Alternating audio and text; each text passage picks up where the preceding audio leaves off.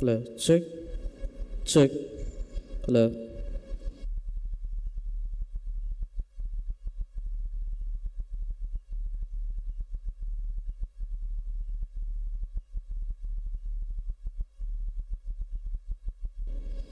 check. Hello, yeah. Check. Hello, hello. Check. Hello. ঠিক আছে এটা ধর ধরো তিনটে দিয়ে দাও সেন্ড করে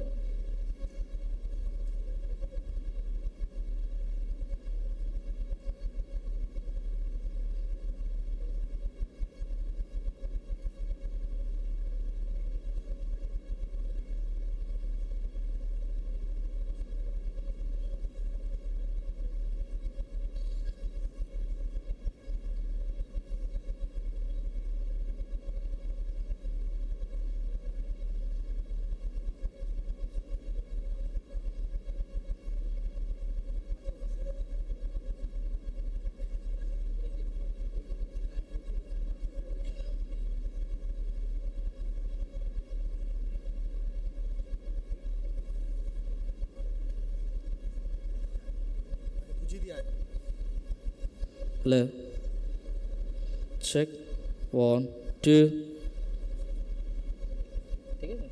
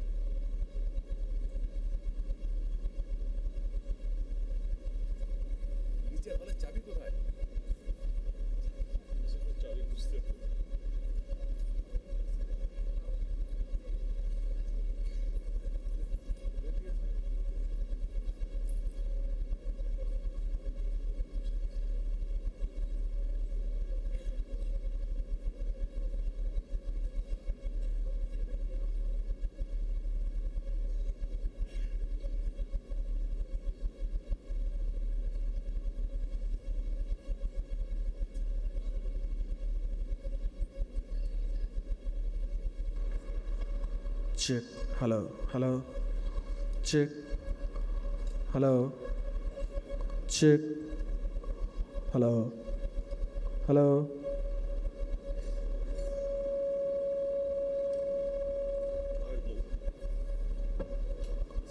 Check. Hello. Hello. Check. Hello.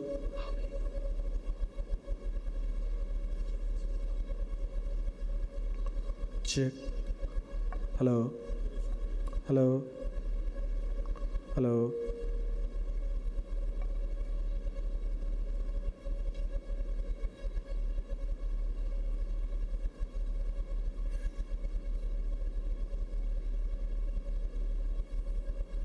Hello. Hello. Hello.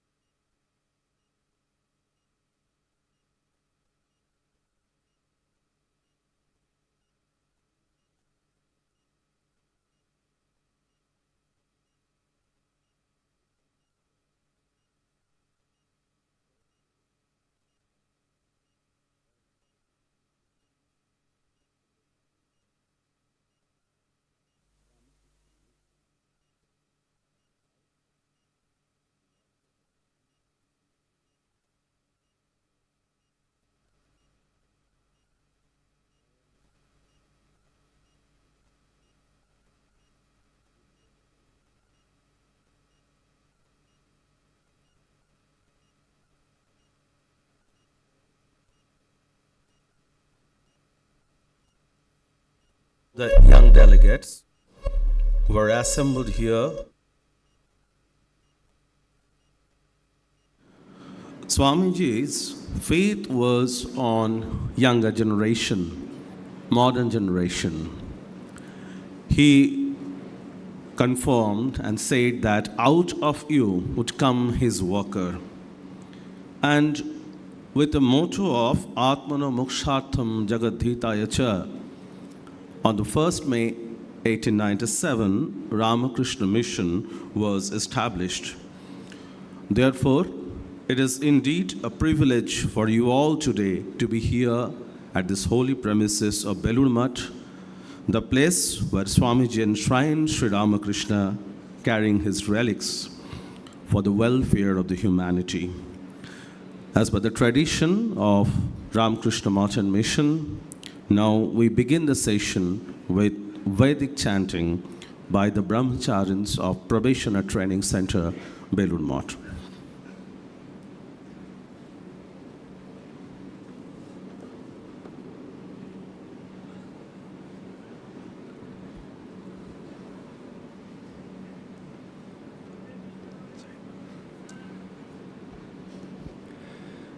ॐ श्रीगुरुभ्यो नमः हरिः ॐ सहना भवतु सहनौ भुनक्तु सह वीर्यङ्करवावहै तेजस्विनावधीतमस्तु मा विद्विषावहै ॐ शान्ति शान्ति शान्तिः हरिः ॐ श्रद्धयाग्निः समिध्यते श्रद्धया विन्दते हविः श्रद्धां भगस्य मूर्धनि वचसा वेदयामसि प्रियग् श्रद्धे ददतः प्रियग् श्रद्धे दिदासतः प्रियं भोजेषु यज्वसु इदम् उदितं कृधि यथा देवा असुरेषु श्रद्धामुग्रेषु चक्रिरे एवं भोजेषु यज्वसु अस्माकमुदितं कृधि श्रद्धां देवा यजमानाः वायुगोपा उपासते श्रद्धागं हृदयया कूत्या श्रद्धया हूयते हविः श्रद्धां प्रातर्हवामहे श्रद्धां मध्यं दिनं परि श्रद्धागं सूर्यस्य निमृचे श्रद्धे श्रद्धापयेहमा श्रद्धा देवानधिवस्ते श्रद्धा विश्वमिदं जगत् श्रद्धां कामस्य मातरं हविषा वर्धयामसि ॐ शान्ति शान्ति शान्तिः हरिः ॐ स्थापकाय च धर्मस्य सर्वधर्मस्वरूपिणे अवतारवरिष्ठाय रामकृष्णाय ते नमः यथाग्नेर्दाहिका शक्ति रामकृष्णे स्थिता हि या सर्वविद्यास्वरूपां तां शारदां प्रणमाम्यहं नमः श्रीयतिराजाय विवेकानन्दसूरये सच्चित्सुखस्वरूपाय स्वामिने तापहारिणे कालिन्दी फुल्लकमले माधवेन क्रीडारत ब्रह्मानन्द नमस्तुभ्यं सद्गुरो लोकनायक योगानन्दः प्रेमानन्दश्चान्ये वै ये च पार्षदाः रामकृष्णगतप्राणाः सर्वांस्तान् प्रणमाम्यहम्.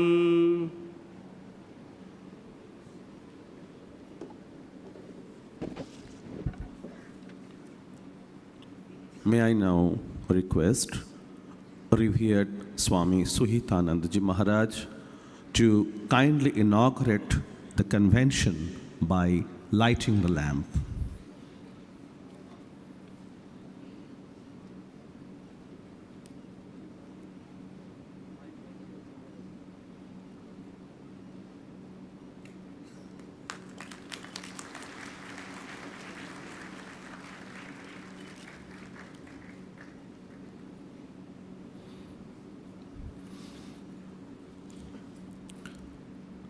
This is the time of felicitation. On the dais present, revered Srimad Swami Suhitanandaji Maharaj. May I now request revered General Secretary Maharaj Ji to kindly felicitate revered Suhitanandaji.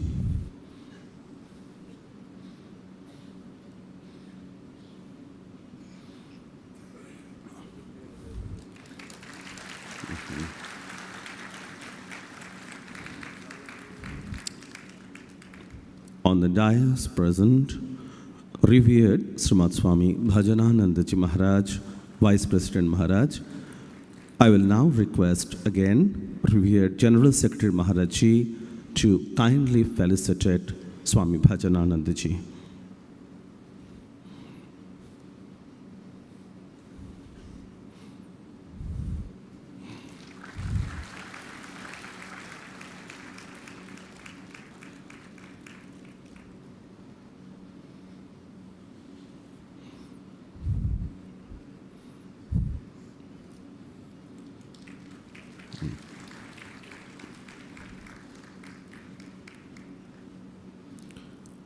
In this first session of Youth Convention, revered General Secretary Maharaj Srimad Swami Suviranandaji is on the stage. May I now request Swami Balabhadranandaji Maharaj to kindly felicitate our revered General Secretary Maharaj Ji.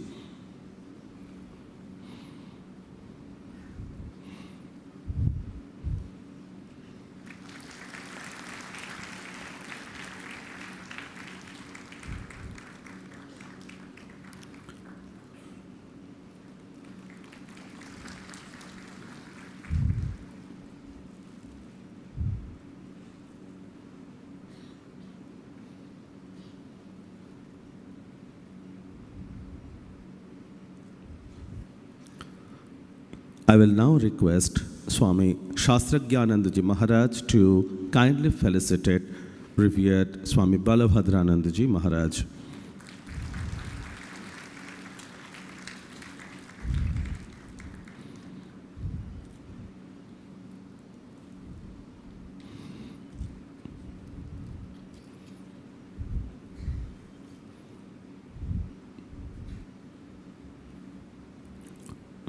Now, I will request revered General Secretary Maharaj Ji to kindly deliver the welcome address.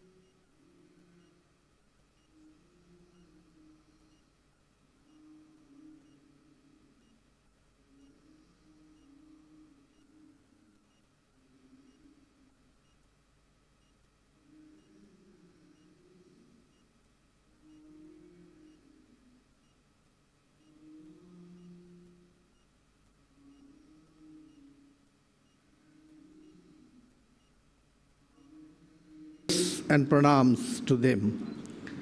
Participants at this All India Youth Convention, organized by the headquarters of the Ramakrishna Math and Ramakrishna Mission, the media friends, revered and dear monks, with all humility, I extend our most cordial welcome to all of you present here this beautiful, lovely morning. We are here centering around a great occasion, the 125th anniversary of Ramakrishna Mission. As a part of this celebration, we are here to observe today's Pan-India Convention for the youth of our great country, our noble nation. In this context, I think it's appropriate that we mention the opinions of the leaders of our country and our state as to how to gauge their view about it, how they think about 125 years of Ramakrishna Mission. Should I say, the country stand up today to pay its homage to this historic occasion. Srimati Draupadi Murmu, the Honorable President of the Indian Republic, said, I quote, "The Ramakrishna Mission, though strictly apolitical, played a pioneering role in our freedom movement by serving as a source of inspiration for our freedom fighters. At the same time, it has dedicated itself to man-making and nation-building activities, silently, without any fanfare, another characteristic of the mission."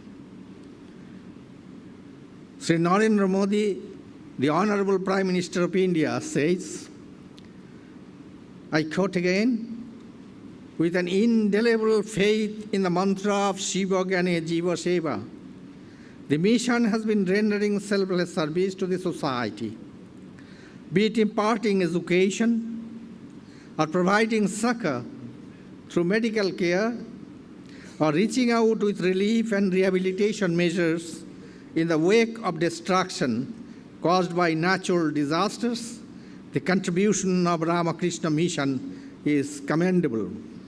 He says, "This Math, Ramakrishna Math, has molded my lives." Times have changed and decades have gone by, but the power of Swami Vivekananda's vision for India as a voice of global welfare is as inspiring as ever. The responsibility of taking this vision to the world is upon us and upon generations to come. Mamata Bandyopadhyay, the Chief Minister of West Bengal, said, I quote again, "Ramakrishna Mission is an organization of excellence," unquote. Anyway, in one of the official documents which has recently been made public by the Ministry of External Affairs, Government of India, it is stated that India's 1.3 billion people make it the second most populous country in the world. And at the same time, with an average age of 29, it has become one of the youngest populations globally. According to the same report, this vast resource of young citizens is going to give India in the coming years a demographic dividend by means of acting as a repository of digitalized new age skills, by escalating opportunities for new job creation and entrepreneurship, by creating a new category of consumer class, by facilitating new investment opportunities, and by creating inclusiveness and cultural diversity. This culturally diverse population will bring various language skills, new ways of thinking, innovative ideas and creative solutions to the problems, creating a more productive workforce. From the perspectives of the open economy, all the above mentioned points are true, but in the 21st century, when the youth of India are also facing new problems apart from economic ones, thoughts of the youth of India are also facing new problems apart from the economic ones. What are those problems? Many and varied. Thoughts of Swami Vivekananda are becoming more significant and at the same time more vibrant.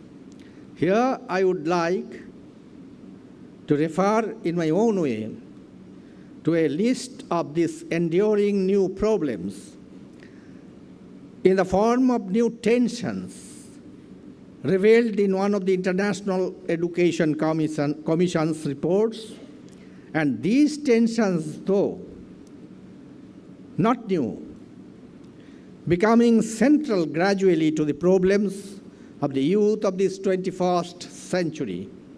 And even we, the spiritual seekers, can in no way bypass or ignore these tensions. These tensions are as follows. Number one, tensions between the global and the local. That is, how can we become world citizens without losing our roots? Two, tensions between the universal and the individual. That is, how can the globalization of relations enrich the unique character of each individual? Three, tensions between tradition and modernity. That is, how can we adjust with fast changes in science and technologies without turning our backs on the past? Four, tensions between the long-term and short-term considerations. That is, how can we create policies that require persistent strategies when the world is continuously changing? Five, tensions between extraordinary expansion of knowledge through electronic gadgets and human beings' capacity to really assimilate it.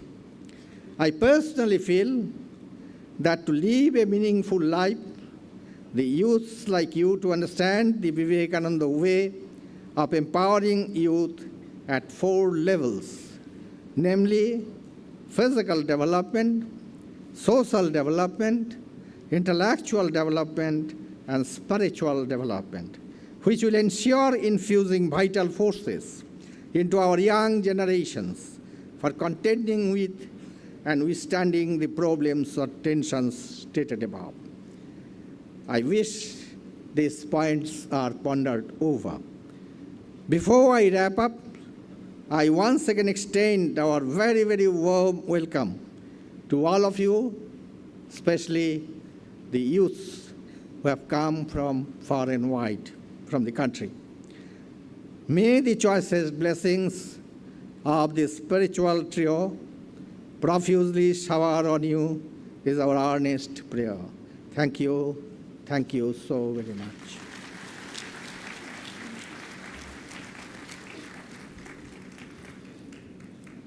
Our humble pranams to revered General Secretary Maharaj. I would request now revered Swami Balabhadranandaji Maharaj, Assistant General Secretary, Ramakrishna Mission, to kindly deliver the keynote address of this session.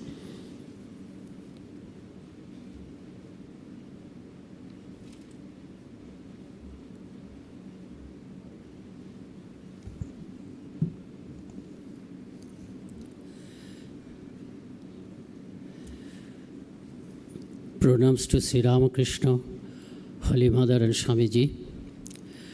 Pranams to revered President Maharaj Ji. Pranams to revered Vice President Maharaj Ji, Swami Shohitananda Ji and Swami Bhajanananda Ji. Pranams to revered Gautamananda Ji and revered Girishananda Ji, who could not be present in person but have very kindly sent their messages. Pranams to revered General Secretary Maharaj and other senior monks. Loving namaskars to junior monks and brahmacharis. Brahmacharis are seeing from the adjacent hall on large scale. And warm welcome and best wishes to our young friends for whom this conference is being held. As you know, this convention is being held as part of our very many programs that we have been conducting since 1st May 2022 to commemorate the 125th anniversary of the mission. This youth conference will be followed by another All India convention with the representatives of some 1,000 ashramos which follow our ideals but not affiliated with us on 29th and 30th December 2023. With these two conventions, we'll draw curtain on our 21-month-long commemoration of 125th anniversary of Ramakrishna Mission. All of our young friends may not know that ours is a twin organization, Ramakrishna Math and Ramakrishna Mission. Together we call them as Ramakrishna Order. There is a more general and perhaps a more significant expression also, the Ramakrishna movement, which is used specially to mean the great ongoing influence of Thakur Ma Swamiji and the ideals and activities of Ramakrishna Math and Ramakrishna Mission. Ramakrishna movement originates from Sri Ramakrishna, and because it originated from him, this movement has ever been a movement of the youth since its inception. He plunged into his sadhanas in 1856 when he was a young man of 20, he being born in the year 1836. His entire youth he devoted to sadhanas, which ended 16 years after, in 1872, when he worshipped his wife Sharoda Devi as the Divine Mother Shoroshi. He was then 36 years old. Such intense and varied sadhanas stand unparalleled in the history of mankind. The tremendous spiritual energy which was thus released from Sri Ramakrishna, which was behind Vivekananda's phenomenal achievements in the West and in India, and which is still working through this Ramakrishna order or Ramakrishna movement, can be viewed as an instance of youth power at its best, as Sri Ramakrishna did all his sadhanas during the prime of his youth. Immediately after his all sadhanas were over, he had several revelations about his future mission in this world. One of these revelations was this: being an instrument in the hands of the Divine Mother, he would have to establish a new kind of religious order which would hold and propagate the liberal ideas experienced in his life. He also came to know that competent persons would come to him, making whom the bases and pillars he would build the order. After this, he would eagerly wait every day from sunrise to sundown for his would-be disciples to come, and when nobody would come, he would go to the rooftop and cried out aloud, "Where are you all? Please come. I cannot bear to live without you." Thakur actually said in Bengali, "Ore tora ke kothay achish aay, ami je toder na dekhe thakte parchi na." In Bengali, tui or tora are used only to address the junior ones. And he was then 36. So we can say that this call was meant for the youth. We come across books like Swamiji's Call to the Nation, Call to the Youth. But actually, Thakur called the youth first. "Where you are all, come, I cannot bear to live without you." We believe this call is still working on the youth, making the young men and women embrace the life of renunciates or dedicating themselves to the cause of Thakur. When Thakur got the mandate from the Divine Mother to establish the order or Sangha, he was 36, and Swamiji was only 9 years old. Thakur had to wait 10 years more for Narendra to come. Meanwhile, Thakur started preaching in Kolkata, especially among the Brahmos.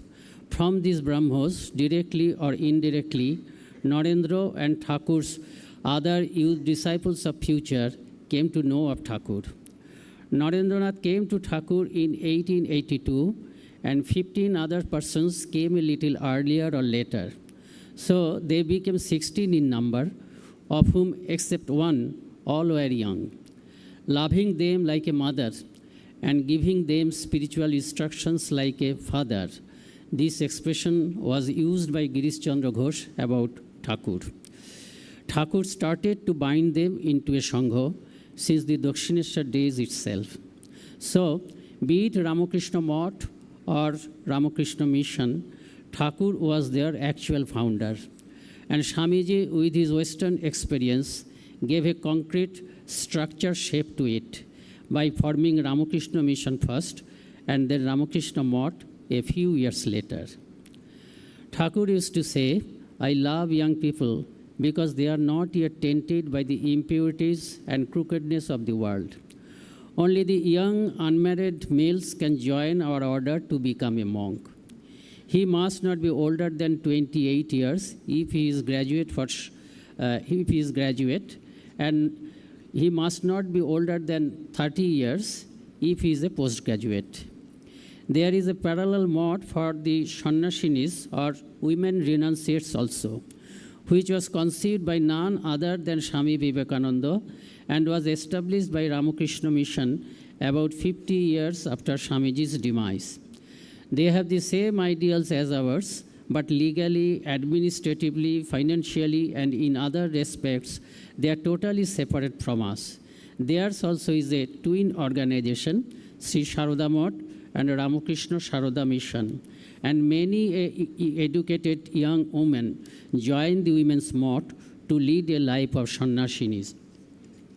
Now, what was Swamiji's message, and particularly for the youth? Swamiji's all messages were for all, but he wanted particularly the youth to implement them for themselves as well as for others. Someone once asked Swamiji, what is the aim of your life? Swamiji said, my aim is to preach unto mankind their inherent divinity and show them how to manifest that divinity at every step of life. Now, what is divinity? Swamiji says, everything that is strong and good and powerful in human nature is the outcome of that divinity. So divinity is a state of unlimited goodness, unlimited positive qualities. Suppose I love you, but that is not an unlimited love because I see I cannot love you at any cost. Unlimited love is, I will love you in all conditions. Even if you kill me, I won't help loving you.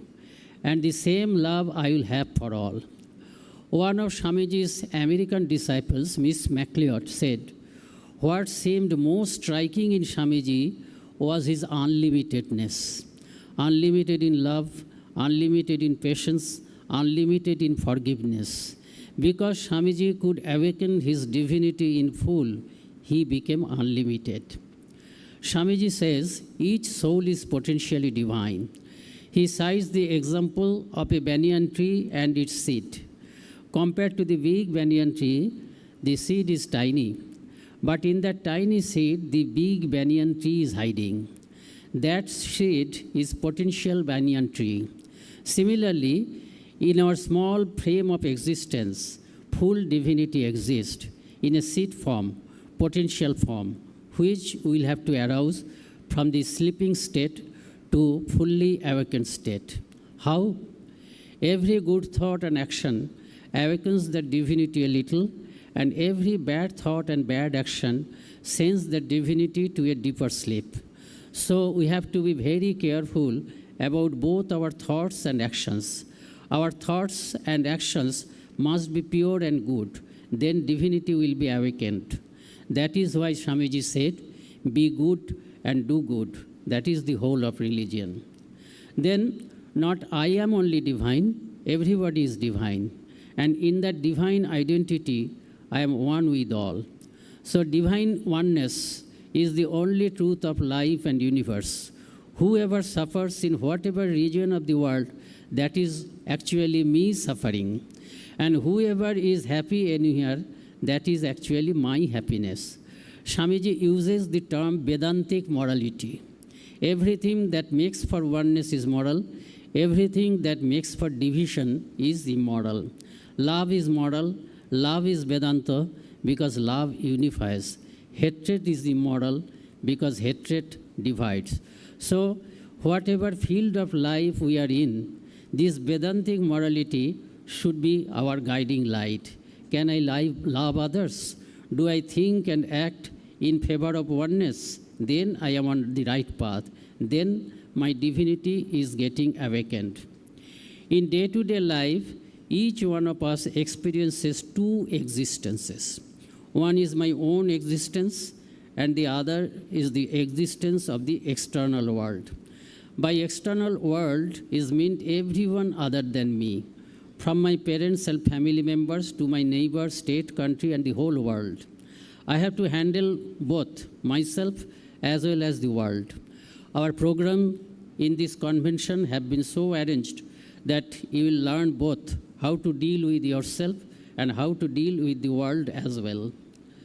Ramakrishna Mission's first president was Swami Brahmananda, not Vivekananda. Swami Brahmananda was junior to Swamiji only by 9 days.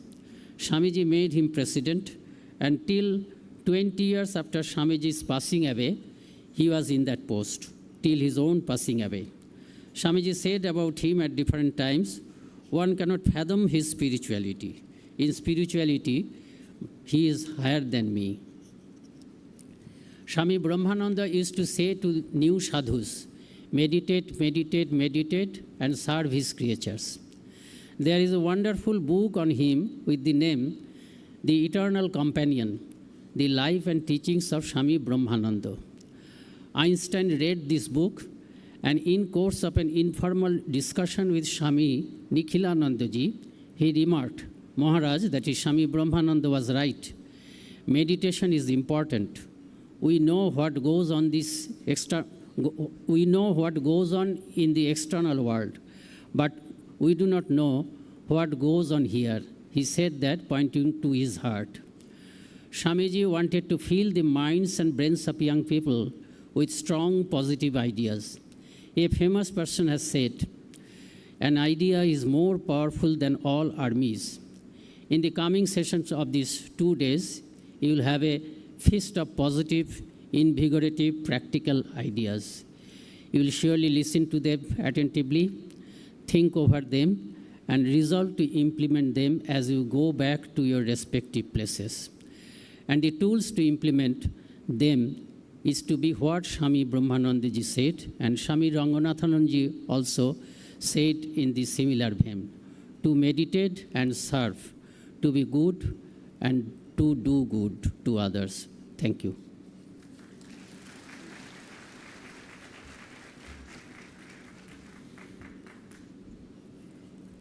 Our humble pranams to revered Swami Balabhadranandaji Maharaj. Now, the benedictory address of revered Srimad Swami Gautamanandaji Maharaj, Vice President, Ramakrishna Math and Mission, will be read out by Swami Atma Vikasanandaji.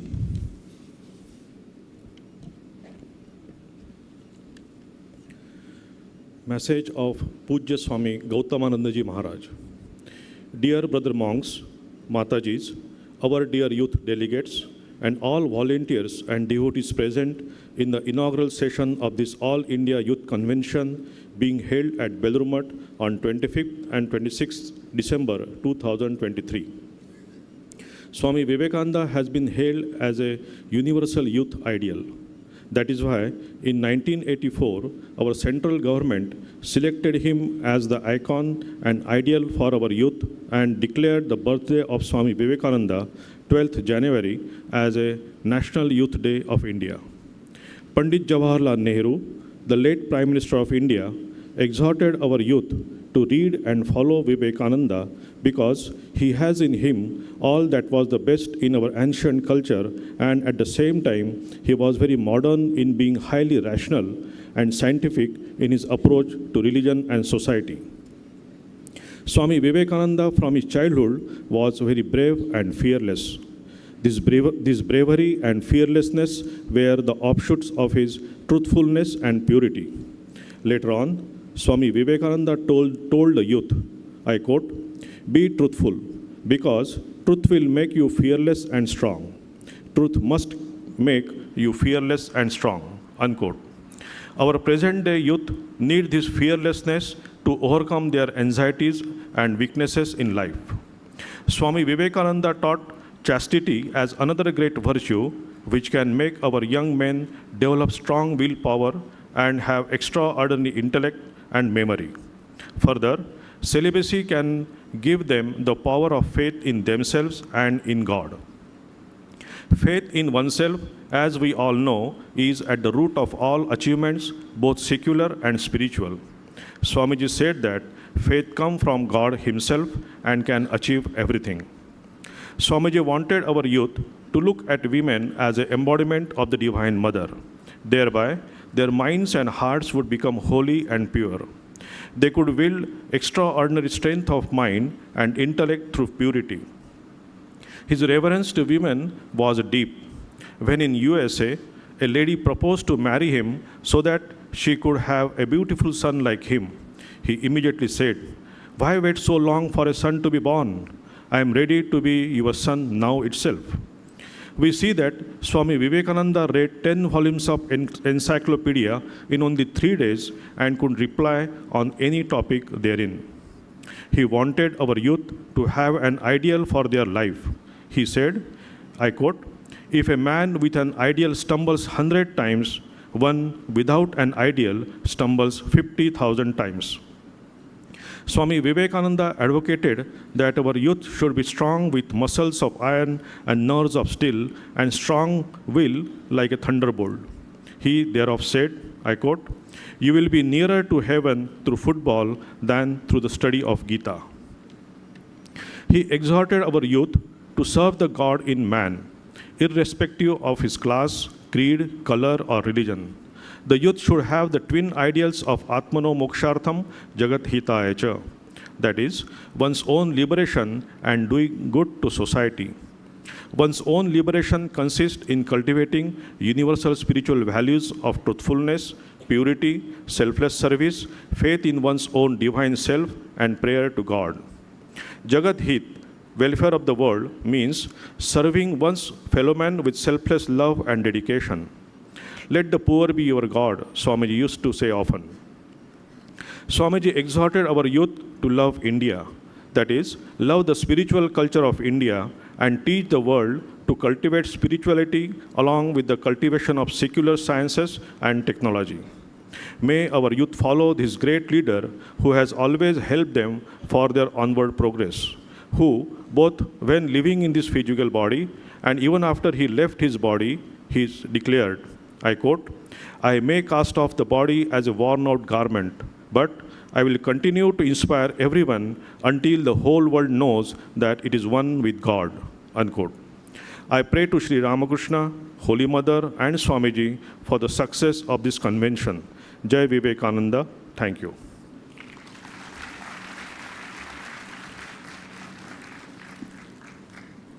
Our Shashtanga Pranam to revered Srimad Swami Gautamananda Ji. I would request now revered Srimad Swami Suhitananda Ji Maharaj, Vice President, Ramakrishna Math and Mission, to kindly deliver his benedictory address.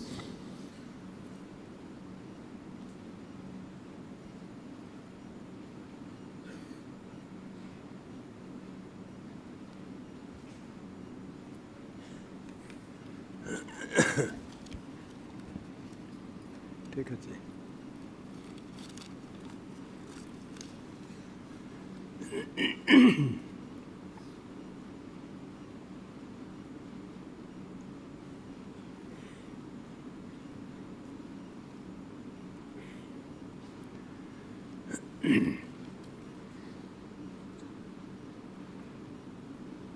First of all, I offer my Bhaktipurna pranams to the holy feet of revered President Maharaj. Revered Bhajananandaji Maharaj, Subiranandaji Maharaj, Balabhadranandaji Maharaj, and other revered monks, brahmacharis, guests, and above all, the youths present here, for whose purpose we all have assembled here for a great cause. What is the cause? Self-introspection, Atma-Vishleshan.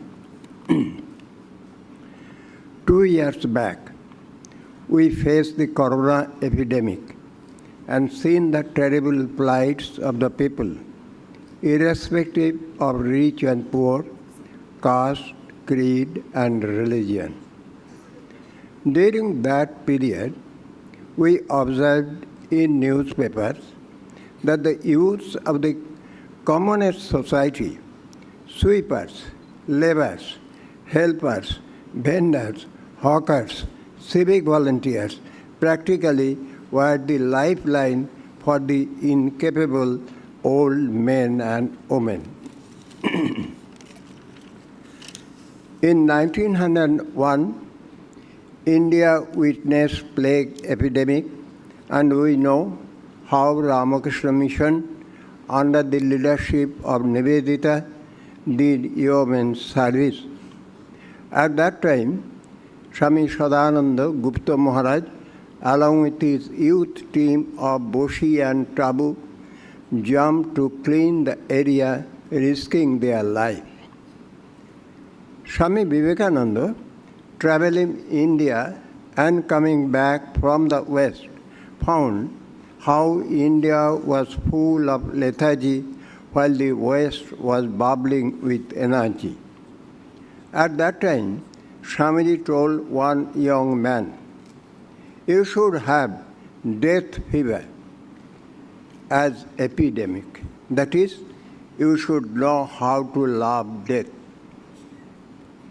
Though it appears pessimistic, truth is inside. If you are ready for death, you can take any risk, as soldiers do in the battlefield."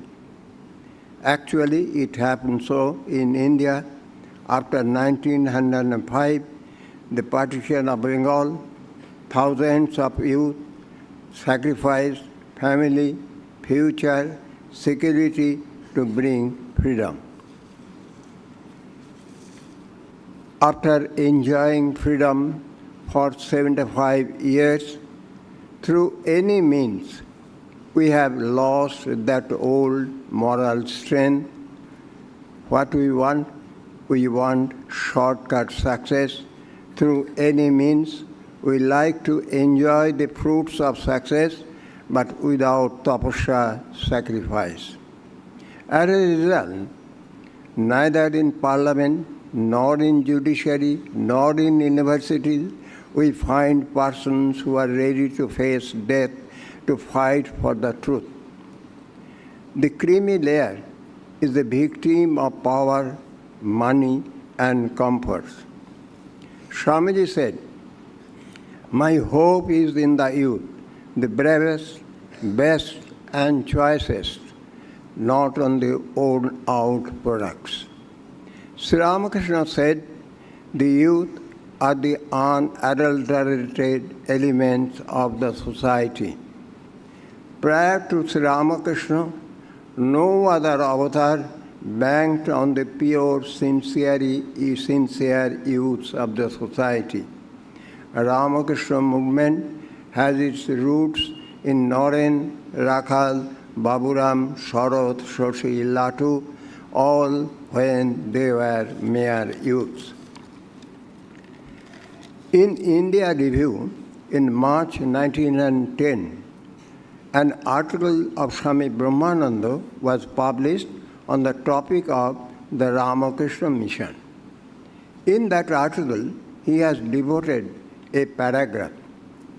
For the benefit of the younger generations, there should be a Junior Vivekananda Society addressed to every center where 2 or 3 days in a week the boys and the young men of the locality are to be taught in the simplest language of the truths about religion, elucidating them the stories and narratives from the Vedas, the Upanishads, the Puranas, and the Itihas, Ramayana, Mahabharata, as well as the other religious books of the world. Miss MacLeod belonged to a royal family. Once she had the opportunity to meet the German Emperor Kaiser. Kaiser was a tall, stout person. MacLeod said, "When I shook hands with Kaiser, I felt myself small. But when I had the opportunity to shake hands with Swami Vivekananda, I immediately felt myself strong and large." This is the magic touch of Vivekananda.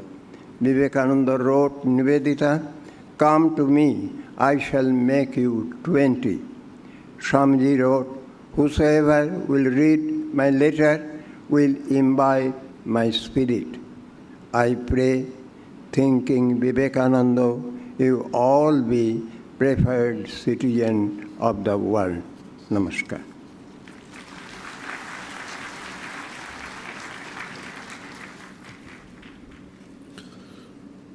Our Abhumi Pranam to revered Srimad Swami Suhitanandaji Maharaj. I would request now revered Srimad Swami Bhajananandaji Maharaj, Vice President, Ramakrishna Math and Mission, to kindly deliver his benedictory address.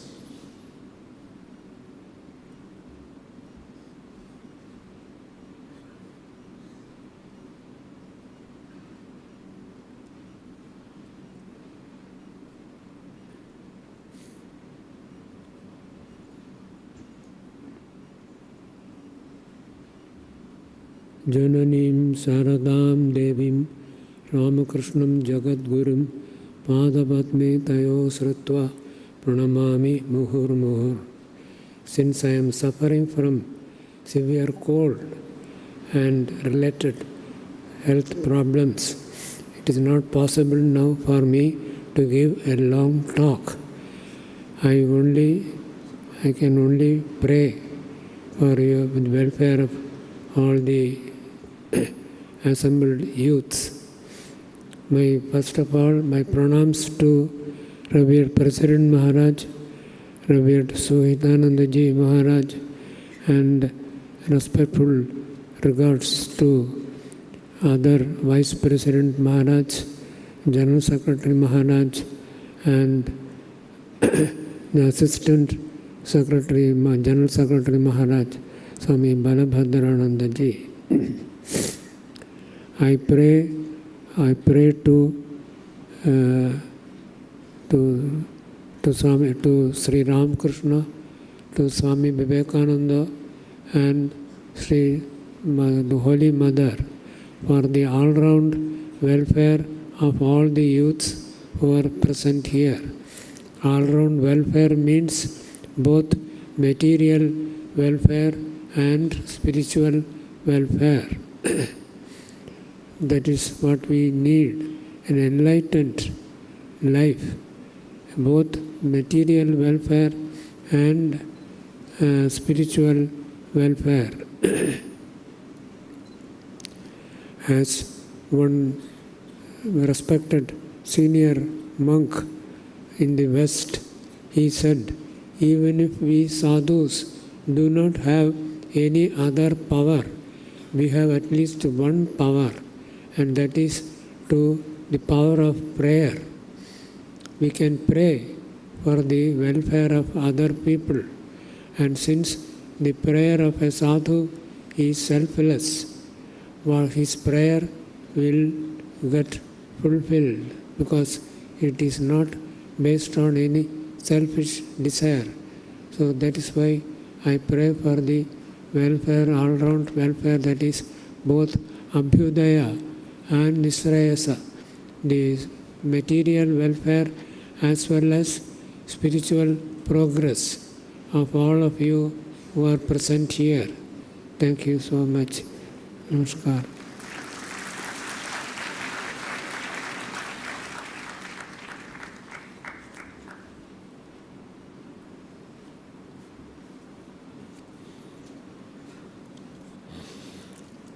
Our Shashtanga Pranam to revered Srimad Swami Bhajananandaji Maharaj.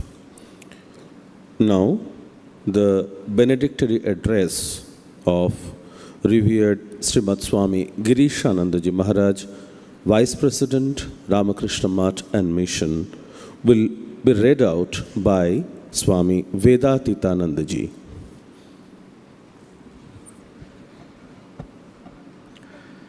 Benedictory message for the Youth Convention on 25th and 26th December 2023. To assess Swami Vivekananda as a great personality, achievable by his thoughts, words, deeds, and speeches, it is obvious that the whole of India attained rejuvenation by his divine spirit.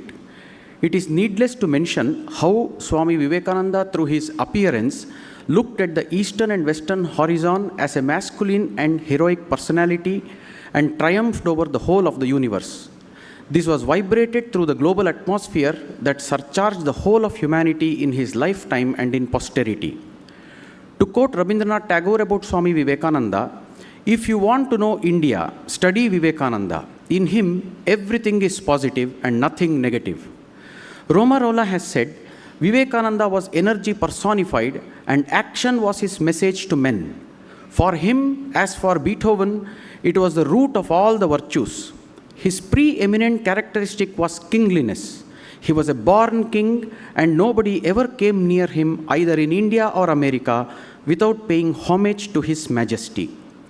We may be inspired by what Swamiji has been described by his brother disciples who are very close to him in his day-to-day affairs.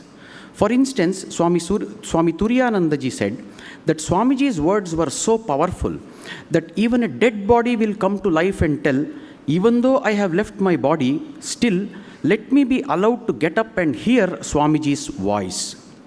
We may be having some doubt and questions in our minds as to what Swami Vivekananda contributed to the whole of mankind. As voiced by Swamiji, my ideal India indeed can be put into a few words, and that is to preach unto mankind their divinity and how to make it manifest in every movement of life. Swamiji says, the education which does not help individuals to equip themselves for the struggle of life, which does not bring out strength of character, a spirit of philanthropy, and the courage of a lion, is it worth the name? So what we see in Swami Vivekananda's vision and mission is to inculcate education, character building, and man-making by uplifting human beings from any level of platform to a still higher degree. Swamiji has proclaimed, take every man from where he stands and push him forward. That was his clarion call to the whole of humanity. So this is the sum and substance by which I conclude my loving message to all of you. I pray to Thakur Ma Swamiji for the all-round progress of all of you so that the whole of the world is illumined. Swami Girishananda, Vice President, Ramakrishna Math and Ramakrishna Mission.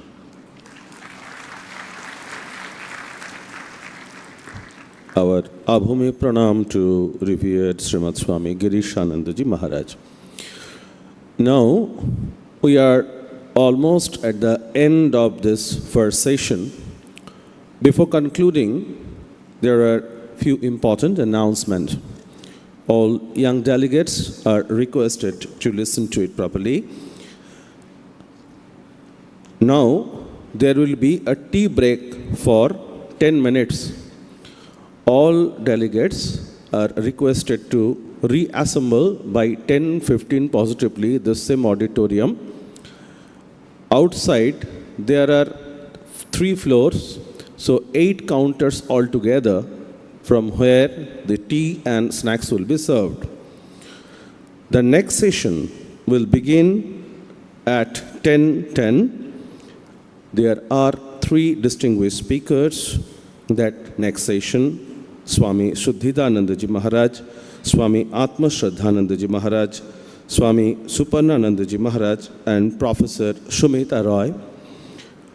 Now it is the time for tea break. As announced, all the young delegates are requested to reassemble here by 10:10. Thank you.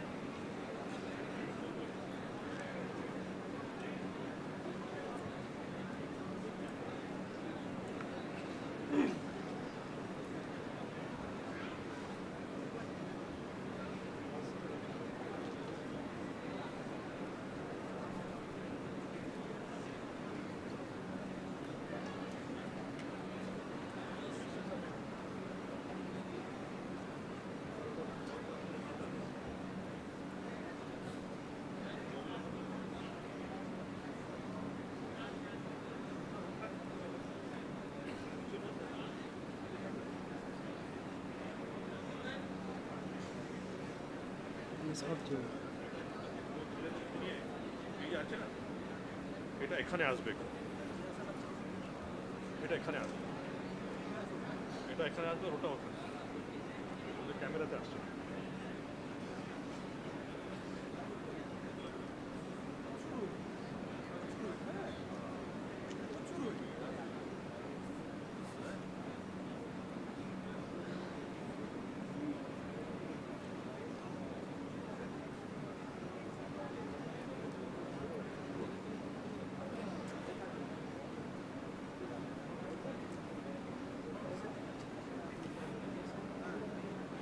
একটু সরিয়ে দাঁড়ান, একটু সরিয়ে একটু।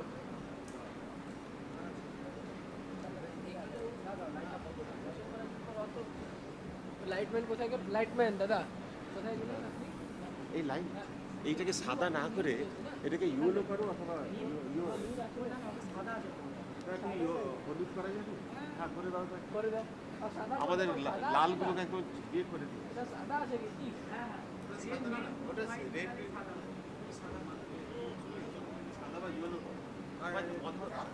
এখন বন্ধ করলে ওই নিজের মতো করুন, ওখানে সুইচ বন্ধ করে যাবে না। এটাই থাক, এটা হলুদ, এই সুভাষী লাল আছে। ও হ্যালো, ওখানে বন্ধ করুন। আচ্ছা ঠিক আছে, এটা রেখেছো তো? এইটা হবে। আচ্ছা ঠিক আছে, আপনার এখানে আপনি রাখতে পারেন। হ্যাঁ হ্যাঁ হ্যাঁ।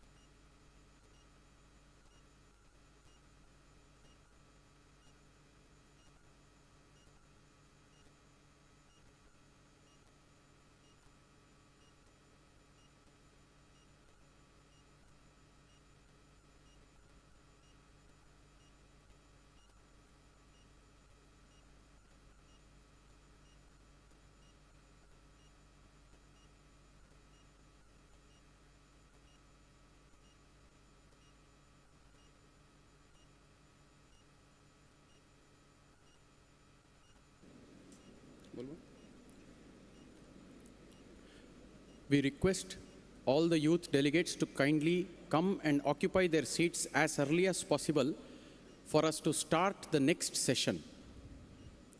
I repeat, we would request all the youth delegates to kindly come and occupy their seats as early as possible in order to start the new session, the next session.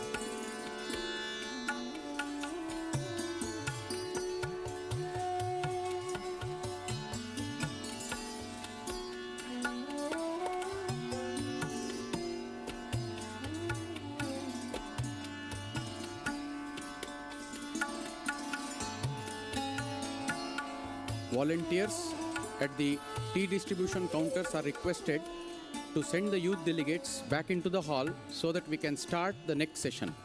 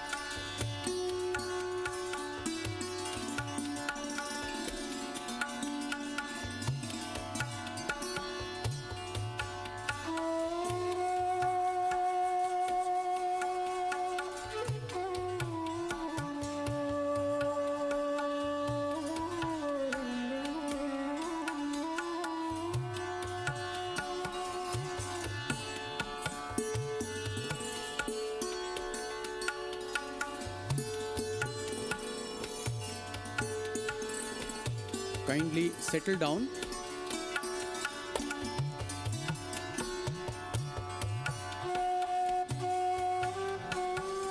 Kindly settle down, please.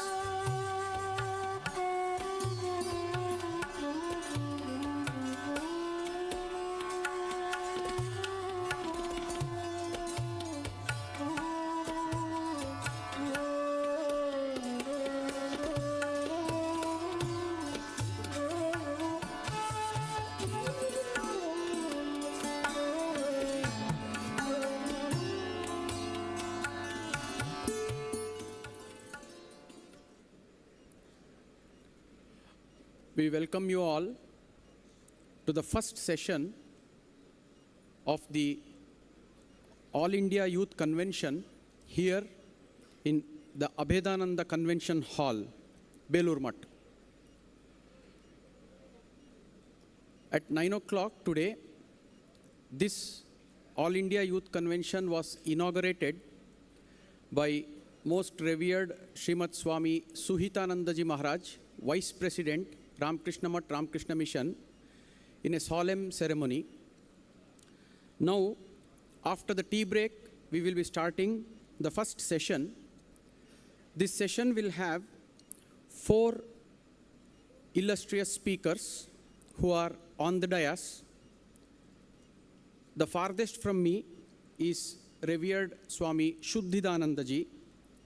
Next to him is revered Swami Atma Shraddhanandaji.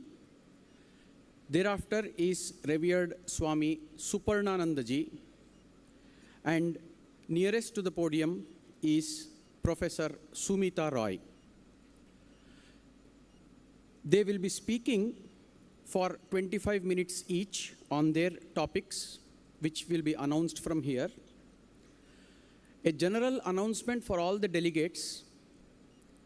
The kit that has been given to you will have a notepad. You may use that notepad to write down any relevant questions that you will have for these 4 speakers based on their topics. Towards the end of this session, we will make announcements. Our volunteers will go near you, collect the questions, bring them back here, and we will be wrapping up this session with a question answer session. Is that clear? Shall I repeat? Thank you. So, welcome you to everyone here to the first session of the Youth Convention. Our first speaker for this session will be revered Swami Shuddhidanandaji. He is Adhyaksha Advaita Ashrama Mayavati. Revered Maharaj will be speaking in English for 25 minutes on the topic Swami Vivekananda's message of self-confidence. Revered Maharaj, please. Speech one in English, Maharaj.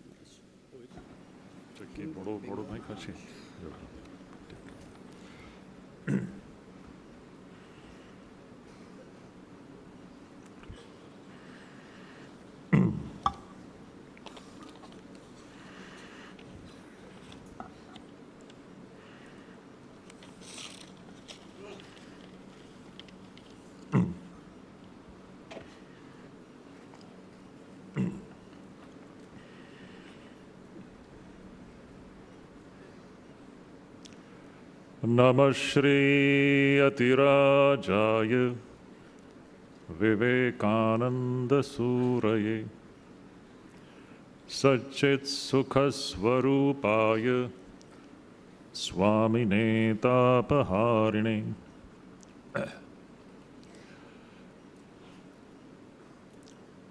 My humble pranams to all the revered Swamis assembled here.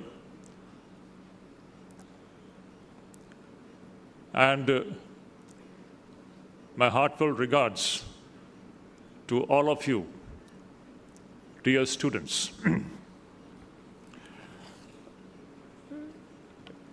It's really a matter of great joy for me to be addressing this gathering of youth.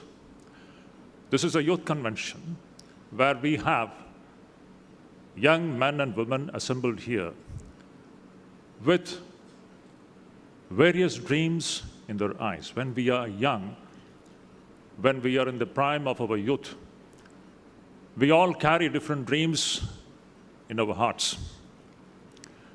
We have different aspirations to be fulfilled. Now a question comes, and that question is, how is that we are going to ensure that our dreams come true? How is that we can make sure that we can fulfill all our aspirations? In short, the main question before all of us, especially the young boys and girls who have assembled here, the main question is, how are we going to be successful in our life? And when we talk about success, there are several ingredients and factors which go into the making of a human life successful. There are several factors involved in that. Among the different factors, the most important point is only one, and this is not an exaggeration. All the points are important, but there is one factor which is supremely important, without which, actually speaking, no one can become successful in their lives. And that point is self-confidence. Now we shall look into this point. Now what is the self-confidence? What is the meaning of that? And how it has got a tremendous role to play in our life, in our future, the way we are going to build our lives. Now, Swami Vivekananda was a great proponent and preacher of this idea of self-confidence. In fact, if you look into the literature of Swami Vivekananda, you will see that, actually speaking, he has been preaching nothing but this confidence in the self, faith in the self. He was a great teacher of this idea of having faith in one's own self. Today in the social media, you will find various speakers speaking about the subject of self-confidence. And this topic can be discussed from several perspectives and viewpoints. But they fail to touch the main issue as far as this topic of self-confidence is concerned. Here, Swami Vivekananda's ideas, they stand very much distinct and different from the so-called the popular speakers in social media who speak about the subject of self-confidence. Why? In what sense is Swami Vivekananda's ideas different and distinct from the so-called the general speakers? The uniqueness of Vivekananda's ideas on this subject is that Swamiji's ideas on self-confidence is based upon the true nature of the human being, the true nature of the man, the true nature of the woman, the true nature of the human being, which is presented to us by the Upanishads, which is known as Vedanta. And Swami Vivekananda was a great preacher of the central idea of the Upanishads. Now, when we talk about Swami Vivekananda's ideas on self-confidence, some of the very powerful exhortations come to my mind. Before we go into those wonderful ideas which Swami Vivekananda had kept before us on this subject, let me ask you one question. You see, when I was just sitting here a little while ago and listening to our revered elders in the inaugural session, I was looking at this picture of Swamiji here.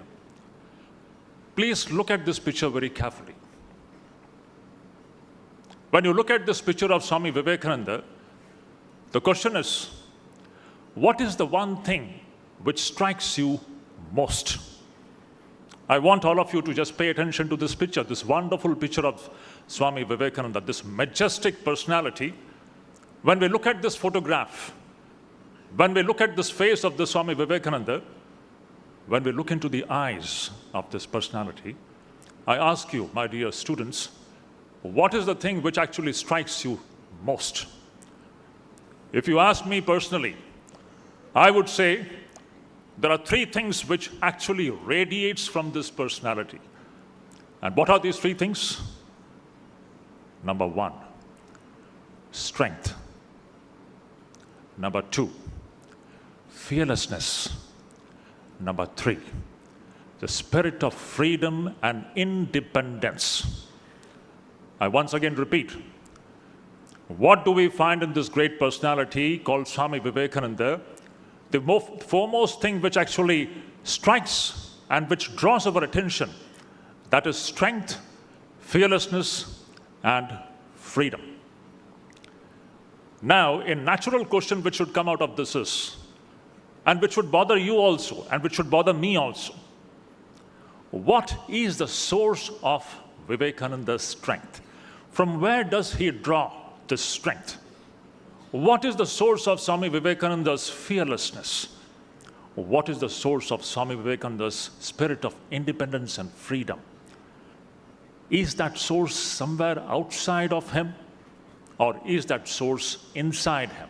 This is the question. The source of Swami Vivekananda's strength, the source of his fearlessness and his spirit of independence is inside Swami Vivekananda. And what is inside Swami Vivekananda, my dear friends? It is inside you, it is inside me. It is present in equal measure, not more and not less. This is the great teaching of the Vedanta, that what makes Vivekananda so strong, that source is present in you as well as in me. It is present in equal measure, not less and not more. So in what sense do we become different? Why is that we don't have that kind of a strength which Vivekananda radiates? Why? Why are we not so fearless as Vivekananda is?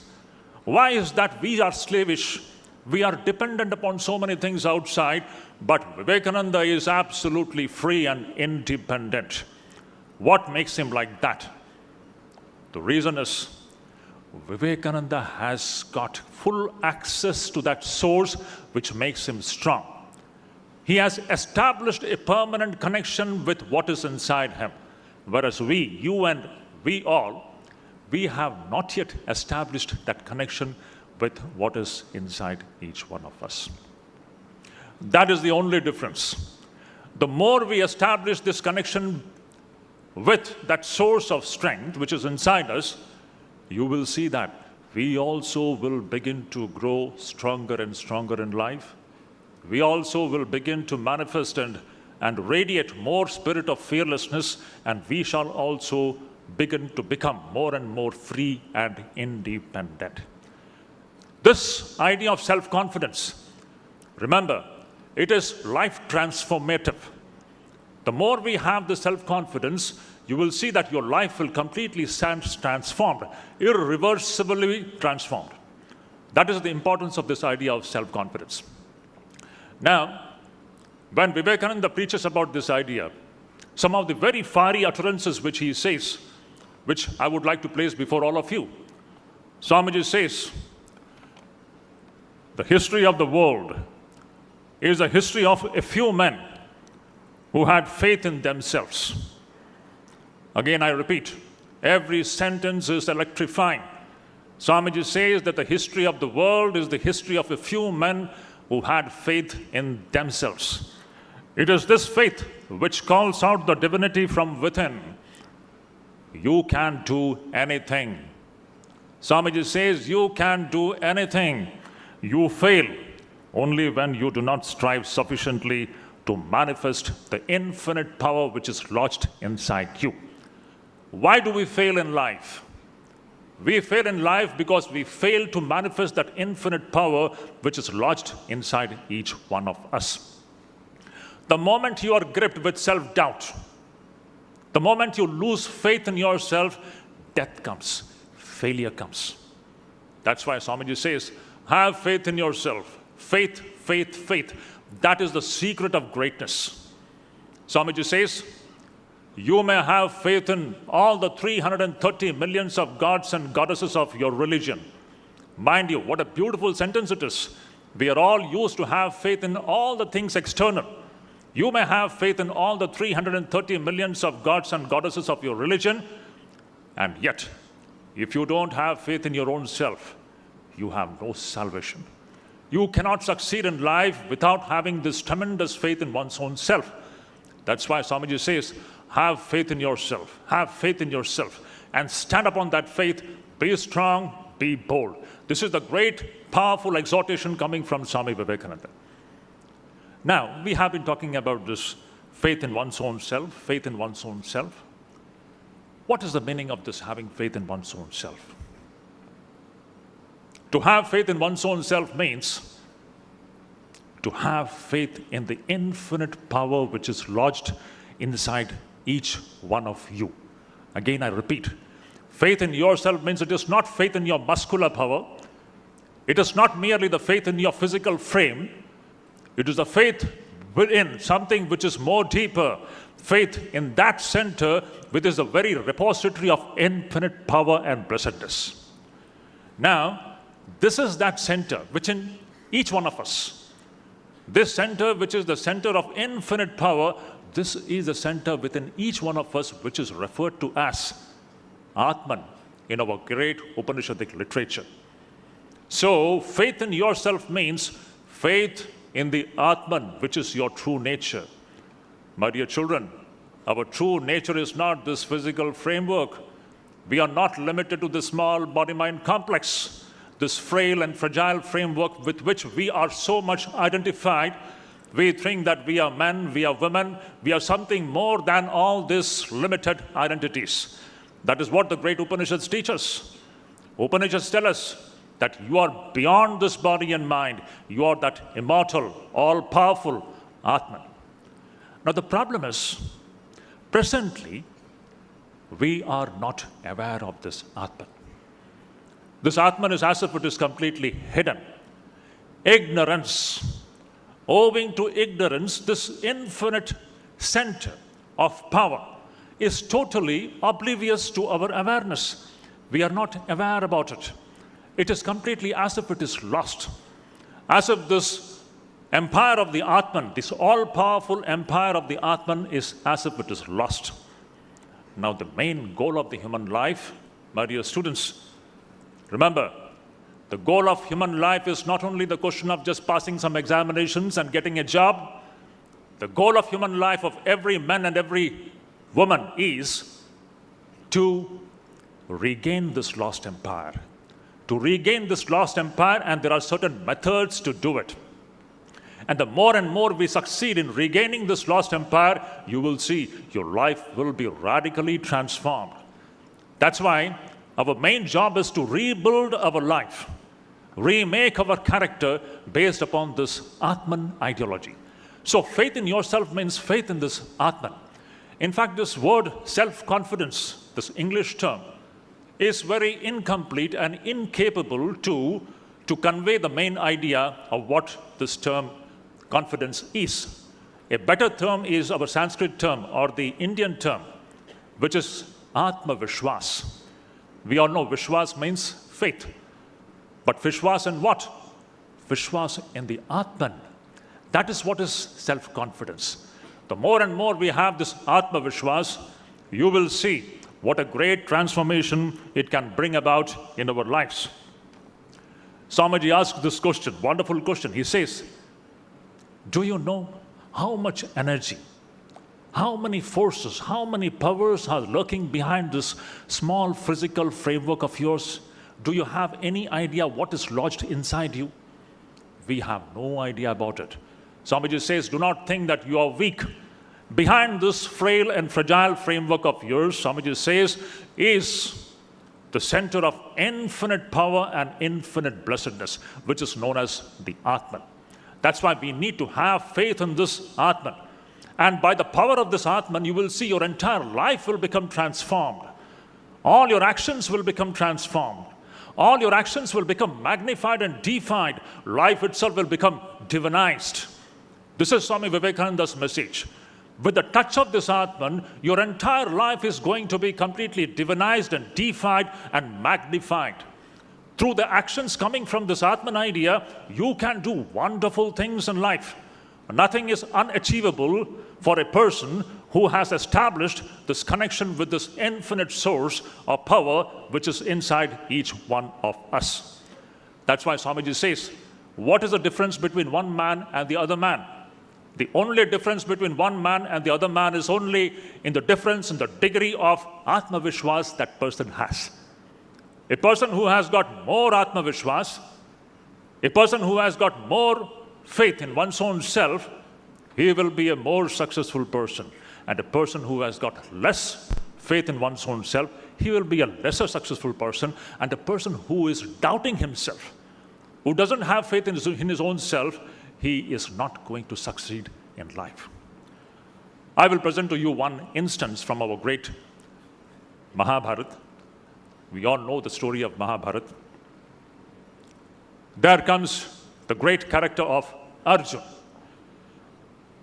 We all know the story of Mahabharata, the battle, the war between Kauravas and Pandavas. This Arjun was a great warrior of his time. In fact, the best during his time. There was hardly anybody who could compete with him. In fact, only there was one person who was slightly better than him. He was Karna. Leaving Karna aside, there was no one to defeat this brave, valorous Arjun, the Kshatriya, so powerful and so strong. And without going into the details of the story, what happened to Arjun? Arjun had come to the battlefield with firm determination to fight. But as soon as he saw his near and dear ones, what happened? My dear students, this happens to every one of us. There will come in situations in life where we shall be experiencing what Arjun had experienced.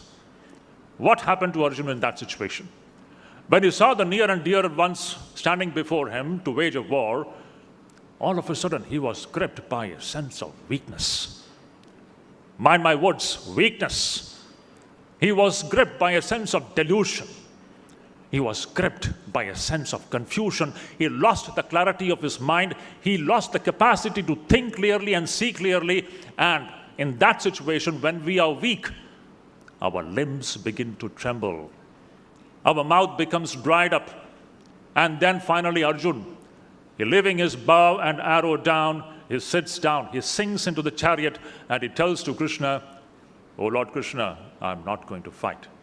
Just imagine the most powerful soldier of that time coming to this pathetic plight. Why? Weakness, lack of faith in one's own self, suffering from an amnesia about one's own true nature.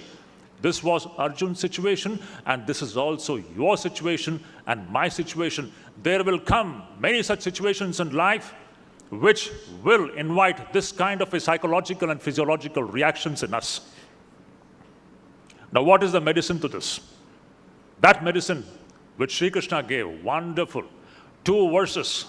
Swamiji says, if you have understood the spirit of these 2 verses, you have understood the whole of Bhagavad Gita. What did Krishna say there? Wonderful, electrifying. Literally, it's an electric shock given to Arjun. And that is the shock which we all need. And Swami Vivekananda was a great admirer of this idea. Krishna said, beautiful 2 verses. Kutatsva kashmalamita, vishame samupastitam, anarya justam, asvargyam, akirtikaram arjuna, klaibyam masmagama partha, naita tvayupapadyate, kshodram hridaya daurbalyam tyaktva uttashta parantapa. Just see what it says. It says, "O Arjun, from where has this delusion and weakness gripped you in this critical situation? In this critical situation, from where has this delusion come into your mind?" He says, "Klaibyam masmagama partha." Do not yield to unmanliness. Look at the words. He says, do not behave like a eunuch. You literally translate that word, klaibyam, kliba. Kliba means eunuch. Do not behave like a eunuch. Stand up on your feet. Give up your faint-heartedness and fight the battle. Swamiji says, if you understand the spirit of these 2 verses, you have understood the whole of Bhagavad Gita. And what follows? Krishna then gives to Arjuna the supreme teaching of this Atman, the true nature of every man and true nature of every woman. The more this awareness of this Atman is awakened, you see how it brings about a radical transformation in the personality. And that is what precisely happened with Arjuna. Towards the end of the Gita, we find, after having given all this wonderful instruction, Arjuna towards the end says, Nashto moha smritir labdha tvat prasadat maya chuta stitosmi gata sandeha karishye vachanam tava. He says, all my doubts have vanished. I have regained my memory about who I am, and now I am ready to wage this war. This is the spirit actually we all need in life. See, you are all youngsters here, young men and women. You have a long way to go. Life was never a cakewalk. It is not a cakewalk, and it is never going to be a cakewalk. Take it. You have to face. At every step, you will see that you will be facing an adamantine wall of opposition. How are you going to face the situation? Every time situation is not going to be favorable.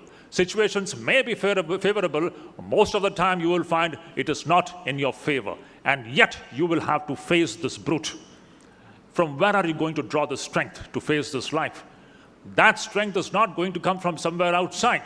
That is what Vivekananda preaches, this great idea of Atma Vishwas, self-faith, self-faith. The more you have this faith in yourself, you see what radical transformation can come in your life and personality. As I said before, this idea of self-faith and self-confidence is life transformative. It radically and irreversibly transforms the human character and personality, and it gives you illimitable strength to face the challenges and ups and downs of life.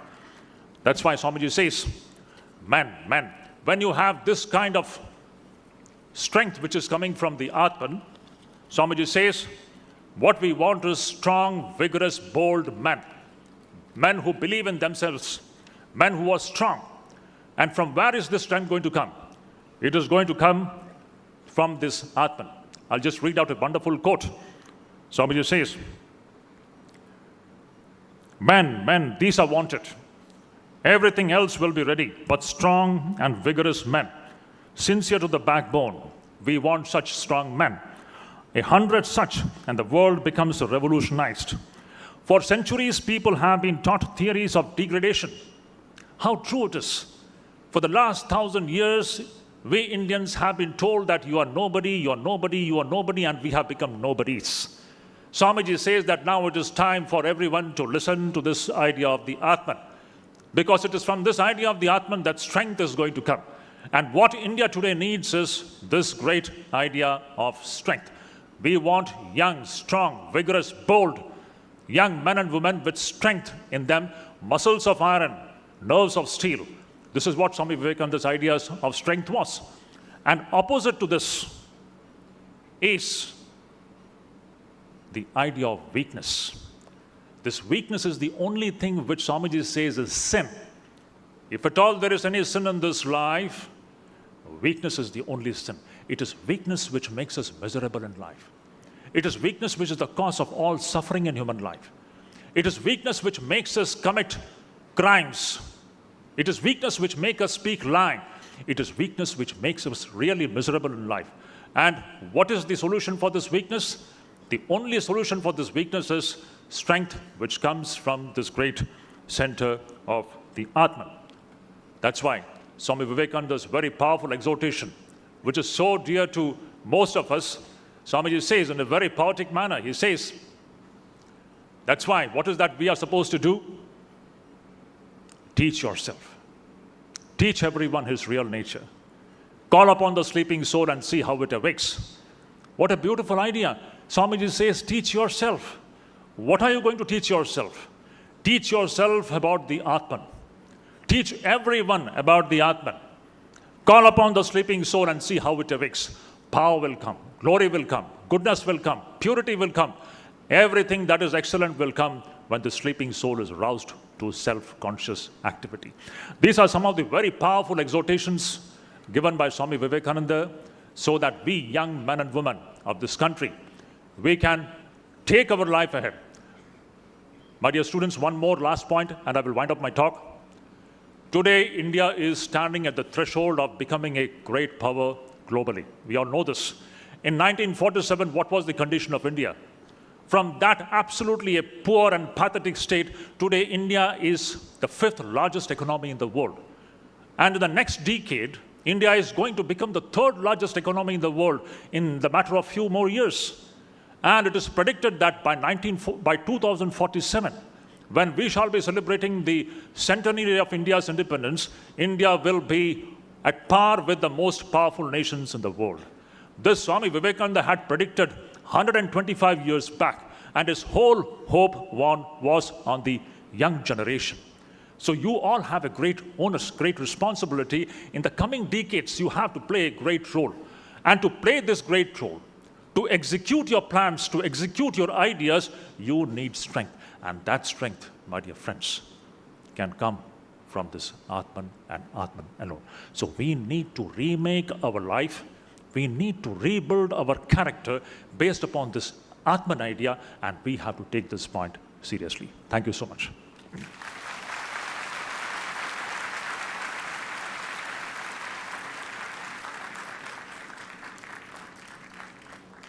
We offer our humble pranams to revered Maharaj for his wonderful deliberation on Swami Vivekananda's message of self-confidence or Atma Shraddha. Incidentally, our next speaker is revered Swami Atma Shraddhanandaji. He is the secretary of Ramakrishna Mission Ashrama Kanpur. He will be speaking for 25 minutes in Hindi on the topic Understanding True Freedom, Inner and Outer. As we had explained, there is a small booklet that has been given to you, blank booklet. You may note down your questions as you listen to the lecture while making notes. Revered Maharaj, please.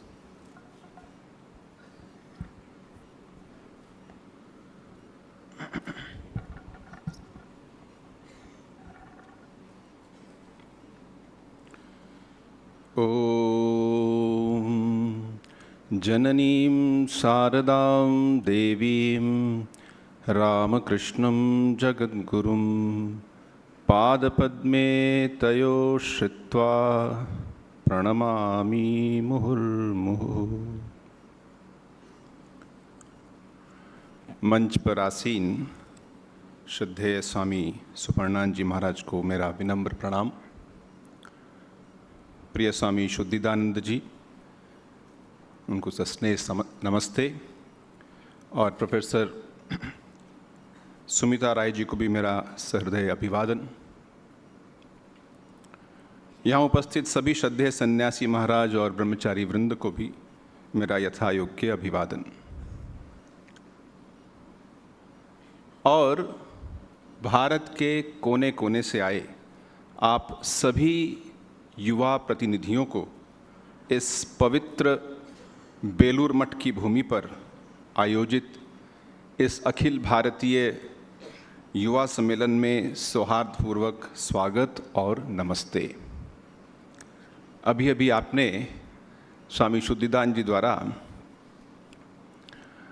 Swami Vivekananda का संदेश इस विषय पर एक प्रेरणादायक वक्तव्य सुना। हमारा अब ये जो चिंतन है, जिसके लिए मुझे यहाँ पर आमंत्रित किया गया है, ये होगा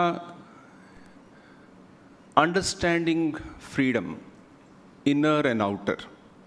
स्वतंत्रता या आज़ादी का सही अर्थ, वह स्वतंत्रता जो हमारे भीतर है और वो स्वतंत्रता जो बाहर है। To my young delegate friends from the south who have come and elsewhere, who might not be conversant with Hindi as much as possibly others are, I request them to bear with me and try to grasp as much as possible. I will try to bring in a bit of English as I address to you in Hindi.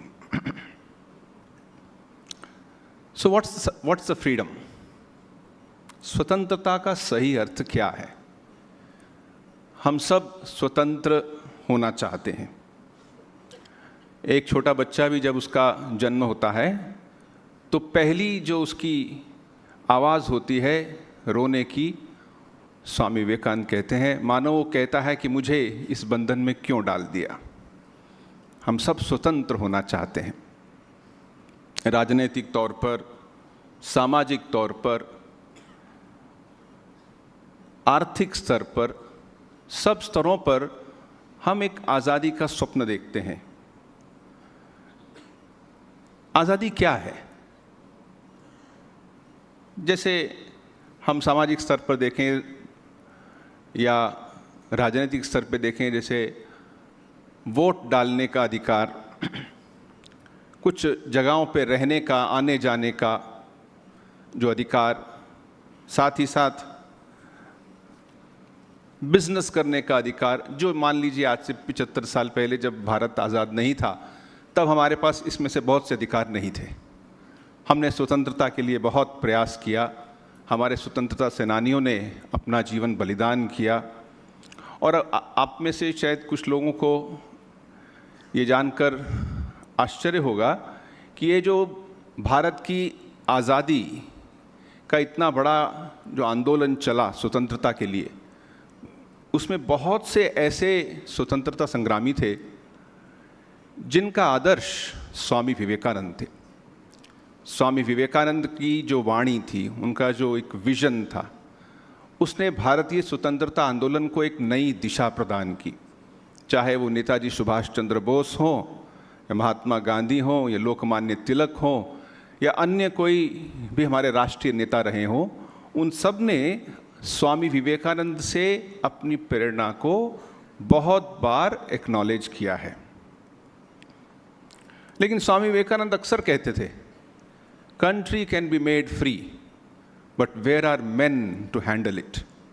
मान लीजिए देश आज़ाद हो जाए और हमारे पास वो सत्ता, वो पद, वो शक्ति आ जाए जिससे हम अपने देश को चला सकें, लेकिन स्वामी जी का प्रश्न था वो मनुष्य कहाँ है? वेयर आर मेन, अर्थात ऐसे व्यक्तित्व, ऐसे व्यक्ति जिनका चरित्र बना हो, जिनमें एफिशिएंसी भी हो और चरित्र भी हो, इन दोनों चीज़ों का सम्मिश्रण हो, जिनकी ईमानदारी पर, जिन पर हम पूरा विश्वास कर सकें।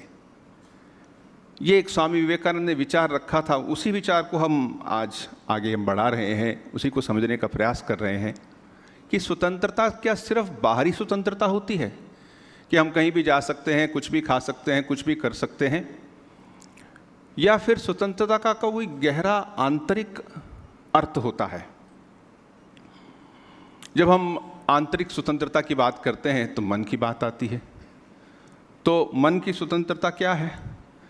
अब भारत में हजारों साल से मन को लेके मानो एक रिसर्च चल रहा है, और इस रिसर्च से, इस गवेषणा से हमें ऐसे तथ्य प्राप्त हुए हैं, ऐसी एक भीतरी ज्ञान का एक भंडार हमें मिला है जिसे आज पाश्चात्य जगत भी बहुत आसानी से ग्रहण कर पा रहा है। उन्होंने पहले अपने तरह से साइकोलॉजी को समझने का, मनोविज्ञान को समझने का प्रयास किया, लेकिन अभी जो विज्ञान, मनोविज्ञान के वहाँ के लोग हैं वो कहते हैं look east, look towards India. वहाँ पे आपको मनोविज्ञान के बड़े गहरे तथ्य मिलेंगे। ऐसे उसमें एक हमारा जो एक उपनिषद है, अमृत बिंदु उपनिषद, उसमें एक बात आती है, उसमें कहते हैं कि मन एव मनुष्याणाम कारणम बंध मोक्षयोः। मन ही मनुष्य का, उसके बंधन का और उसके स्वतंत्रता का कारण होता है। तो जब हम भीतरी स्वतंत्रता की बात करते हैं तो हमें मन को समझना होगा। ये मन का बंधन क्या है? हम सबके पास मन है, हम सब अपने मानसिक विचारों, अपने मानसिक जगत में उसके धरातल पर रहते हैं। हमारी एक बाहरी स्वतंत्रता है, लेकिन वो स्वतंत्रता इस मानसिक स्वतंत्रता के साथ जुड़ी हुई है। और मन में ये किस स्वतंत्रता की बात कर रहे हैं हम? ये कौन सी बात है जो उपनिषदों ने हमें सिखाई? हमारे ऋषि, हमारे जो आध्यात्मिक पूर्वज रहे हैं, उन्होंने एक बात हमारे लिए पूरी स्पष्ट कर दी। उन्होंने कहा मन के विचार, मन में उठने वाले विकार, मन की जो अपवित्रताएं, मन की जो सीमाएं, इनको दूर करना ही मन से या मानसिक रूप से हम स्वतंत्र होने का प्रयास कर सकते हैं। मन में अपार शक्ति है। हमने अभी अभी स्वामी विवेकानंद के कुछ उद्गार सुने कि there is infinite power in all of us. लेकिन इन शक्तियों का पूर्ण प्रकाश, इन शक्तियों की पूर्ण अभिव्यक्ति तभी संभव है जब हमारी आंतरिक स्वतंत्रता प्राप्त होगी। अगर हमें हमारी आंतरिक स्वतंत्रता किससे? क्रोध से, लोभ से, काम वासना से, ईर्ष्या से, प्रलोभन से, ये जो हमारी आंतरिक कमजोरियां हैं, विकार हैं, हम अगर इनसे न बाहर आ सके तो हमारी कौन सी स्वतंत्रता हमने प्राप्त की? स्वामी विवेकानंद का एक विचार आपके साथ साझा करता हूं। उन्होंने एक जगह कहा, फ्री, स्वतंत्र। हम अपने मन को जब नियंत्रित करने का प्रयास करते हैं, आंखें बंद करके बैठते हैं, तो हमारा मन चारों ओर भागता है और हम अपने आप को फ्री कहते हैं, स्वतंत्र कहते हैं। ये कैसी अपनी स्वतंत्रता की बात कर रहे हैं हम? स्वामी विवेकानंद ने एक बात बार बार हमारे समक्ष रखी, और वो है कि each soul is potentially divine. सभी के अंदर एक अव्यक्त चैतन्य है, दिव्यता है। ये जो दिव्यता है, ये कोई किसी में कम हो, किसी में ज़्यादा हो, अच्छा इस वाली जाति में कम है, इस जाति में ज़्यादा है, या आर्थिक रूप से अलग अलग होने से हमारे अंदर कोई दिव्यता में कोई परिवर्तन होगा, ऐसा कुछ नहीं है। सभी के अंदर वही महान चेतना का वास है। लेकिन उस चेतना की जो अभिव्यक्ति है, उस चेतना का जो प्रकाश हमारे दैनंदिन जीवन में होना चाहिए, यह बहुत से कारणों से सीमित और संक्षिप्त हो जाता है। तो इस आत्मा को समझने के लिए भी हमें प्रयास करना चाहिए, तभी हम आंतरिक स्वतंत्रता को समझ पाएंगे। आत्मा अर्थात क्या है? आत्मा शब्द जो है, आपने बहुत बार सुना होगा। अब आत्मा शब्द किसी भूत का द्योतक नहीं है कि हमारे अंदर कोई भूत है और उसको हम आत्मा कह रहे हैं। आत्मा अर्थात हमारे अंदर एक ऐसा तत्व है, जिसे अगर जो संस्कृत के विद्वान हैं वो कहते हैं कि ये एक अत्त धातु से आता है, अर्थात ऐसी चीज जो कभी समाप्त नहीं होती। अब देखिए, ये एक बड़ी ही एक बात है जो हम सब मानते हैं, जानते हैं। वो क्या? एक तो हम में से ऐसा कोई नहीं है जो ये सोच पाए कि वो मर गया है। अगर कोई कहे मैं मर गया हूं तो उसको कहने वाला वो होना चाहिए। मैं मर गया हूं तो मैं अर्थात हूं, तभी तो कह रहा हूं कि मैं मर गया हूं। अर्थात हमारे अंदर कुछ ऐसी चीज है जिसे हम आत्मा कहते हैं, चैतन्य कहते हैं, जो अनंत है, शाश्वत है। और इसका स्वरूप कैसा है? देखिए, इसके विषय में जब स्वामी विवेकानंद अमेरिका में शिकागो में गए, उन्होंने अपना प्रसिद्ध भाषण शिकागो की उस धर्म महासभा में रखा। उन्होंने एक बात कही, अंग्रेजी में कही थी। उसका मूल जो है वो संस्कृत का था, श्वेताश्वतर उपनिषद से। स्वामी जी ने उसको इंग्लिश से बहुत सुंदर ट्रांसलेशन करके हमारे समक्ष रखा था। और मूल ये है कि वेदाहमेतम पुरुषम महांतम आदित्यवर्ण तमसः परस्तात् तमेव विदित्वा अतिमृत्युमेति नान्यः पंथा विद्यते अयनाय। अर्थात मैं उस तत्व को जानता हूँ, एक ऋषि कह रहे हैं कि मैं उस तत्व को जानता हूँ जो अनंत है, जो शाश्वत है। उसी को जान के आप भी प्रकाशमय हो जाएंगे। और वो कहते हैं कि मैं कहता हूँ कि और कोई रास्ता नहीं अपने आप को जानने का, सिर्फ यही है कि अपने स्वरूप को पहचानो। अच्छा, इसका और एक गहरा अर्थ आपके समक्ष रखने का प्रयास करता हूँ। हमने कहा हम सबके अंदर वो सत्य है, उस सत्य की प्राप्ति के लिए हम मन की इन सीमाओं को दूर करने का प्रयास करते हैं। तो ये सत्य क्या, इसका स्वरूप क्या है? इसके बारे में कहा जाता है कि हम सबके अंदर मानो 3 प्रकार की स्वतंत्रताएं अपने आप मौजूद हैं, उपस्थित हैं। कौन सी हैं वो 3 स्वतंत्रताएं?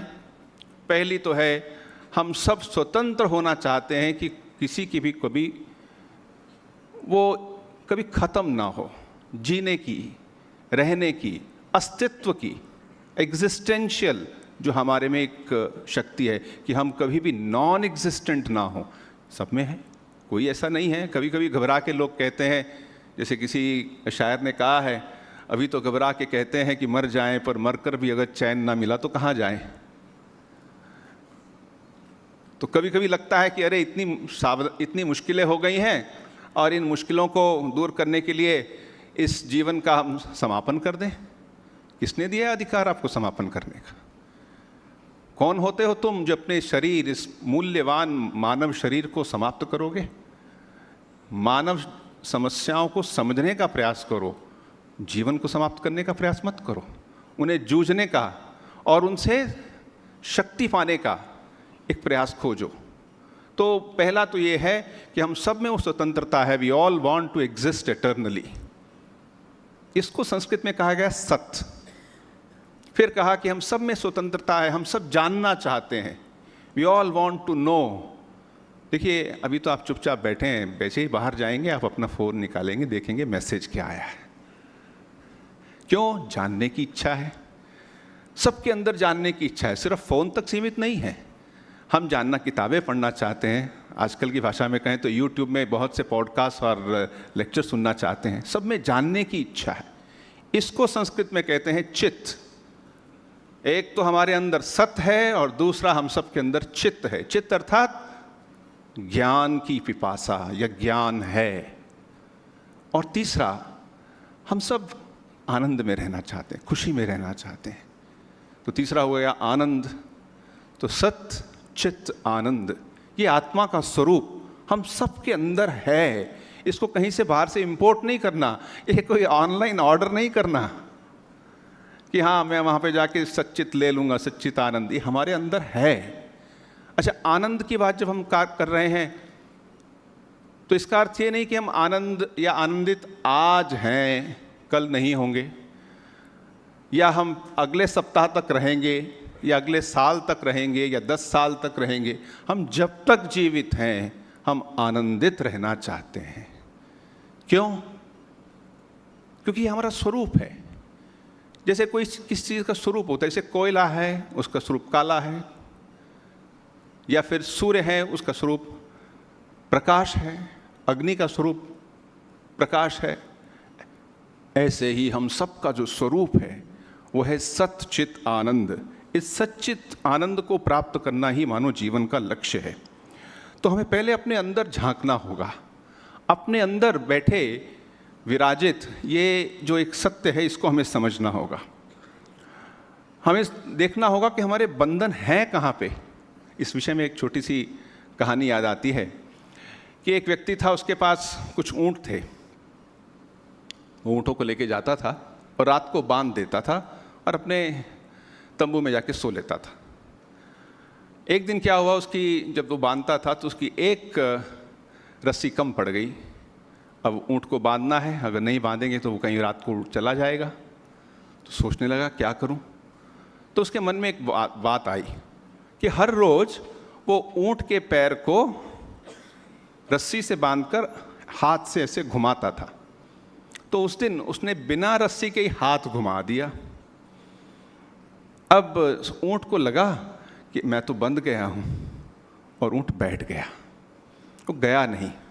अब सुबह हुई, चलने लगा, तो आश्चर्य तो ये हुआ जब वो ऊँट को खींच रहा है ऊँट आ नहीं रहा। उसने कहा मैं क्यों, मैंने तो कुछ बांधा ही नहीं, तो ये आ क्यों नहीं रहा। फिर पास में जाके देखा, फिर किसी ने समझाया, अरे तुमने रस्सी बांधी थी ना, अब खोलो भी तो। जो रस्सी थी भी नहीं और बंधी भी नहीं थी, लेकिन उसका जो एक उसके सामने रखा गया था, उसको बंध गई है, अब खोलनी है। उसने जैसे हाथ उल्टा घुमाया तो ऊँट चलने लग पड़ा। हमारे अंदर भी ऐसे बहुत से बंधन हैं जो हमने कल्पना से बना के रखे हुए हैं, वास्तविक बंधन नहीं है। अच्छा, हम जो अगर व्यवहारिक जीवन में आए तो देखेंगे कि हमारे पास हमारा जो जीवन होता है वो बहुत सी चीज़ों पर निर्भर करता है। हम सांस ले रहे हैं, हमारे शरीर के विभिन्न पैरामीटर्स हैं, धूप है, पानी है, जो प्रकृति के तत्व हैं, उन सब पर आधारित करता है। तो हम कहें कि हम पूर्ण रूप से स्वतंत्र हैं, तो कैसे स्वतंत्र हैं? स्वतंत्र हैं भी और नहीं भी हैं। जब तक ये हमारा शरीर है तो विभिन्न चीज़ों पर हमें निर्भर कहना पड़ेगा, हमें खाना भी खाना पड़ेगा, हमें सोना भी पड़ेगा। लेकिन ये एक स्वतंत्रता का सिर्फ एक अर्थ नहीं है कि हम सिर्फ बंधे पड़े हैं इन सब चीज़ों से। और गहराई से सोचिए, असल में जो स्वतंत्रता होती है वो इन सब चीज़ों को समझ के अपने आंतरिक विकास के लिए होनी चाहिए। हम सिर्फ बाहरी विकास की बात सोच रहे हैं, हम सोच रहे हैं और चीज़ें हमको मिलें, कंज्यूमर सोसाइटी बने, हम और चीज़ें ऑनलाइन पे ऑर्डर करें, और चीज़ें हम खाएं, और चीज़ें पहने। इतना कुछ पाकर भी मनुष्य क्यों अप्रसन्न रहता है? Why is there is so much of rate of suicide the world over? Do they lack something? They have plenty.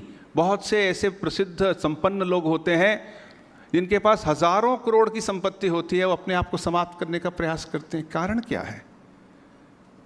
तो इसको लेके हम अगर कारण की गहराई में जाएं तो हमें अपने इस शास्त्रीय परंपरा में, भारत की जो शास्त्रीय परंपरा है, हमारा जो वेदांत है, उसकी ओर देखेंगे, उसमें हम उसका उत्तर पाएंगे। उसका कारण यह है कि हम अपने स्वरूप को नहीं पहचान पा रहे। और इस स्वरूप को पहचानने का क्या अर्थ है?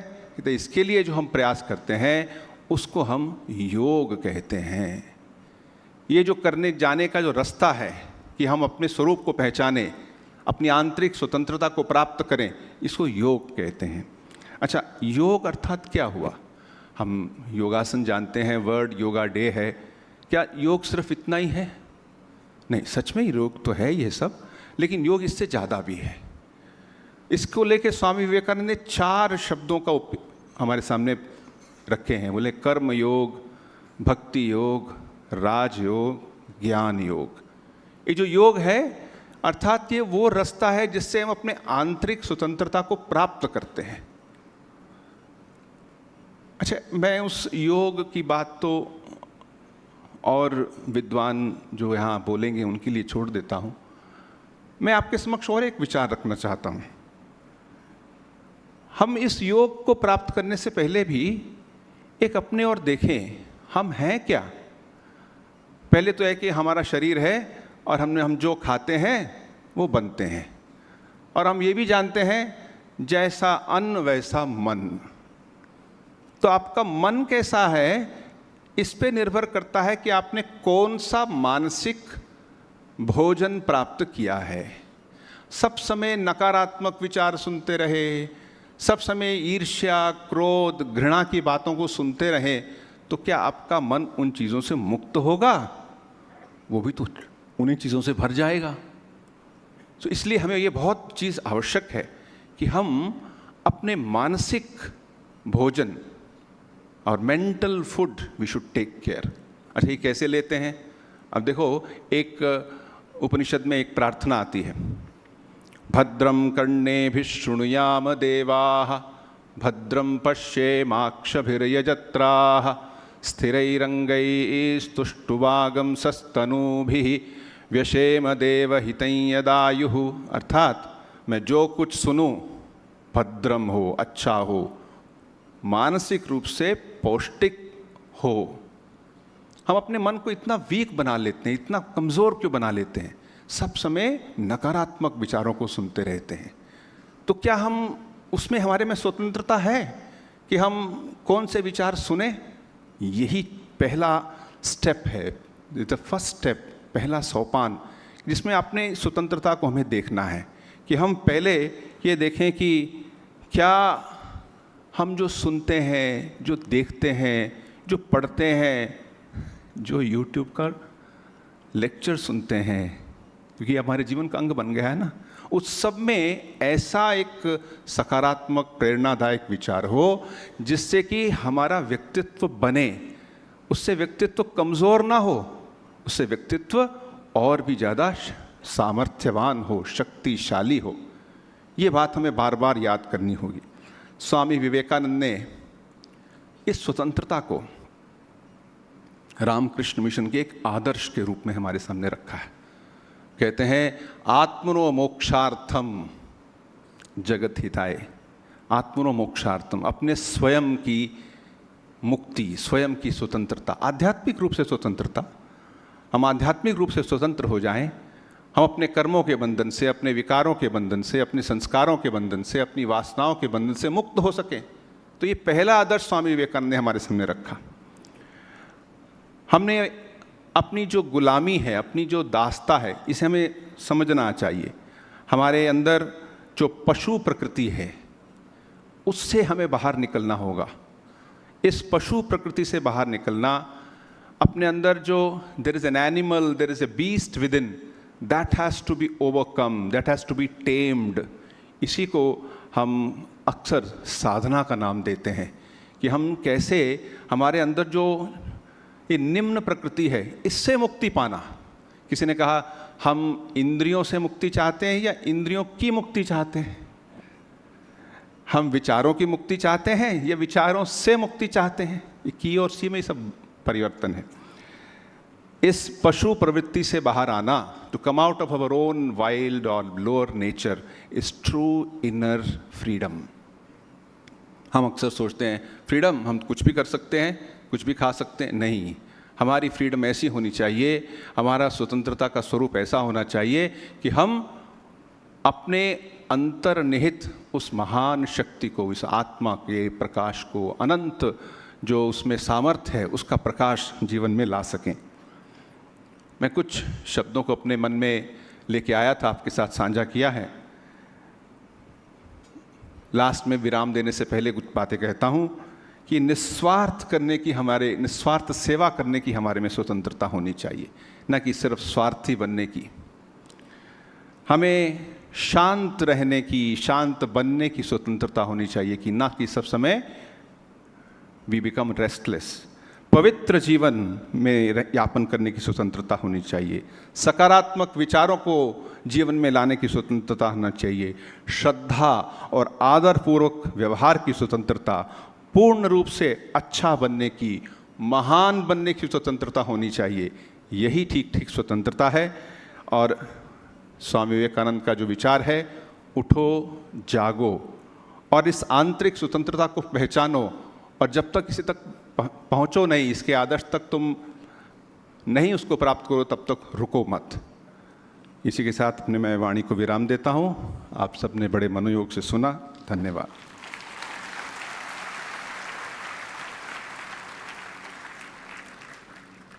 We offer our respectful pranams to revered Maharaj. Our next speaker is revered Swami Suparnanandaji Maharaj. He is Secretary, Ramakrishna Mission Institute of Culture, Gol Park, Kolkata.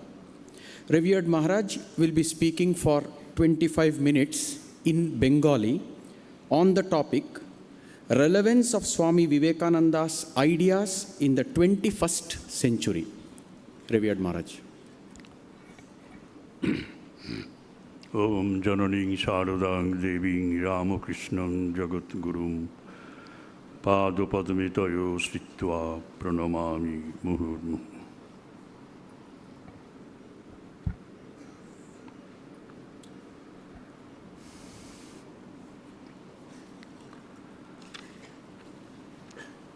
Dear brothers on the dais and Sumita ji, Professor Sumita Rai, I express my love and regards to you all. Revered Swamijis, my pranams to you all, and my love and affection to the younger brothers of our monastic order and the young brothers and sisters. I have been asked to speak in Bengali, and my non-Bengali speaking brothers and sisters maybe in some difficulty in understanding my approach and my talk. I will come to help you at times, but I must speak out in Bengali proper. I want you to write down one beautiful message of Swamiji. Kindly do that. That I was before impure and now pure is wrong. That I was before impure and now pure is wrong. Full stop. Purity was already there in me. Full stop. Now, comma, that purity manifests itself through my good deeds. So divinity or purity does not come from outside. It is all within us. Through good deeds, we have to manifest that. In the Kathamrita, in the Gospel, Sri Ramakrishna said, Shuddha Man brings about Shuddha Buddhi, and from Shuddha Buddhi comes Shuddha Atma. Three are equal. It is an astounding statement, mind that. But where from the Shuddha Man would come? Only from good deeds. That has been the major contribution of Swamiji. Swamiji এই তত্ত্বটিকে আমাদের সামনে বৃহৎ আকারে উপস্থাপিত করেছেন। সেজন্য আমরা স্বামীজির কাছে অত্যন্ত কৃতজ্ঞ। স্বামীজির আচ্ছা, এটার বাংলাটা আমি বলে দিই। আগে অশুদ্ধ ছিলাম, এখন শুদ্ধ হচ্ছি তা নয়, পবিত্রতা ছিলই, এখন শুভ কর্মে তা প্রকাশিত হচ্ছে। You try to concentrate on this philosophy. Whether by doing your duty would make you pure, sacred or not, that is the great test. You yourself can take your test. And Swamiji's another statement, we have to become Vedantists and live the grand thought. The new cycle must see the masses living Vedanta, and this will have to come through women. So dear sisters, Swamiji has faith in you more than they had in the boys. Interesting. আমাদের বেদান্তের মহান ভাবকে বৈদান্তিক তত্ত্বে জীবনে পরিণত করতে হবে। এই নূতন যুগে জনসাধারণ বেদান্তের আদর্শ অনুযায়ী জীবনযাপন করবে, আর মেয়েদের দ্বারা এই কাজে পরিবর্তন আসবে। Shankaracharya, Swamiji says, Shankaracharya also wanted to create a Vedantic society, but that society was not that ready at that time. That's why this has been picked up by Swamiji.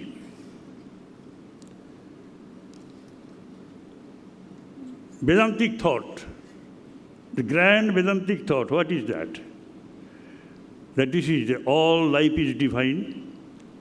Not only that, all matter is divine. If you want to know this wood, you have to know it with reference to yourself, because in its ultimate state, it cannot exist in space. It is going outside the space. That means it is becoming indivisible gradually.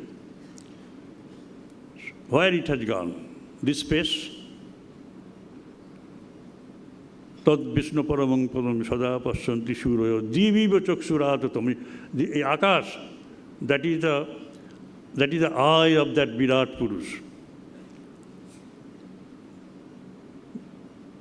space is everywhere, and everywhere his eyes are there. Mind that. অপূর্ব জিনিস।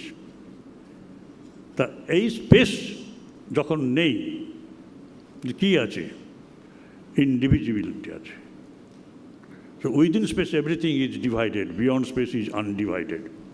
So a particle of any sort, this, our body, you all as physical entities, you will go beyond this space ultimately. And where you have gone, including this wood, you have gone, this is scientifically proved, you have gone beyond state and they are unable to speak anything about its existence. They do not know, that's why it is called relative. This world, visible world is relative. And Swamiji says, the world you see, feel, this is all false. The world, the thing that you do not see is real. It is very, very important to note it, because that's particle, this wood in its last state, it has entered you, the prano. Swamiji in a letter says he has drawn one picture, 2 chambers. You have to consult that. So the entire physical universe, material world, it is also divine. জীবনের মূলে আছে পবিত্রতা, আর জড়ের মূলেও আছে সেই পবিত্রতা। এবং সেই জন্যই তিনি বলছেন যে কেঁচো, the earthworm is Buddha involved, and Buddha is that earthworm evolved. এই কেঁচোরই পরিণত রূপ, কেঁচোর পরিণাম বুদ্ধ। এবং স্বামীজির ডারউইন থিওরি অফ ইভলিউশনের উপর আস্থা ছিল অল্প মাত্রায়। তিনি বলতেন যে Darwin's theory of evolution is half true, if not false. কারণ তিনি ডারউইন বলছেন যে from amoeba to man that is evolution. Now, man is not the end product of the evolution. There is evolution still further after attaining the first human birth. প্রথম মনুষ্য জন্ম পাওয়ার পর crude human life আমরা পেয়েছি। সে crude human লাইফটাও কিন্তু আমাদের কাছে অত্যন্ত গৌরবের, দুর্লভ মনুষ্য জন্ম পাওয়া, শঙ্করাচার্য বলছেন। সেটাকেও সম্মান করতে হয়, কিন্তু সেটা ক্রুড লেভেলে আছে। তার ইভলিউশন হয়। কিসের ইভলিউশন? স্বামীজি বললেন এটাই হচ্ছে ইনভলিউশন, ক্রম অভিব্যক্তিবাদ। ক্রমশ অভিব্যক্ত হচ্ছে, নিজেকে ব্যক্ত করছে, শরীর থেকে মন, মন থেকে বুদ্ধি, বুদ্ধি থেকে আত্মা। গভীর ঘুমে আত্মার সঙ্গে এক হয়ে থাকি। সুতরাং তার ইনভলিউশন বা ক্রম অভিব্যক্তিবাদ, তার ডেফিনেশন তিনি দিচ্ছেন, it is the evolution of the involved state of divinity. There is no rest till you attain divinity. That is it. So, এই তত্ত্বের উপর, বেদান্ত তত্ত্বের উপর তিনি বলছেন যে সমাজ গঠন করতে হবে। এই সমাজ গঠন করতে গেলে পরে কোন পলিসি নিতে হবে, এই পলিসি অলরেডি নেওয়া আছে। What has happened?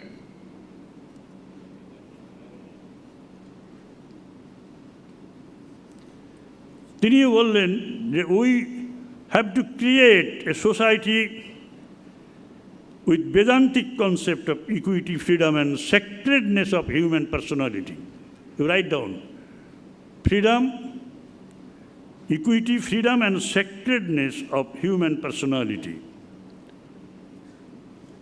Why this three only? Equity, freedom and sacredness of human personality?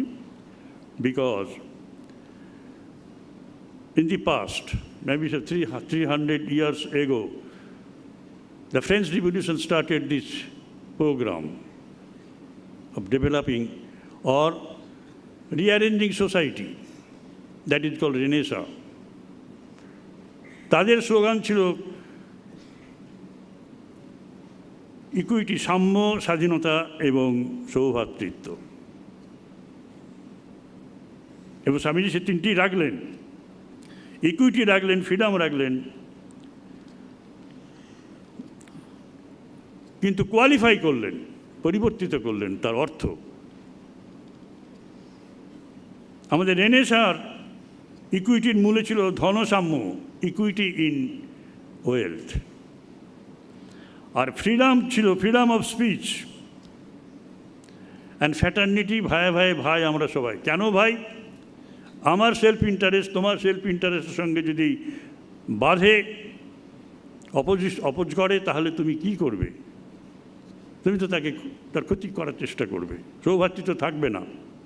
So we have to go deep into the real existence of ours. That is, we live in divine. We are the divine, we live in the divine. And around me, everything is divine. We have to protect even the environment. We have to protect each and every one. We have to protect the strong. We can also be strong. Mind that. এইভাবে স্বামীজি বললেন যে freedom হলো আমাদের, it is not the freedom from the senses, it is freedom of the senses. Sense organs আছে, চক্ষু, কর্ণ, জিহ্বা, নাসিকা, ত্বক। We don't say that go, you all this sense organs, you go and enjoy the world. That is making yourself free in enjoyment. That is not Swamiji's intention. Swamiji বলছেন, not freedom from the sense, of the senses, but freedom from the senses. বাসনা মুক্তি চাই, তার মধ্য দিয়ে এই বেদান্তিক society প্রতিষ্ঠিত হবে। আর হবে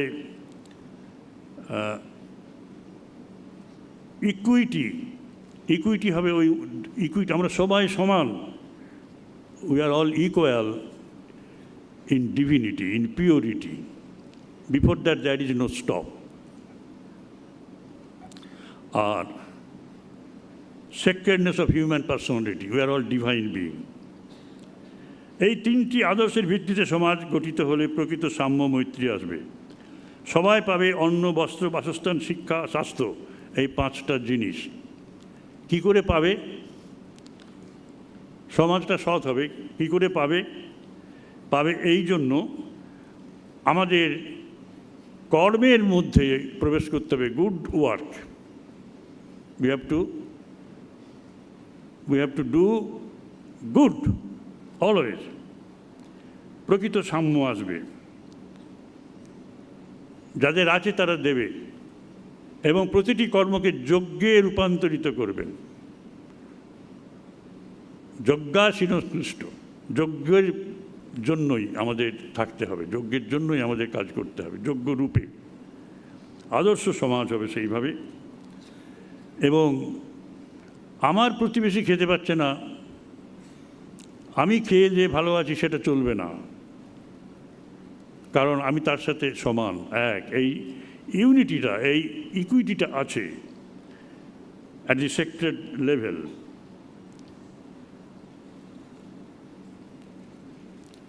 এই নূতন আমাদের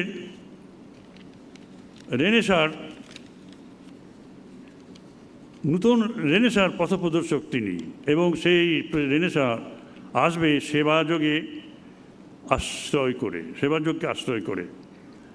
আমার এখানে একটা ঘটনা ঘটেছিল। এই নবজাগরণ কেন বাইরে হচ্ছে না? পৃথিবীর চারদিকে সবাই নবজাগরণের কথা বলছে, কেন হচ্ছে না? তা এডুকেশনের উপর আমি একটা সেমিনারে গিয়েছিলাম, আমাকে আহ্বান করা হয়েছিল বিশ্বভারতীতে। সেখানে সভাপতি ছিলেন প্রফেসর অম্লান দত্ত। আমি এডুকেশন বলতে গিয়ে বলেছিলাম যেটা আমরা সবাই বলি, যে divinity, religion is the core of education. Swamiji বলছেন এই মানুষকে ছেড়ে দিলে হবে না, মানুষের ভেতরে পরিবর্তন আনতে হবে। Crude man would be given education and morality and ethics so that he can become the best of all men. নর থেকে নরোত্তমে যাত্রা, সেখানে এডুকেশন থাকবে, মোরালিটি থাকবে, এথিক্স থাকবে। কিন্তু that is not all, he has to be a divine person, Narayan হতে হবে তাকে। এই আমাদের অভিযাত্রা। তা সেই জন্য আমরা বললাম যে রিলিজিয়ানের দরকার আছে, that religion is divinity which we all fill in deep sleep state. আমরা গভীর ঘুমে এই ডিভিনিটির সঙ্গে এক হয়ে থাকি। তা আমার বক্তৃতাতে তার খুশি হওয়ার কথা নয়। আপনারা সবাই জানেন তারা ছিলেন কট্টর বামপন্থী আর কি, র্যাডিক্যাল হিউম্যানিস্ট। আর অমরানবাবু কিছুদিন আগেও ওখানকার ভাইস চ্যান্সেলর ছিলেন। প্রেসিডেন্সিয়াল স্পিচে যদি কেউ কিছু মন্তব্য করে তার প্রতিবাদ করা যায় না। অফ দি ডায়াস আমি তাকে বলেছিলাম যে sir, we exist in body during our waking state. We exist in mind and intellect, in dream state. But we exist, or in what we exist? In deep sleep? Are you dead? You cannot drag him to a debate on the road. তিনি কিছু বললেন না। আমি তাকে একটা কথা শুনিয়ে দিলাম যে in deep sleep state we are one with Brahman, এবং আপনি ব্রাহ্ম সমাজের প্রতিষ্ঠিত একটা বিশ্ববিদ্যালয়ের উপাচার্য ছিলেন। সেখানে আপনাকে আচার্যের আসনে বসে ব্রাহ্ম ফিলোসফি ব্যাখ্যা করতে হয়েছে। If you don't have faith in the divine within, then how did you accept that job? কথাটা খুব কড়া লাগবে আপনাদের মনে, কিন্তু আমি তাকে বলেছিলাম, দেখুন কি হয়েছিল। উদ্বোধন পত্রিকা সেপ্টেম্বর মাসের 2010 সালে আমাদের ইনস্টিটিউটে তিনি একটা বক্তৃতা দিয়েছিলেন মৃত্যুর মাত্র 5 দিন আগে। Can you imagine? Only 5 days before his death he gave one speech, and সেই স্পিচটার নাম হচ্ছে চাই আরেকটি নবজাগরণ। গতানুগতিক পথ শিক্ষার সেটাকে বর্জন করতে হবে, এবং সেই শিক্ষাই গ্রহণ করতে হবে যা আমাদের ভেতরে একটা বিশেষ কোয়ালিটি। তিনি ডিভিনিটির কথা বলছেন না, বলবেনও না, আমরা জানি ডিভিনিটির কথা বলবেন না, বিশেষ কোয়ালিটিকে নিয়ে আমাদের এগিয়ে যেতে হবে। আপনারা পড়ে দেখবেন সেপ্টেম্বর ইস্যু 2010। এবং তিনি প্রচণ্ডভাবে বিরক্ত ছিলেন সেই সমাজ, এই সমাজ যেভাবে চলছে তার উপর। কীরকম? তিনি বলছেন যে আমার এক বন্ধুকে বললাম, ও হে, গড তো dead, God is dead, long dead to us. এখন মার্কস ইজ অলসো ডেড। তো we shall fall back upon what? এইটার মানে প্রাসঙ্গিকতা। নেগেটিভ চিন্তা স্বামীজি পছন্দ করতেন না। আপনারা এই যে স্বামীজির বেদান্তিক সোসাইটি তৈরির যে স্বপ্ন, এটাকে যদি মনে করেন যে প্রলাপের বাক্য, প্রলাপের মধ্যেই এর শেষ হবে, তা না। এটিকে অস্বীকার করা যাবে না। স্বামীজি চিরকাল আমাদের কাছে প্রাসঙ্গিক হয়ে থাকবেন শুধু এই একটা জিনিসের জন্য। আর এই জিনিসটা যদি সত্য হয়, তিনি যদি প্রাসঙ্গিক হন, তাহলে অনেক বস্তু অপ্রাসঙ্গিক হয়ে যায়। অনেক মানুষ যাদের নিয়ে আমরা নাচানাচি করি তারা অপ্রাসঙ্গিক হয়ে পড়ে, এটা জেনে রাখবেন। তা এটা তো একটা গেল। স্বামীজি কিন্তু এই অবস্থায় আসতে আমাদের বলেছেন, তার জন্য একটা বড় জিনিস যেটাকে গ্রহণ করতে হবে সেটা হচ্ছে এডুকেশন এবং রিলিজিয়ান। এই দুটো সমন্বয় চাই, সমন্বয় চাই। Occupation has to B the meeting ground of human and divine. সম্যক জীবিকা, আমাদের সবচেয়ে বড় মূলধন হচ্ছে কর্ম। কর্মক্ষেত্রটিকে আমাদের ধর্মক্ষেত্রে রূপান্তরিত করতে হবে। এটা তো গেল। তার জন্য এডুকেশন এবং রিলিজিয়ানের যে সমন্বয় দরকার, কারণ এডুকেশন আমাদের দিচ্ছে সে প্রোডাকশন এফিসিয়েন্সি, আর আমাদের রিলিজিয়ান দেবে ক্যারেক্টার এফিসিয়েন্সি। এই দুটোর যোগ না হলে পরে সব সম্পদ আমাদের থাকলেও তার ডিস্ট্রিবিউশন হবে না। এই দুটির সমন্বয়ের কথা, এডুকেশন এবং রিলিজিয়ান। এবং আপনারা জানেন education has been defined by Swamiji as the manifestation of perfection already in man. And religion has been defined by Swamiji as manifestation of the divinity that is already in man. So perfection and divinity. এই দুটোর মধ্যে সমন্বয়ের কথা বলা হচ্ছে, কিন্তু তার আগে আমি বলি যে এই দুটো নিয়ে আমাদের নিজেদের বিবেক পরিষ্কার তো? বিবেক পরিষ্কার বলে তো মনে হয় না। কারণ আমি অনেককে জিজ্ঞাসা করেছি, অনেক বড় বড় বক্তাকেও জিজ্ঞাসা করেছি যে এই যে পূর্ণতা এবং পবিত্রতা, রিলিজিয়ান, এডুকেশন অ্যান্ড রিলিজিয়ান, এই দুটোর মধ্যে এই যে পার্থক্য, এই দুটো শব্দের ভেতরে এটার ব্যাখ্যা করবেন? বলেও দুটো একই, এই দুটো একই। এবং এখানেও আমার একটা অভিজ্ঞতার কথা বলি। অভিজ্ঞতাটা আমার কাছে একটা দিগদর্শন হয়ে দাঁড়িয়েছে। আমি একটা বেহালার কলেজে তাদের গোল্ডেন জুবলিতে গেছিলাম ইনভাইটেড হয়ে, নরেন্দ্রপুর থেকে। তার ছেলেরা মেয়েরা দুজনে একসাথে গান গাইছিল, ইনগুরাল সং। আগুনের পরশমণি ছোঁয়াও প্রাণে, এ জীবন পূর্ণ করো, এ জীবন পূর্ণ করো, এ জীবন পূর্ণ করো, এ জীবন পূর্ণ করো দহন ও দানে। এসব আছে না, আমার এই দেহখানি তুলে ধরো, তোমার দেবালয়ের আরতি করো, এইসব আছে। তা দেখলাম যে মিশ্র কণ্ঠস্বর, একদল বলছে পূর্ণ করো, একদল বলছে পুণ্য করো। আমার বক্তৃতায় আমি তাদের জানিয়েছিলাম যে কোনটা ঠিক। বইটা খুলে দেখেছো তোমরা? একজন ছেলে, খুব চটপটে ছেলে, কিন্তু ওই রকমই সব, আমাকে বলল যে মহারাজ দুটোই হয়, পূর্ণও হবে পুণ্যও হবে। আমি বললাম হবে না, দুটোর মধ্যে আকাশ পাতাল তফাৎ আছে। এর মধ্যে স্বামীজির এডুকেশন এবং রিলিজিয়ানের ডেফিনেশন আছে। স্বামীজি এডুকেশনের ডেফিনেশন যখন দিচ্ছেন তখন ওই পূর্ণত্বের বিকাশ চাচ্ছেন, আর যখন রিলিজিয়ানের ডেফিনেশন দিচ্ছেন তখন পবিত্রতাকে বের করে আনতে বলছেন।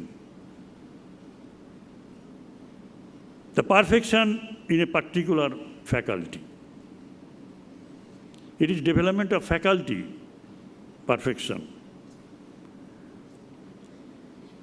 যেমন কেউ ফুটবল খেলে, পেলে ফুটবল খেলেছেন, ফুটবল তার জীবনে এসেছে, লেখাপড়া হয়নি। সচিন তেন্ডুলকর লেখাপড়া করতে পারেনি, জীবনে ক্রিকেট এসেছে। রবীন্দ্রনাথের লেখাপড়া হয়নি, তার জীবনে সাহিত্য এসেছে। আমি বললাম ঠাকুরের জীবনে, শ্রীরামকৃষ্ণের জীবনে গড এসেছেন, তারও লেখাপড়া হয়নি, তা বলে কি তারা শিক্ষিত নন? ডেভেলপমেন্ট অফ ফ্যাকাল্টি, এই পূর্ণতা তাদের এসেছে সেই ফ্যাকাল্টিতে। কেউ গান শিখছেন, কেউ সেতার বাজনা শিখছেন, কত কত বিভিন্ন বিষয়ে আমরা নিজেদের তৈরি করে নিতে পারি, শিক্ষিত করতে পারি নিজেদের। কিন্তু এগুলো থাকলেই আমরা তাকে বলবো না যে তারা পবিত্র। আমরা কখনোই বলবো না যে আইনস্টাইন ওয়াজ এ গড ম্যান। আমরা বলবো Einstein was a good man, but we can't say he was A god man. তার জন্য যায় পবিত্রতা। সেই পবিত্রতা কীরকম? যেমন সোনাকে আগুনে পুড়িয়ে শুদ্ধ করা হয়, সেই রকম এই পবিত্রতা আমাদের তপস্যার ফলে আসে। সেই জন্য রবীন্দ্রনাথ ওখানে বলছেন এ জীবন পূর্ণ করো, পূর্ণ করো নয়, পূর্ণ করার মধ্যে শিক্ষার ব্যাপার আছে। এ জীবন পবিত্র করো, পূর্ণ করো, আমাকে পবিত্র করো, তার জন্য দহন দাও। অর্থাৎ ওই বুদ্ধের তপস্যা, শ্রীরামকৃষ্ণের তপস্যা, স্বামীজির তপস্যা, আমরা এই তপস্যার ভাবটা যেন আমাদের জীবনে জাগ্রত করে রাখি।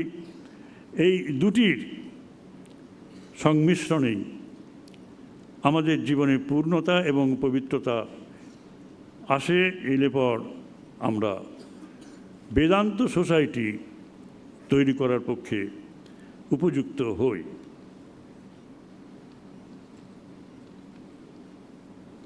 আমাদের এই মানব জীবন পতিত হয়ে আছে, চিরকাল ধরে তা থাকবে নয়, আবাদ করতে হবে, সে আমরা জানি।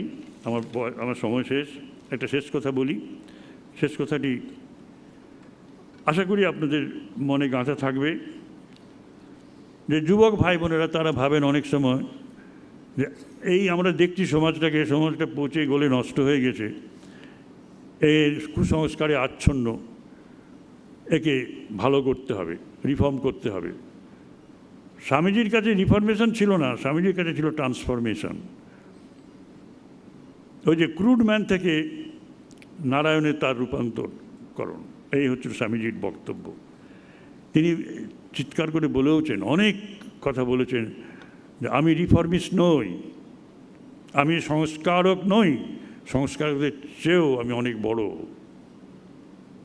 তিনি চেয়েছিলেন মানুষের ভিতরে দেবত্বের জাগরণ হোক। আমরা ভাবি যে কুসংস্কার দূর করব, কুসংস্কারটা যখন দূর করতে যাবেন আপনারা ভাববেন যে সুসংস্কারটা কি। সেই সুসংস্কার আপনাদের নিজেদের জীবনে এনে তারপরে সমাজে অপারেশন করবেন। সমাজে অপারেশন করতে গেলে পরে সমাজ দেহ সম্বন্ধে জ্ঞান থাকা দরকার। কেন এই চাতুর্বর্ণ্য হয়েছে, কেন আমাদের জীবনকে এই নানা রকম বিধিনিষেধ যেটাকে আমরা বলি স্মৃতিশাস্ত্রের বিধান, সেগুলো আছে কেন, সেগুলো হেসে উড়িয়ে দেবে কুসংস্কার বলে। তার আগে ওই জিনিসগুলোকে নিয়ে সমাজ কীভাবে এগিয়ে চলেছে সেটা দেখো। দেহের জ্ঞান থাকা দরকার। আর অস্ত্রোপচার যখন করতে যাচ্ছ তখন তোমাদের হাতটাও পবিত্র হবে, স্টেরিলাইজড হবে। কারণ ডাক্তার যখন আমাদের দেহে অপারেশন করেন তখন সেই ডাক্তারবাবুর হাতটা স্টেরিলাইজ থাকে, তার দেহ জ্ঞানটা পুরোপুরি থাকে। আমরাও সেই ডাক্তারদের মতো এই সমাজ দেহে অপারেশন করতে চাই, কিন্তু তার আগে সমাজ দেহ সম্বন্ধে সঠিক জ্ঞান থাকা দরকার। এবং আমাদের হাতগুলি এই Vedantic idea of divinity, Vedantic idea of education and spirituality, এর দ্বারা পবিত্রীকৃত হতে হবে। আমি আপনাদের সকলকে শ্রদ্ধা এবং শুভেচ্ছা জানিয়ে শেষ করি।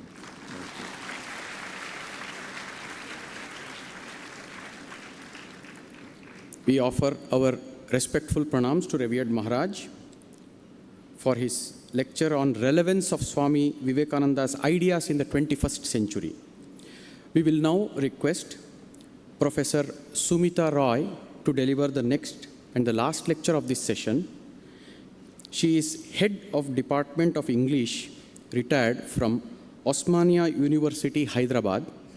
She will be speaking for 25 minutes in English on the topic, Sister Nivedita, a role model of sacrifice and patriotism for the Indian youth. When this lecture will be going on, our volunteers will move in these alleys.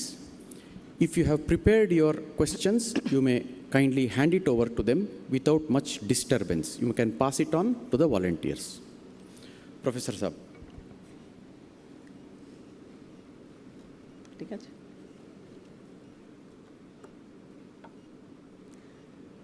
My pranams to Sri Ramakrishna, Mother Sharada, and Swami Vivekananda. My respects to all the revered monks, and my deepest gratitude to revered Balabhadranandaji Maharaj for asking me to stand here and share my ideas with you. It is like a huge round circle.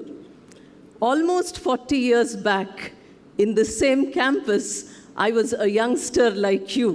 We had a long youth convention, and I was leading the team from our state, which had about more than 150 delegates coming to Belur Math.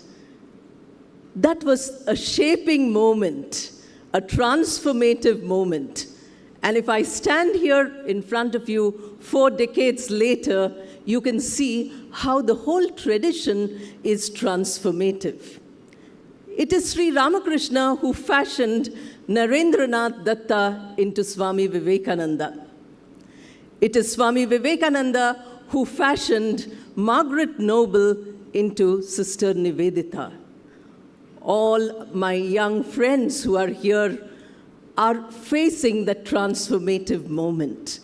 But as you heard our revered Swamijis tell you, transformation from within, self-transformation, self-improvement, that is what we require. Revered Maharaj has given me a vast topic, but 25 minutes is all that is there. I would like to speak about various things without giving you information, because Swami Vivekananda said information is usually undigested.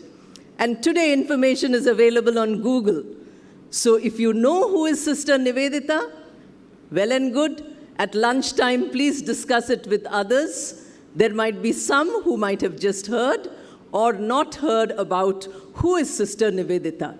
I'm not going to tell you anything about the factual details of her biography.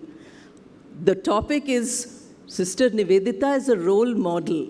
The two key factors here are sacrifice and patriotism. Can we, as a collective group of youngsters, not me of course, all of you, can all of us take this opportunity to start a path of sacrifice and patriotism? Let us take that challenge today. I have tried to divide what I'm going to say into 4 divisions. Of course, the 2 terms are there. One is sacrifice and one is patriotism. The other 2, comes under the role model. What are the life skills which Nivedita had? What are the values which she practiced, which made her sacrifice and which made her patriotic?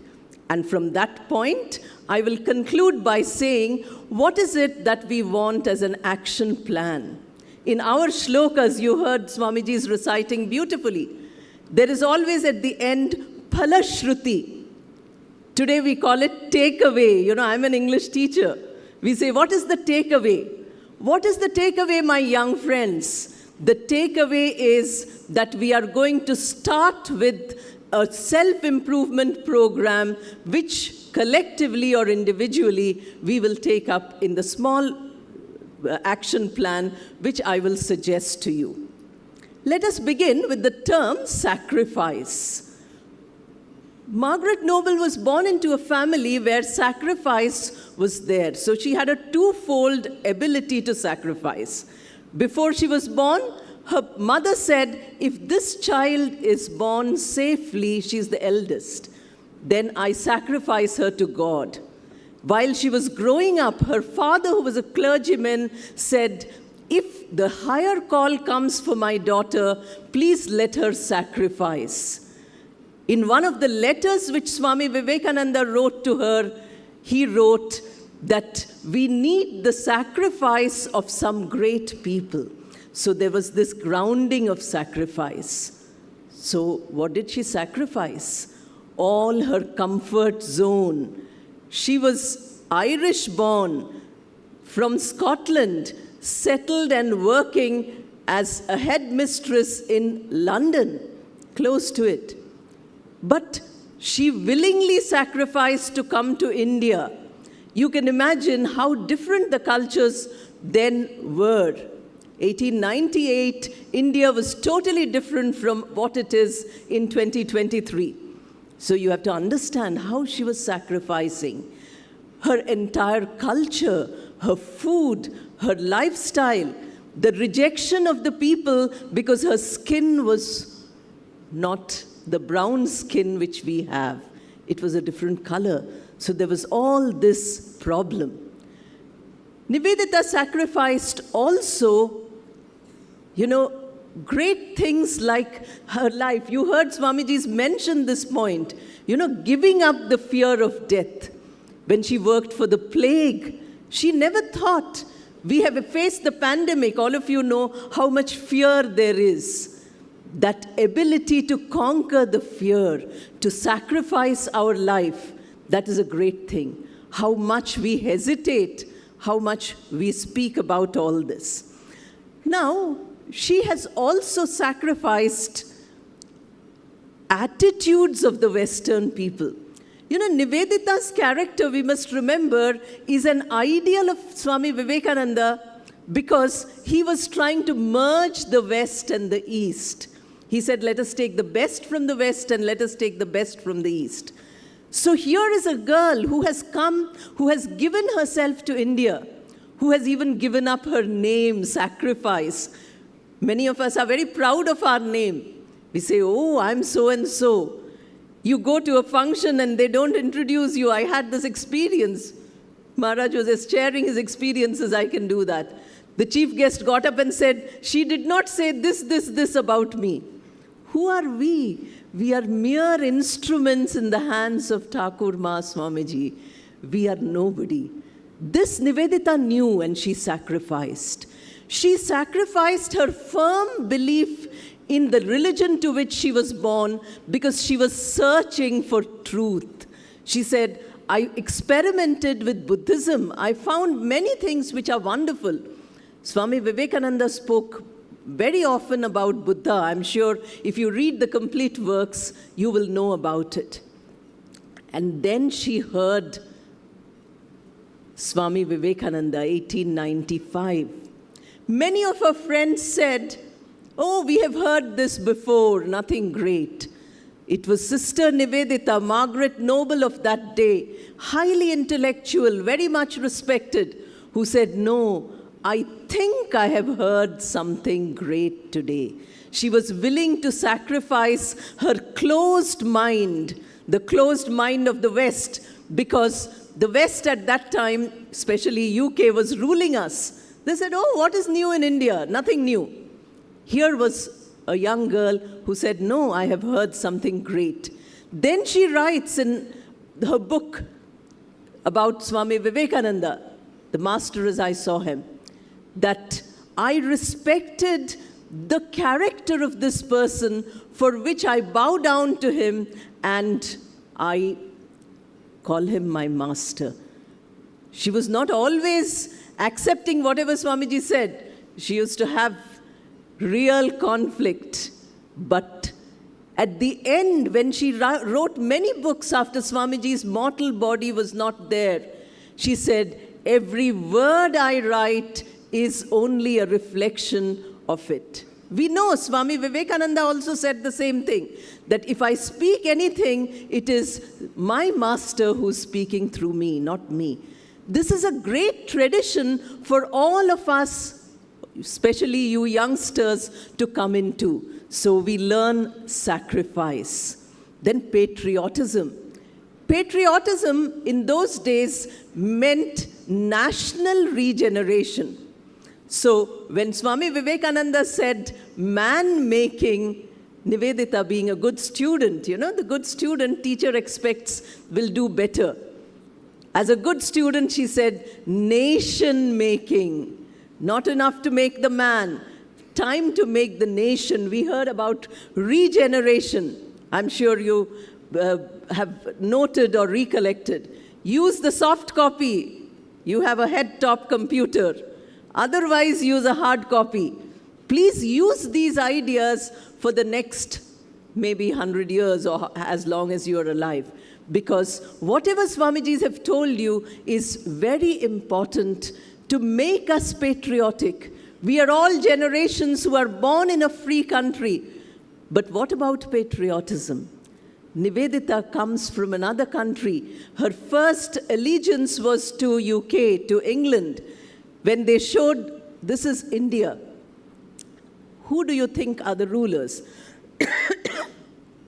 She said, oh, they are the British.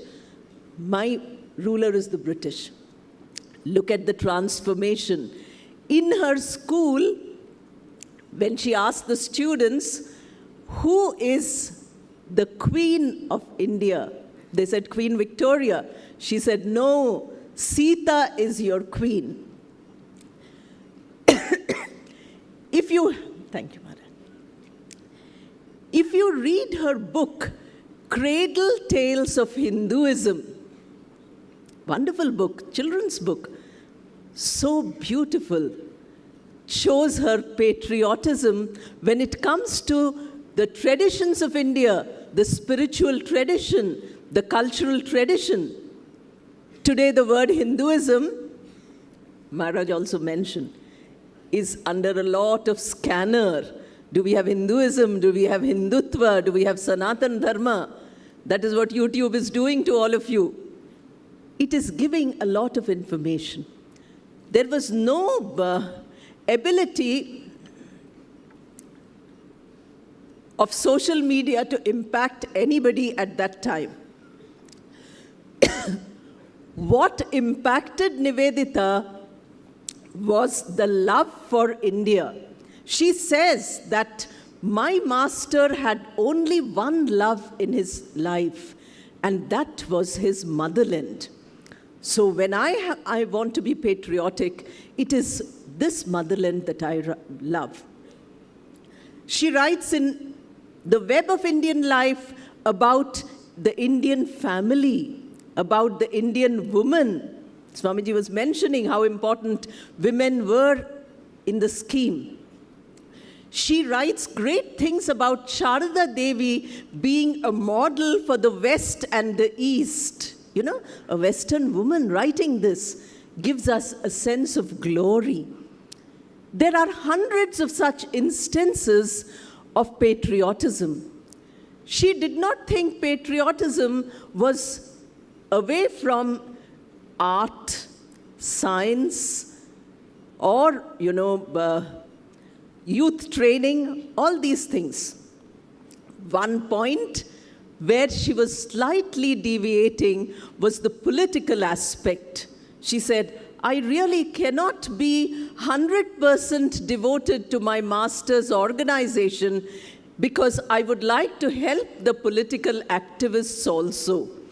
Therefore, she changed her name by saying Nivedita of Ramakrishna Vivekananda. Then she went to Brahmanandaji Maharaj and said, Maharaj, I'm there for you, but please permit me to also help in the political upliftment. Because she said, freedom is something, which is most important for India to be rejuvenated. Her patriotism we find in the way she helped Jagadish Chandra Bose, in the way she inspired the making of our first national flag. You can see it in a picture where she puts the thunderbolt. She wanted our youngsters to be like the thunderbolt. So all these are very important aspects. What are the skills which we learn from her? Her listening ability, which brings her close to Vivekananda's message. We are all listening, but are we listening like Nivedita listened to Vivekananda? That is important. Her ability to speak. She was a very powerful speaker. She went abroad and for a long time, she gave ideas about India, about Indian life, about Indian women. Once in the US, she was heckled. They said, you are talking rubbish. She writes a letter to Josephine McLeod, feeling very sad, saying, if the audience is cursing me, how can I speak? But I speak from my heart. I have that feeling for India. So her ability to speak and write, she wrote many books. She said, I want to earn money for my school, but those books are masterpieces. Then she had critical thinking. Very important for us to have critical thinking. Because today, we are bombarded with so much information, we all accept it as true. A WhatsApp video comes, we forward it to 20 friends. Next day, somebody tells us, oh, it is a fake video. We have something called deep fake today. I'm sure you've heard. So there are good points in digitization, there are bad points. When you come to an organization as Ramakrishna Mission, you take the positives. Because look at the swan, it is taking only the milk and discarding the water. This is the tradition you've come to. Therefore, change management is very important. At home, you are different. When you come and sit in this hall, you're different. Are you able to manage that change? Look at Sister Nivedita. She managed the change of cultures. She learned Bengali. When Swamiji was speaking in Bengali and English, I was reminded, if Nivedita could learn Bengali, can we not learn 10 languages of India? Of course, English and Hindi apart. We can, because capability is there, potential is there, you just now heard. That potential, let us make use of. Time management, 44 years only. How did she use that time to dedicate herself to the country, to sacrifice her life? When she went to East Bengal, she said they were so poor. She was suffering from malaria. The fever was high. She didn't care. She helped the people in flood.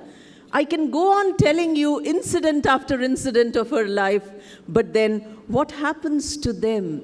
We listen to the incidents. We admire Sister Nivedita. We said, oh, Sister Nivedita, great admiration. We don't learn from Sister Nivedita. We say, oh, Sister Nivedita, sit on a pedestal. Every day I will do pranam to you. But I'm not going to learn from you. That is not necessary. That is what Vivekananda says again and again. He says all of you are potential Vivekanandas. So if you are potential Vivekanandas, can you rest? He says, stop not till the goal is reached. What is your goal? That is the most important question.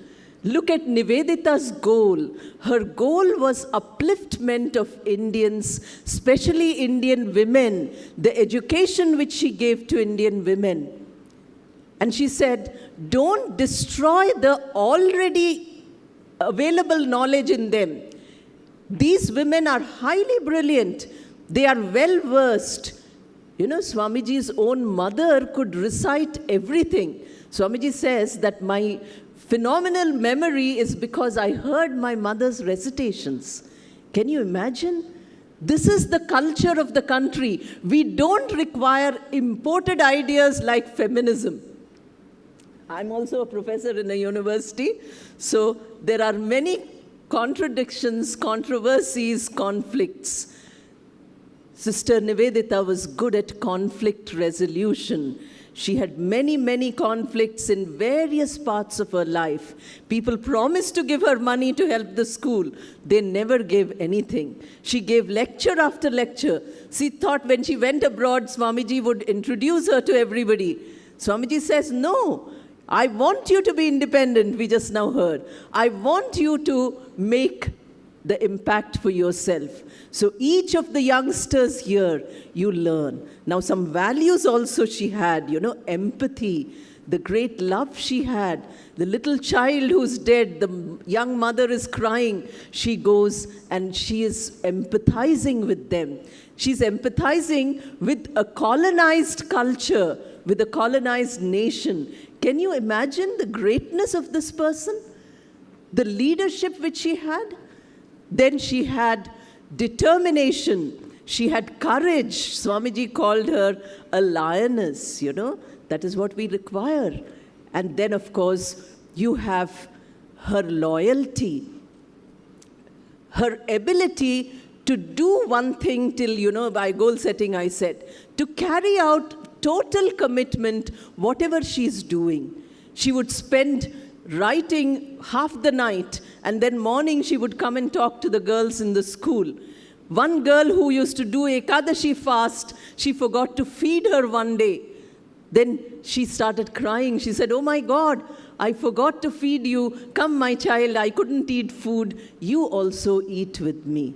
This is the kind of ability, this is the kind of quality, the character building which Vivekananda says is a cornerstone of education. Man-making, character-building education. You can find that character building happening in Nivedita's life as it goes forward. We know her only for a few years because 1911 she departs.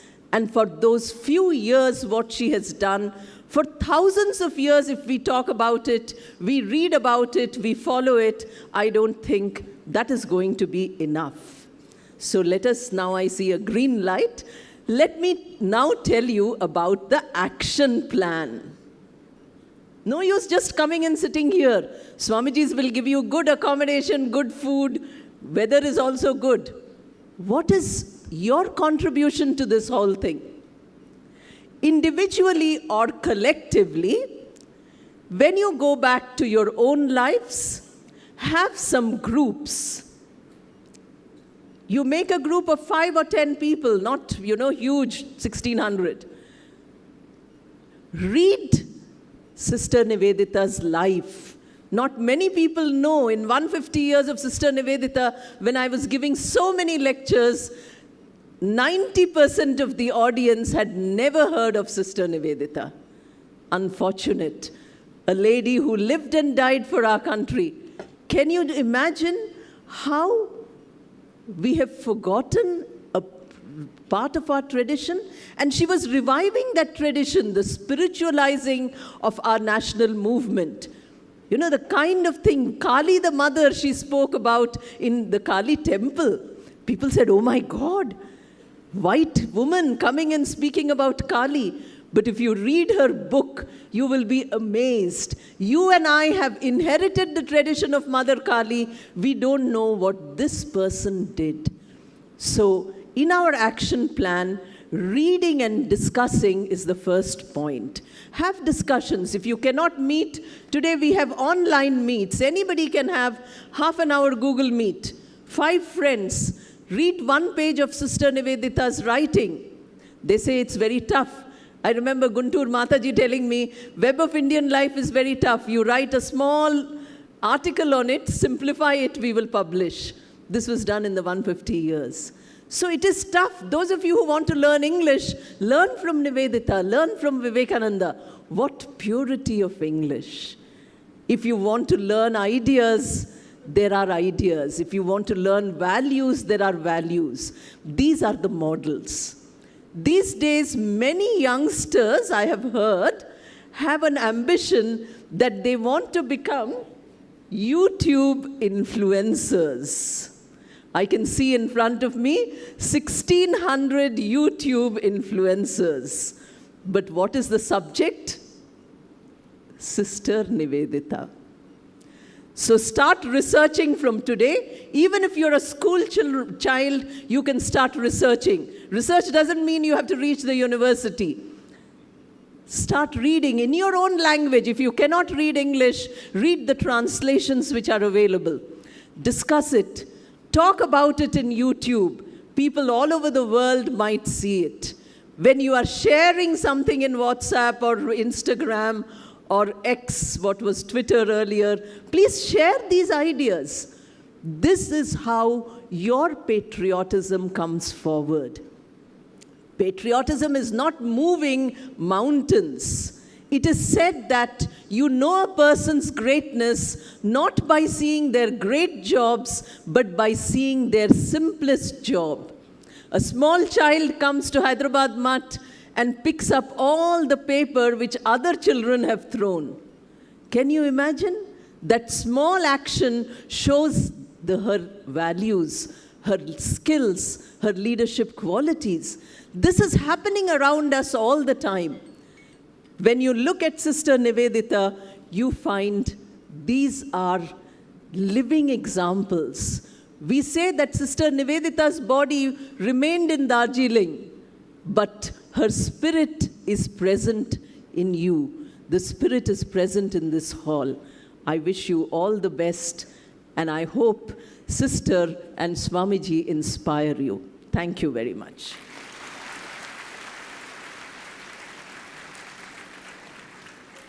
Thank you, Professor Roy. Now, we will have a brief question answers session. We are overwhelmed with the number of questions that have come in.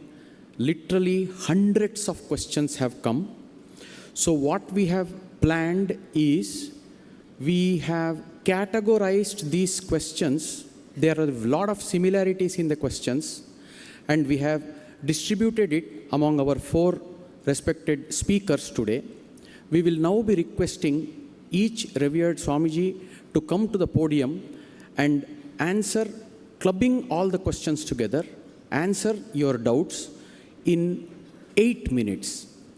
If we do not stick to the time limit, then we will be late for the other sessions. Things have been planned. So we will now request revered Swami Suparanandaji Maharaj to kindly club the questions and answer them together. 8 minutes will be the time.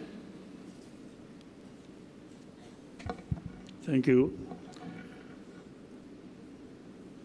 So question, if everything is divine, why Acharya Shankara says Brahma Sattam Jagan Mithya? It is because he looked at the world through Maya. He was a Mayavadin, and Swamiji's assertion was that no, if Aham Brahmasmi is true and Sarvam Khalu Idang Brahma, Khalu Idang Brahma true, then if you take this together, it becomes Aham Sarvam Brahma. I am one with this universe. So Swamiji accepted this fact, and he is Brahmavadi, not Mayavadi.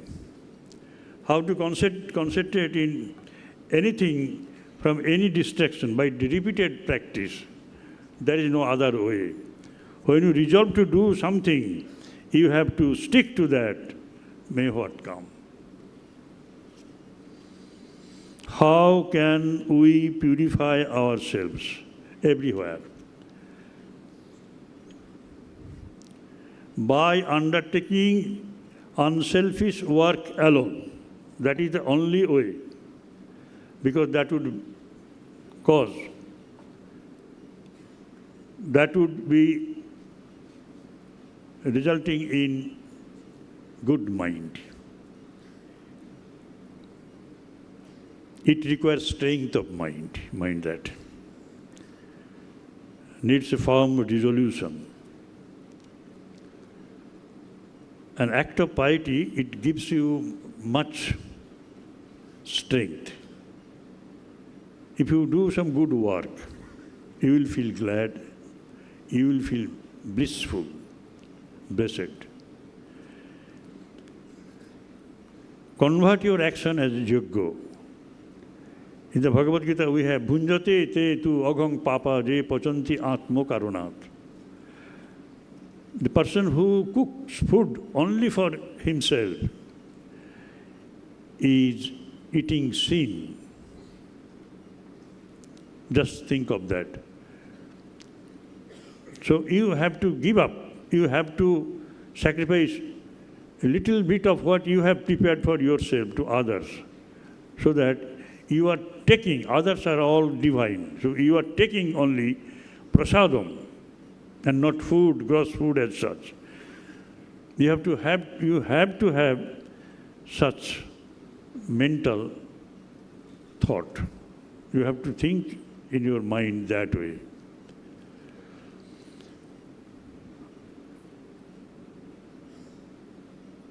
Maharaj, this is yours. Please to come. Oh, no. So it has been addressed to Atmasardhanandaji, but it is written in Bengali. He'll manage. He manages. That's it. Then, আমার প্রতিবেশীর কতক্ষণ সেবা করব, তার দুঃখ দেখে যদি দেখা যায় সে সম্পূর্ণ আমার উপর ডিপেন্ডেন্ট হয়ে গেছে। দেখুন, এত বিচার করে সেবা হয় না। কি লিখেছেন জানাননি? আমি বলি, আপনি ভয় পাচ্ছেন যে আমি যদি কারো সেবা করতে যাই সেখান থেকে আর ফিরে আসতে পারবো না। ফিরে যদি আসতে না চান, তাহলে আমার একটা অনুরোধ আছে আপনার কাছে। এইভাবে বিচার করে সেবা হয় না। তার বাড়ির একটা ছেলে বা মেয়েকে লেখাপড়া শিখিয়ে সেই বাড়িতে আর্থিক নির্ভরতা আনিয়ে দেন।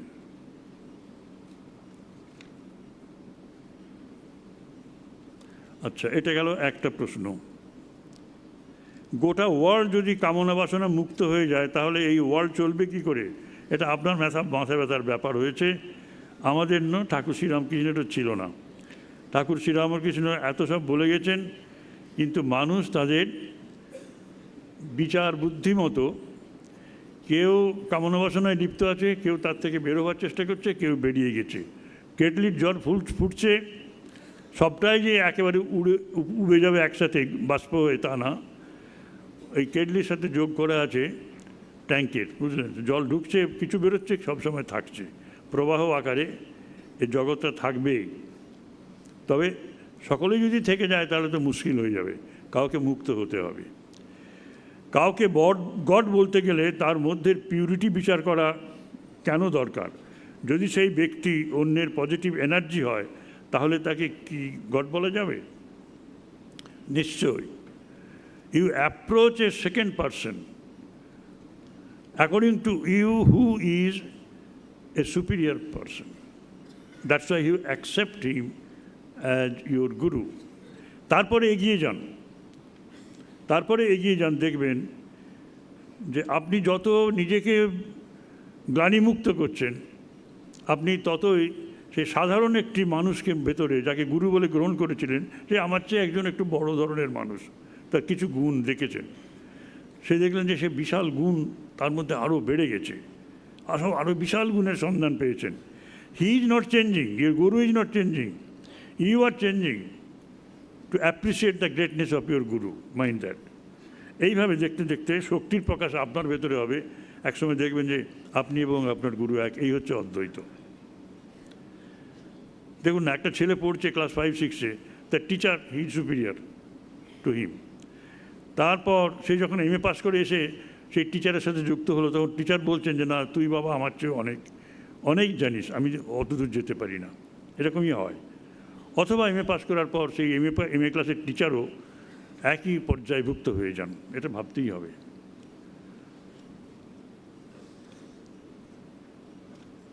আমার আর নেই। Thank you.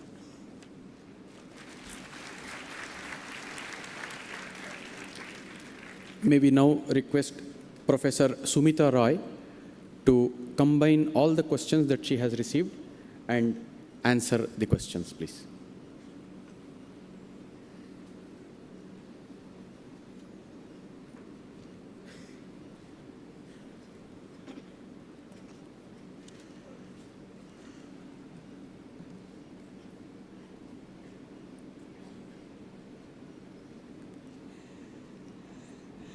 There are questions pan-India. I'm not going to read the questions or the names of the people who have asked or the places they've come from because time is very short. I've just taken up the concepts. Let me try to give you my opinion. There are no answers to these questions. We share our opinion and then we choose opinions which are workable, which are practical. We don't say this is the last word, because a very inclusive tradition is the Ramakrishna tradition. We don't exclude things. Somebody has asked about a correct goal. Now, correct goal keeps changing. It is an evolving process. When you are a student, you are studying, your correct goal is that you concentrate on your studies and not other things. But when you have finished your studies, your goal obviously has to change. When you're a student, you're doing other things, and when you are no longer a student, you say, oh, I love to study, that is my goal, then you are mistaken. Please choose your goals accordingly. At any particular point, your goal setting, we do goal setting for about 3-4 hours. I can't do it in 1 minute. But I can certainly tell you that whatever is your goal should have a backup plan also. Very often we set a goal which is unrealizable, so we have to make realistic goals. In case you are not able to make a realistic goal, you have a backup plan, then you don't feel disappointed or your mind doesn't get negative. Goal setting is very important. Think with yourself, we have strength within us, go within and find out what is your goal. Sitting in this hall, your goal is to imbibe. Going outside, going home, your goal is to emulate. Now, I cannot spell out your goal for the rest of your life. The choice is yours. Freedom, we heard, so all of us are free to do that. Now, somebody said, how should love ourselves? We have the concept of a misplaced self-love. This is very dangerous. You know, we call it as a skewed self-image. Skewed means distorted. A self-image. I'm the greatest, I'm the best, and so on. Nivedita spells humility. I did not mention it. You know, humility is very important for us. Vidya dadati vinayam. If we are really educated, we cannot be egoistic. Whoever is egoistic, we should snatch away their degrees by saying, you are not educated at all. So there is a positive self-love, which we call self-worth. I find in our university students very often a lack of this self-worth. They say, oh, I'm not good enough. I'm useless. I'm bad. That is wrong. You have to respect yourself. You have to measure how much you are capable of. We have many games to measure self-worth, and that requires a group of people. Of course, here we don't have a chance.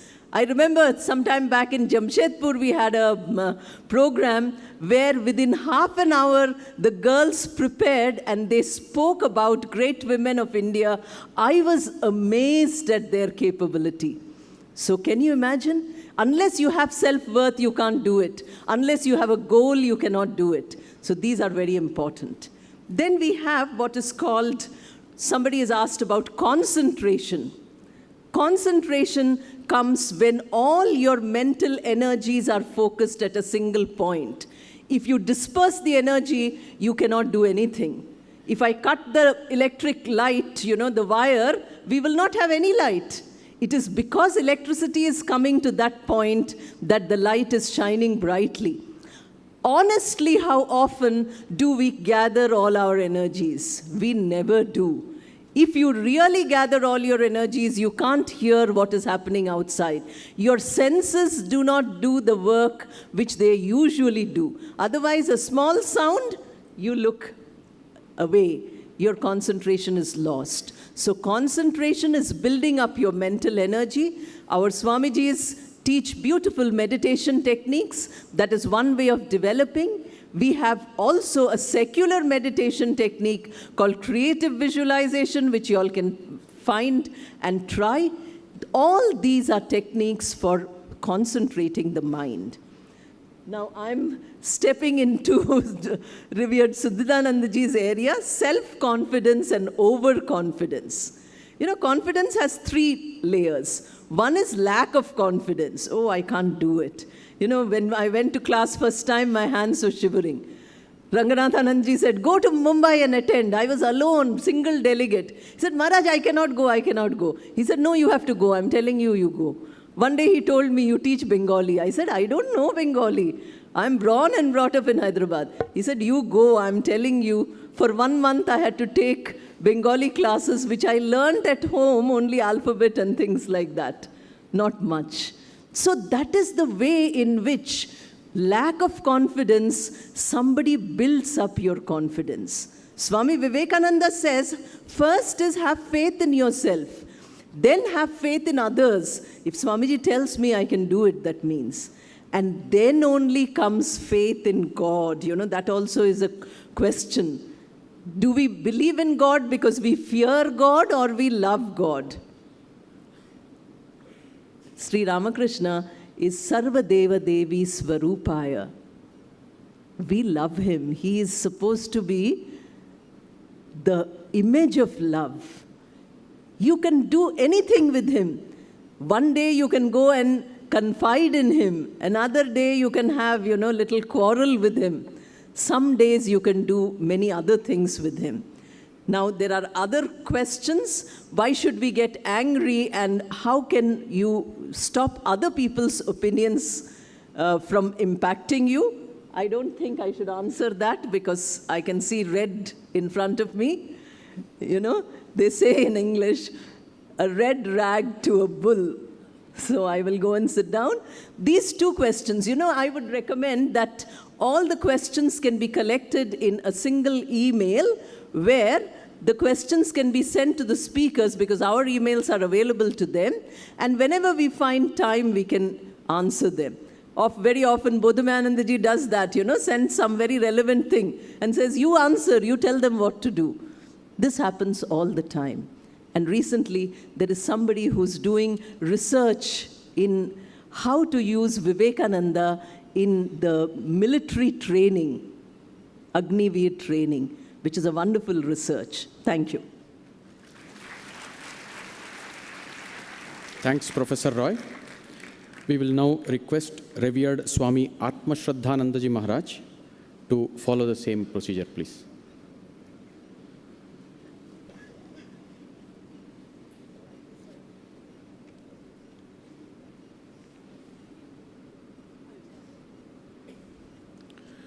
I too have a number of questions.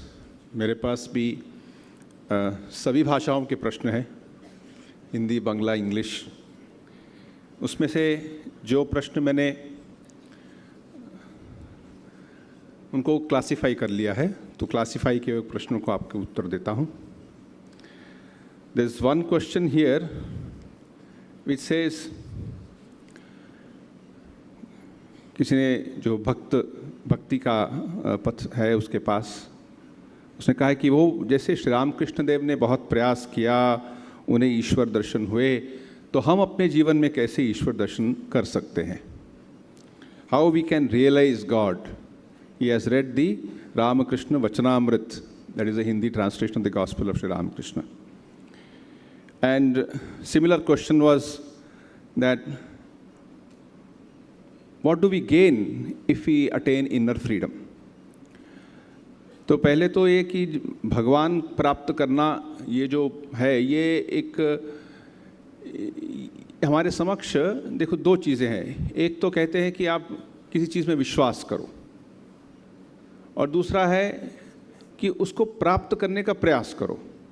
पहले है your just a believer, दूसरा जो है you become a practitioner. तो आप practitioner बनना चाहते हैं, तो उसके लिए पहली बात जो हमें हमारे शास्त्रों ने, श्री रामकृष्ण देव की बातों में हम पाते हैं, वो है कि पहले जीवन में नैतिक जीवन को स्ट्रॉन्ग करो, जैसे सच बोलना, अपने आप पे कंट्रोल रखना, ब्रह्मचर्य का पालन करना, जीवन में विनम्रता होनी चाहिए। पहले इन चीज़ों को स्ट्रॉन्ग करें। कोई कहे कि ध्यान करने से भगवान मिल जाते हैं, तो ठीक है, लेकिन ये आपने इधर उधर की बातें सुनी हुई हैं। लेकिन जो साधक हैं, जो महान व्यक्ति हैं, उन्होंने यही पथ बताया है कि पहले आप अपने जीवन को पवित्र कीजिए। नैतिक बात को लेके पतंजलि योग सूत्र में इसको यम और नियम कहा गया है। यम, नियम, आसन, प्राणायाम, प्रत्याहार, धारणा, फिर ध्यान। तो आप ध्यान से ही शुरू करेंगे तो बाकी वाले स्टेप्स तो आपने फॉलो नहीं किए। तो अक्सर लोग कंफ्यूज हो जाते कि हमें करना क्या है। स्वामी जी ने कहा है be do and do good. तो पहले आप शुरू कीजिए इन यम और नियम। ये 5 बताए जाते हैं योग सूत्र में, अर्थात पहले उसमें सत्य है, अहिंसा है, ब्रह्मचर्य है, फिर चोरी नहीं करना, तपस्या का जीवन अपनाना, संतोष रखना, ईश्वर के प्रति अपने आप को समर्पित करना।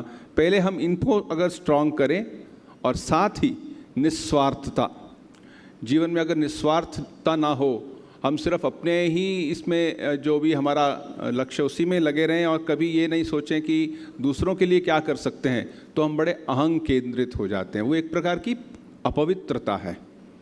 इसलिए भगवद गीता में आता है, योगिनः कर्म कुर्वन्ति आत्मशुद्धये। जो योगी अर्थात जो साधक है, वो कार्य करता है अपने मन की पवित्रता के लिए। तो जैसे आप रामकृष्ण मिशन में आए हैं, आपने देखा यहाँ पे कितने साधु ब्रह्मचारी महाराज भी काम कर रहे हैं, सेवा कर रहे हैं, विभिन्न जो विभागों को वो मैनेज कर रहे हैं। तो उसका उद्देश्य क्या है? उसका उद्देश्य है मन की पवित्रता। और एक जो प्रश्न यहाँ पे है वो है कि desire for moksha is also a desire. ठीक ही कहा। तो वो यूँ से हमारे जो शास्त्रों में है कि हमें वासनाओं से मुक्त होना चाहिए, हमें इच्छाओं से मुक्त होना चाहिए, तो ये तो एक इच्छा हो गई, बिल्कुल। लेकिन ये इच्छा की कैटेगरी में आती नहीं है। ये इच्छा ऐसी है जो बाकी सब इच्छाओं से मुक्ति दे देती है। तो इसलिए इस इच्छा को रखना असल में एक बहुत बड़ा एक सौभाग्य होता है। श्री रामकृष्ण देव कहते थे कि बाकी सब चीज़ें मिठाई की कैटेगरी में आती हैं, लेकिन मिश्री जो है वो मिठाई की कैटेगरी में नहीं आती है। तो इसलिए हमें इस इच्छा को रखना, अगर किसी के मन में है कि वो मोक्ष की इच्छा है, तो अगर वो इसके मामले में बहुत सिंसियर है तो उसने अपने जीवन में एक बहुत बड़ा प्रोग्रेस कर लिया है। और एक प्रश्न है, ये 2-3 लोगों ने किया है और उसका भाव ये की है, he asked that how to get rid of extreme negativity. Another person says, यदि हमारे वातावरण में नेगेटिविटी ज़्यादा हो तो हम हमारी मानसिक शांति को कैसे बनाए रखें। और इसी को किसी ने और ने कहा है कि how to get rid of these poisonous inputs that we get from the media. इन तीनों का अगर हम एक उत्तर दें तो अपने विवेक को जागृत करो और विवेक को और उसको बलशाली बनाओ। अच्छा, विवेक क्या होता है? विवेक अर्थात हमारे अंदर सोचने की एक क्षमता, क्या उचित है, क्या अनुचित है, क्या मेरे लिए या मेरे चरित्र के लिए, मेरे व्यक्तित्व के लिए, मेरे मानसिक स्वास्थ्य के लिए अच्छा है या क्या बुरा है। इसको विवेक कहते हैं। हर सोच को विवेक नहीं कहते।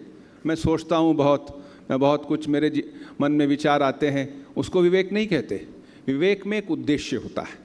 और श्री रामकृष्ण देव तो आध्यात्मिक दृष्टि से और कहते हैं कि नित्यानित्य विवेक करो, अर्थात ये चीज़ हमेशा रहेगी क्या, या फिर ये कुछ दिन का ही खेल है।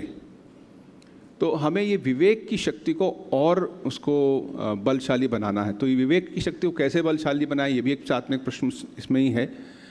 तो जितना हम अपने आप को अच्छे विचारों से युक्त रखेंगे, सत्संग करेंगे, दूसरों से जब मिलेंगे तो सिर्फ गपशप या फिर बहुत सी साधारण सी बातों, खाना पीना, स्पोर्ट्स, पॉलिटिक्स को छोड़ के भी कुछ तो जीवन में होता है।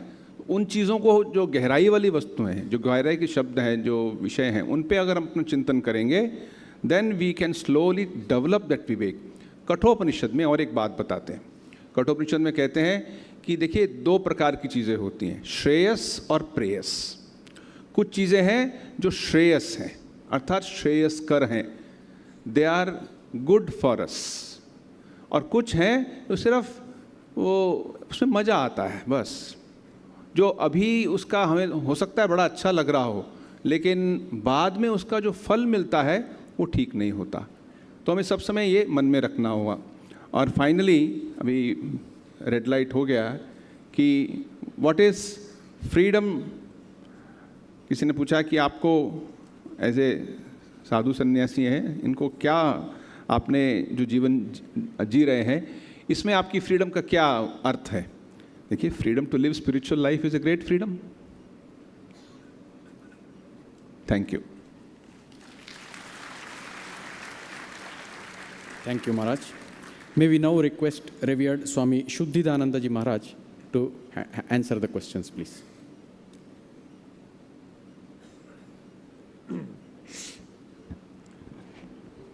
It's really wonderful to see a large number of questions coming from the students. So it would not be possible for us to take up every question individually. So I'll just, whatever I have read through these questions, in all these questions I found the questions are mostly centered on the subject of how to develop our inner strength. What is this center of divinity called Atman?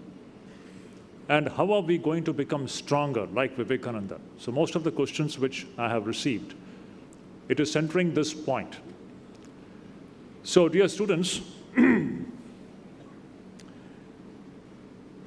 when we think about the issue of manifesting this power from within ourselves, as I said in the morning, in the beginning, that we have to manifest this infinite power which is lodged inside ourselves.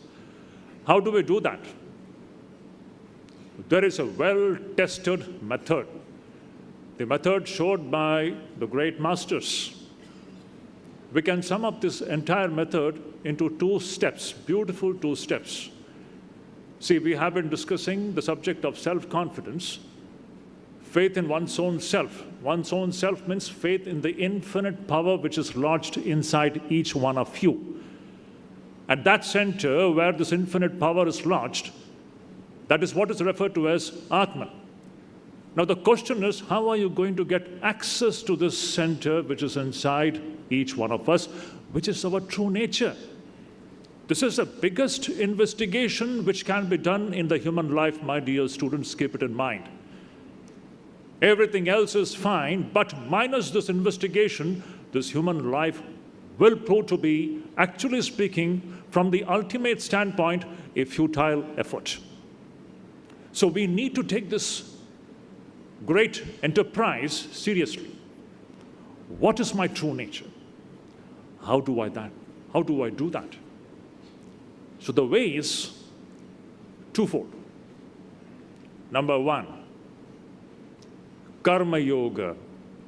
To put in Swami Vivekananda's terms, or Sri Krishna's terminology, we need to lead a life which is selfless.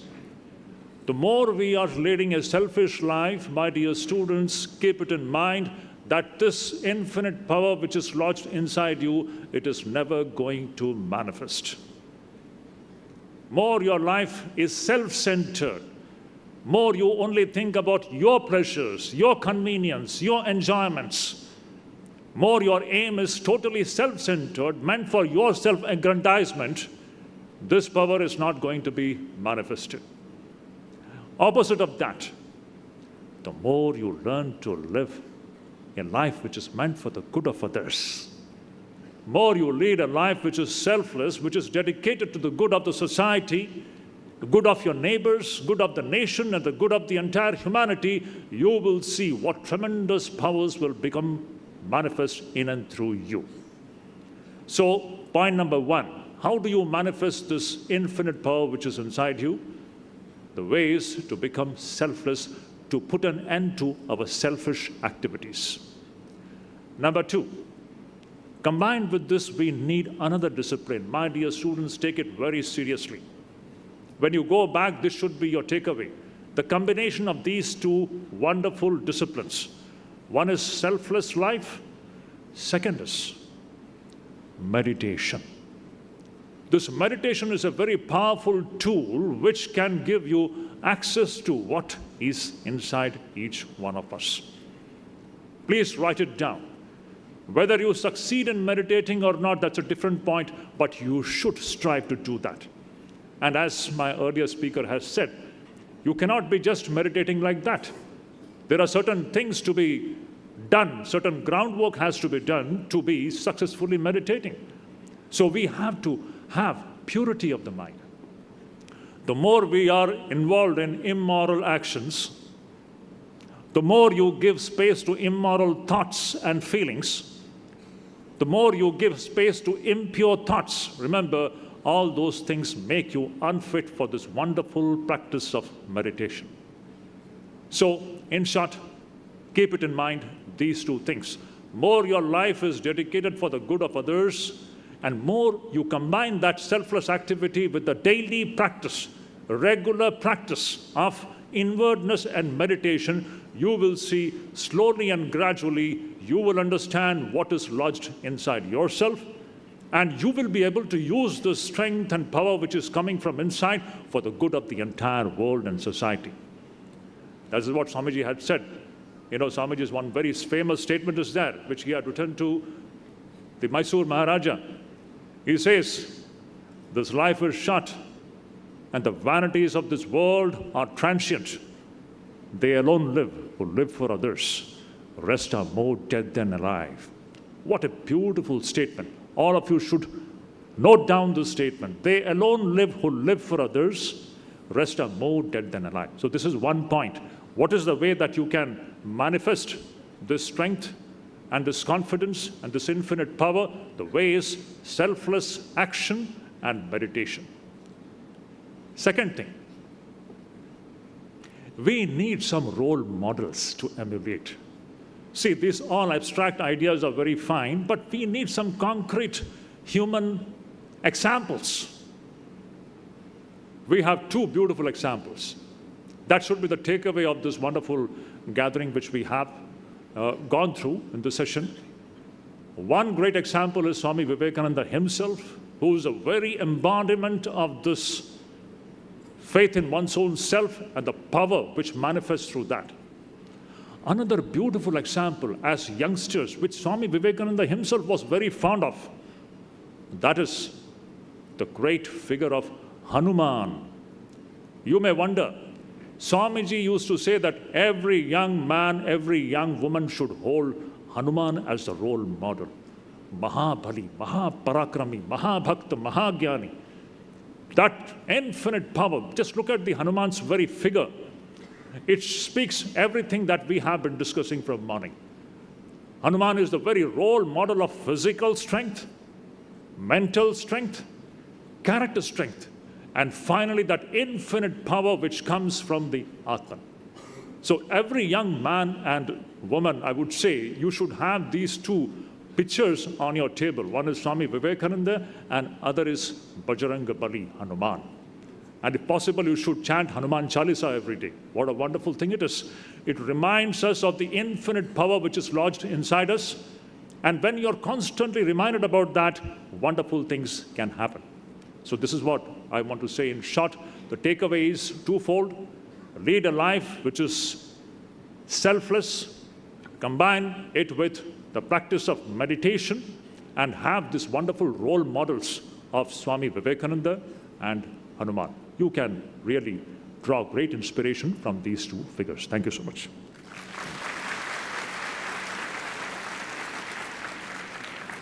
That brings us to the end of the first session.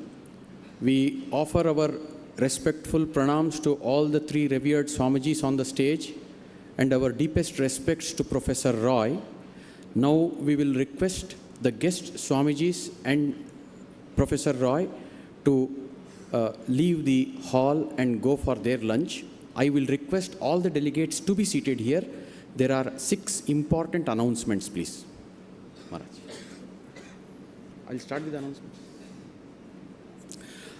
Acha, the first announcement is, we have an English magazine called Vedanta Kesari published from Ramakrishna Mission, Chennai.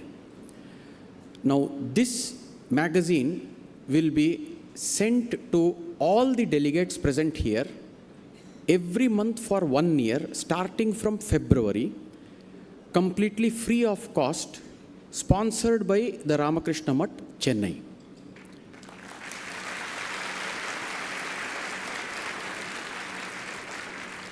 We will not need you to fill up any form and all those things, because while you registered for this youth convention, you have given your full address. To that address, it will be posted. The second announcement is, you have been given a badge which tells details about you. There is a word called delegate mentioned on that. Please have it around your neck continuously when you move around in the campus, so that we have volunteers and we have Swamijis at various places. They can immediately identify you and help you if there is any instructions or information you need. Understood? The third, we will now break for lunch. We will have a lunch break. So once you leave this hall, you will all go to a place called Sadabrata. Residential candidates already know that place. Most of you know, yesterday you have been there. So the non-residential candidates can follow the crowd. And we have volunteers everywhere. They will also be guiding you, the dining hall. All of you will have your lunch there and assemble back. Now here, there is a very important announcement for all of you. Some of you have come from faraway places, and we have designated you as residential delegates.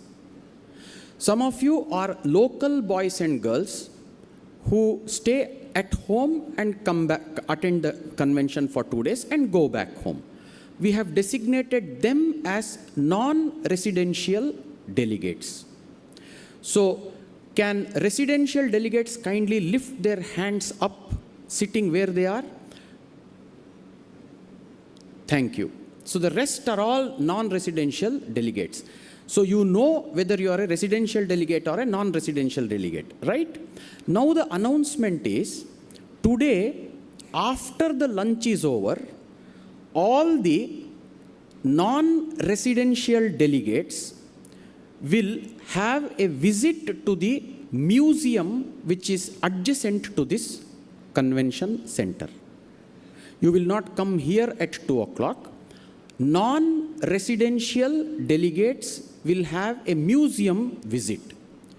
What will happen to the Ramakrishna Sangrahalaya, that is the building next to this. What will happen to the residential delegates? You will all kindly finish your lunch by 1:45. Between 1:45 to 2 p.m., please come back to this hall. We will have a screening of a very beautiful documentary. This arrangement will be reversed tomorrow. Should I repeat? So today, where will the non-residential delegates go after lunch? Non-residential delegates কোথায় যাবে আজকে লাঞ্চের পর? Museum, সংগ্রহালয়ে যাবে।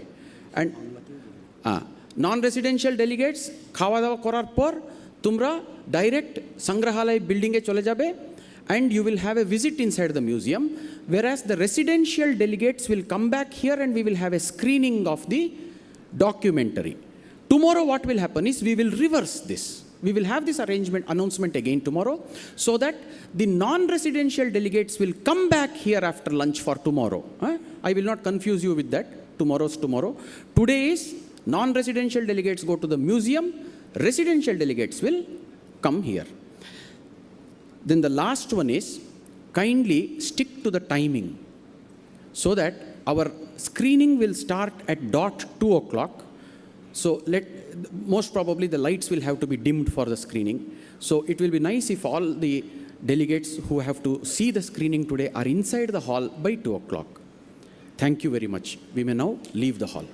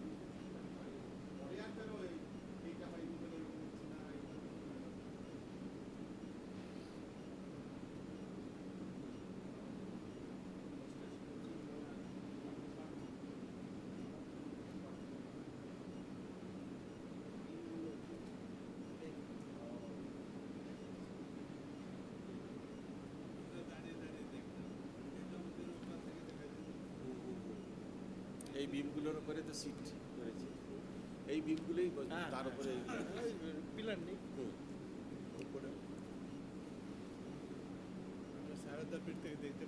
এখন কটা হল আমাদের? কটা হল? আমাদের হল 3টে। এটা হচ্ছে অডিটোরিয়াম 1। হ্যাঁ, আর আমাদের কনফারেন্স হচ্ছে একটা যেটা কনফারেন্স বলরাম বসু না কনফারেন্স, এটারই নিচে দুটো আছে। একটা যেটা হ্যাঁ ইটস কনফারেন্স যেটা হলো একটা বলরাম বোস হল অডিটোরিয়াম 2, আর এইটার নিচে একটা আছে অডিটোরিয়াম 3। সে তার সাইজ কত? সেটা হচ্ছে 250 ম্যাক্সিমাম, 250। 3টে হল টোটাল মিলিয়ে 2000 সামথিং। এটাতে আছে 1200 সামথিং। এটা হচ্ছে 1200। এইটা 1200 সিটিং ক্যাপাসিটি এইরকম কিছু। আচ্ছা আচ্ছা, 1100 থেকে 1100 না, ওই 1200ই মোটামুটি। সিট নম্বর একটা দেওয়া হয়েছে কি? আচ্ছা, উপন্যাস মিলিয়ে চিন্তার মধ্যে পিতলের নাম্বারিং করা সিট।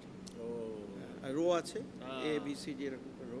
এইটা খুব ভালো আছে, ওটা খুব লোকেট করা খুব সহজ। এটা একজন আমাকে বললেন, এইটা বলেনি পেতলের ব্যাপার না, ওটা থাকে ওই যদি কম্পিউটারে করা থাকে।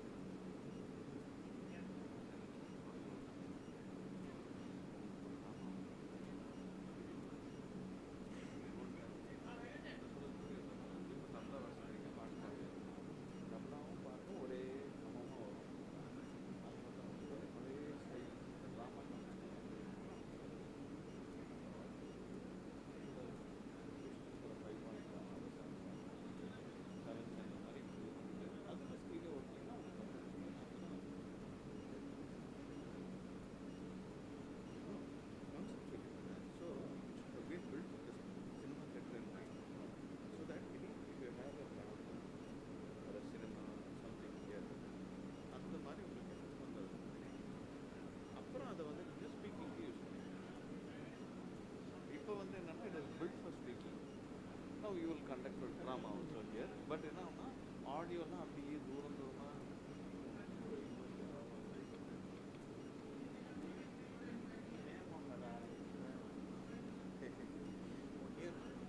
Hey, we can put it here. The HDMI cord is here. Wireless keyboard we are having. Almost. Actually, I don't believe on the wireless keyboard. He is bent on not doing any work. आत्मप्रेरण जी के फांसी देवर दोनों wait.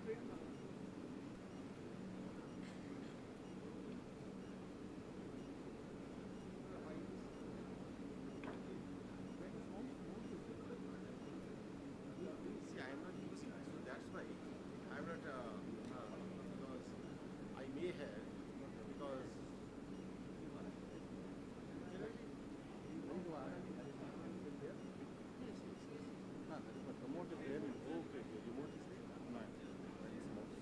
This we will connect here.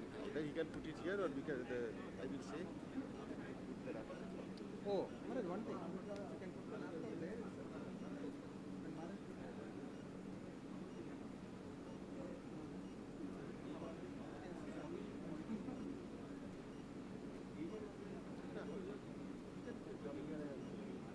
He can stand here. It will not be a problem.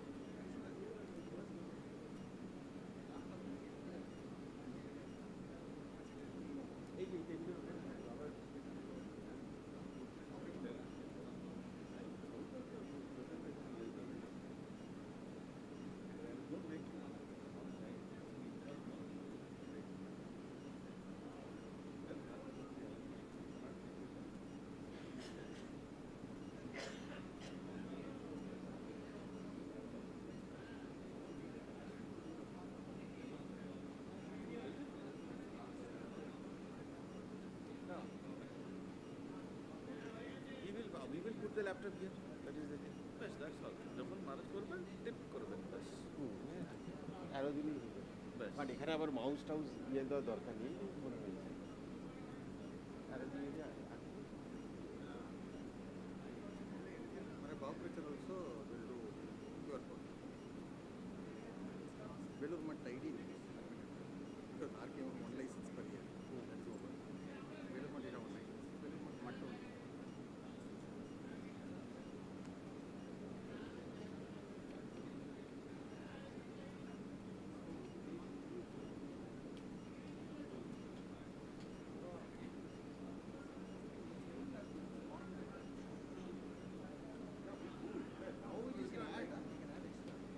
Can't add an extra because the thing is the person who is sitting at the last, he will not get to see anything if we not above no side then again ratio there will be a problem with the ratio.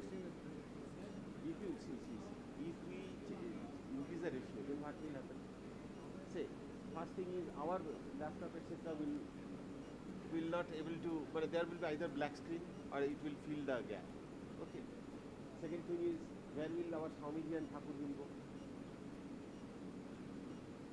Digital. So, বোঝাও digital মানে digital হলে যখন এটা দেখানো হবে তখন ঠাকুর সামনে তখন হবে ফিজিক্যাল কেয়ার ডিজিটাল হবে না বুঝতে পারছি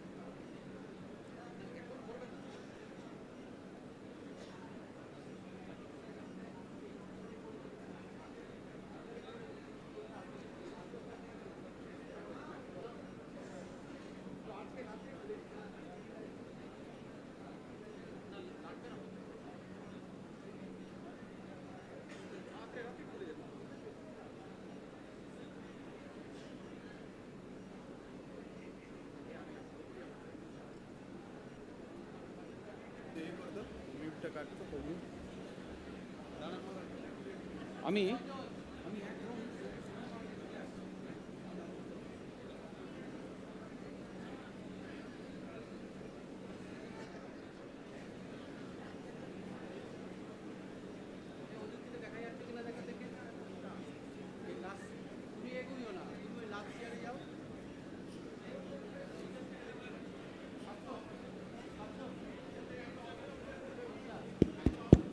Okay.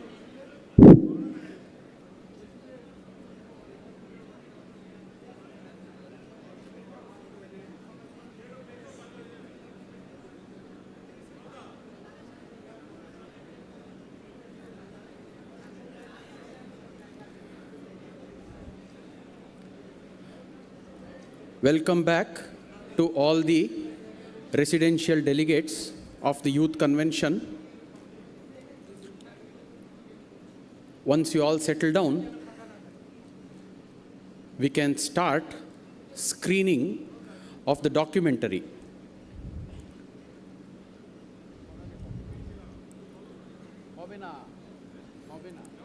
If by any chance there is a delegate by name Shirshendu Banerjee, there is possibility that he is there in the museum section, but if he is there here, you may kindly come backstage. His delegate card was lying somewhere, we got it, we'll give it back to him. Shirshendu Banerjee. Okay. So,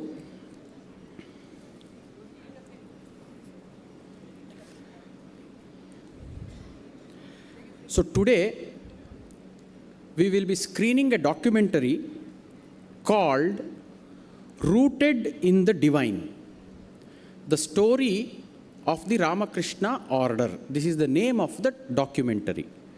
Rooted in the Divine, story of the Ramakrishna order.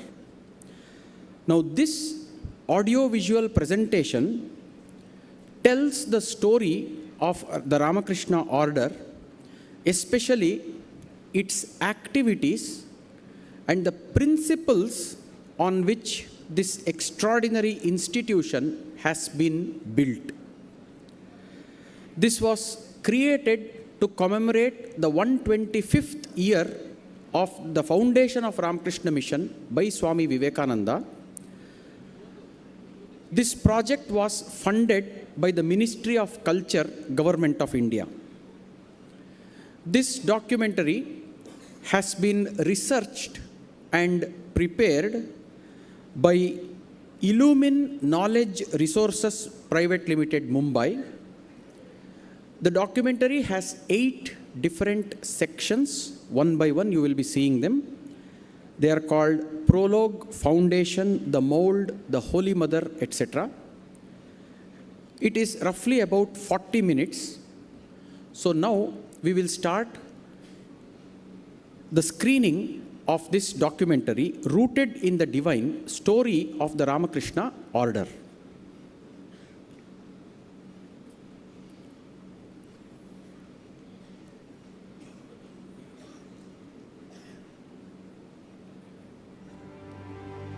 One idea that I see clear as daylight is that misery is caused by ignorance and nothing else. Who will give the world light? Sacrifice in the past has been the law. It will be, alas, for ages to come. The earth's bravest and best will have to sacrifice themselves for the good of many, for the welfare of all. Buddhas by the 100 are necessary, with eternal love and pity.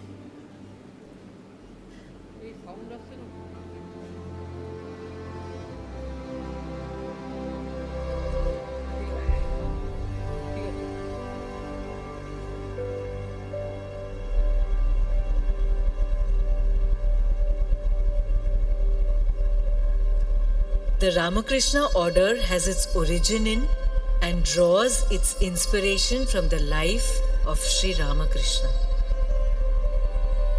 Sri Ramakrishna was born in 1836 in the village of Kamarpukur, a little hamlet born of timeless India and secluded for centuries from the rise and fall of civilizations.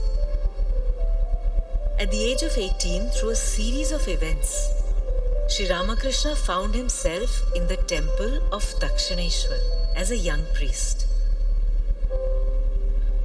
But unlike other priests, this young man did not settle down into a life of ritualistic worship.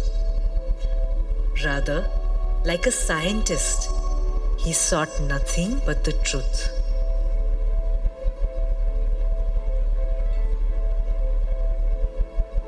And like a true spiritual seeker, he plunged into the very reality of the image of mother he was serving. The intensity and scope of Sri Ramakrishna's sadhana is unique in the history of spirituality, anywhere in the world. He first attained the vision of the Divine Mother after 3 years of intense yearning. He then explored the multiple paths of the Tantra with formal tutelage. He traversed the multiple modes of bhakti worship.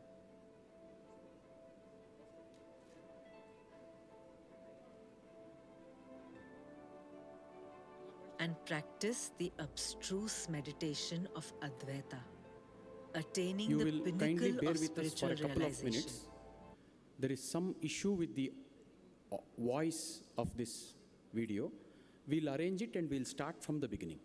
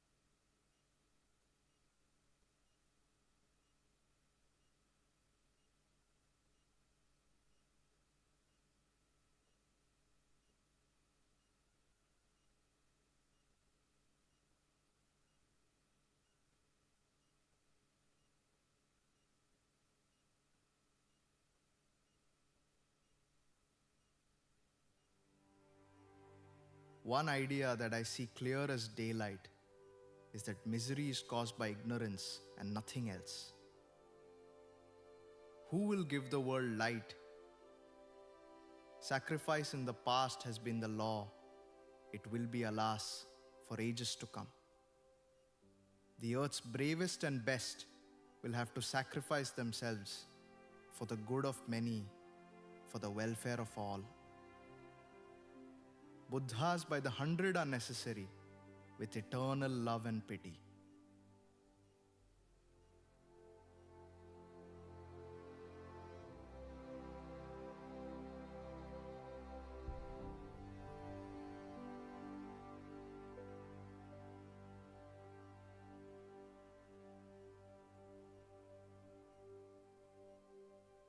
The Ramakrishna order has its origin in and draws its inspiration from the life of Sri Ramakrishna.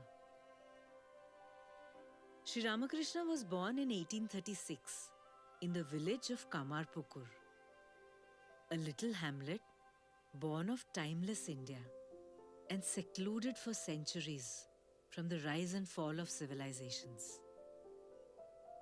At the age of 18, through a series of events, Sri Ramakrishna found himself in the temple of Dakshineshwar as a young priest.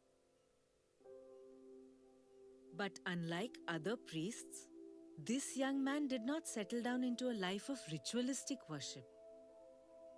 Rather, like a scientist, he sought nothing but the truth.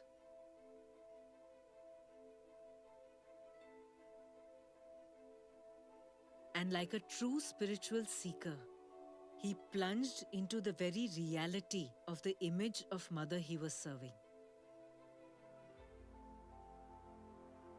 The intensity and scope of Sri Ramakrishna's sadhana is unique in the history of spirituality, anywhere in the world. He first attained the vision of the Divine Mother after 3 years of intense yearning. He then explored the multiple paths of the Tantra with formal tutelage. He traversed the multiple modes of bhakti worship.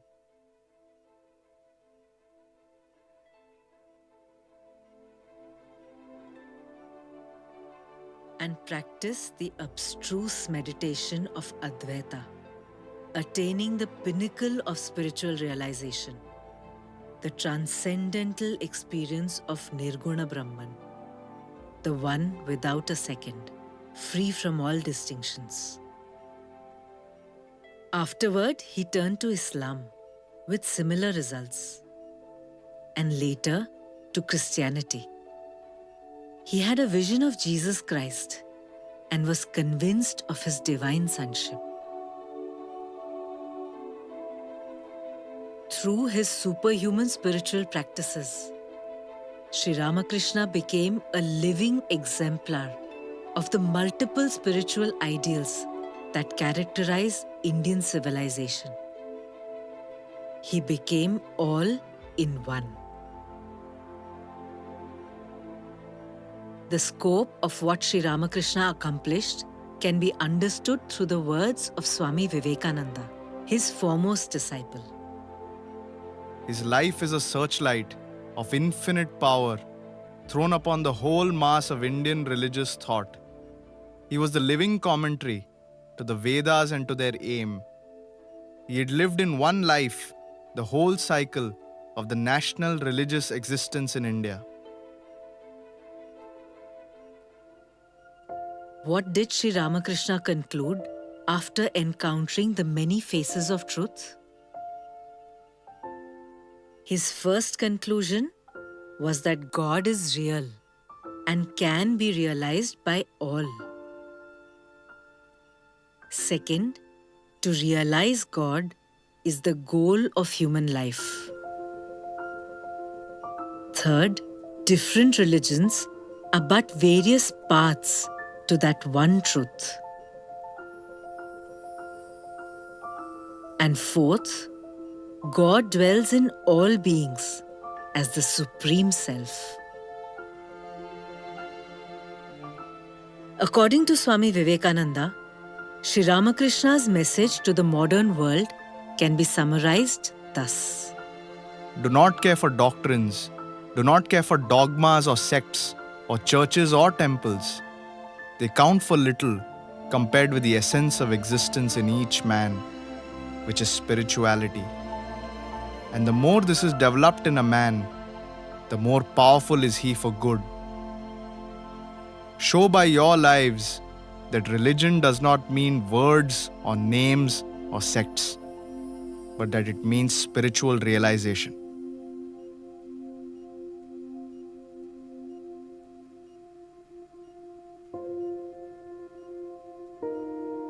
Sri Ramakrishna's intimate disciples arrived one by one during the last 6 years of his life. Many of them were young, and he recognized their spiritual potential at first sight. The most important among them was Narendranath Datta, a young boy, precocious in his breadth of knowledge, well-read in Western philosophy, and more important, a genuine seeker of truth. The Master guided each one to realize his spiritual potential. He inspired some of them to embrace the path of monasticism for the realization of God. These became his monastic disciples, while he inspired others to pursue their spiritual practices, remaining in their families. He taught his disciples to be both broad-minded and yet rooted in their ideals. Sri Ramakrishna also gave them a deeper insight into the kind of service he expected of them in the future. Shivagyane Jive Seva. He anointed Naren as the leader of his young disciples. Furthermore, he imparted to him the spiritual power needed to carry out the divine mission with which he was charged. In short, Sri Ramakrishna was architecting the future Ramakrishna order while setting the mold for future spiritual seekers. Shortly after the passing away of the Master, the monastic disciples formed a brotherhood. They rented a dilapidated house at Baranagar, Kolkata. Thus began the first mutt of the Ramakrishna order. The young disciples of Sri Ramakrishna plunged into lives of intense renunciation and arduous spiritual practice. Of these days, Swami Vivekananda said, There were days at the Baranagar mutt when we had nothing to eat. Leaves of the bimba creeper boiled, salt and rice.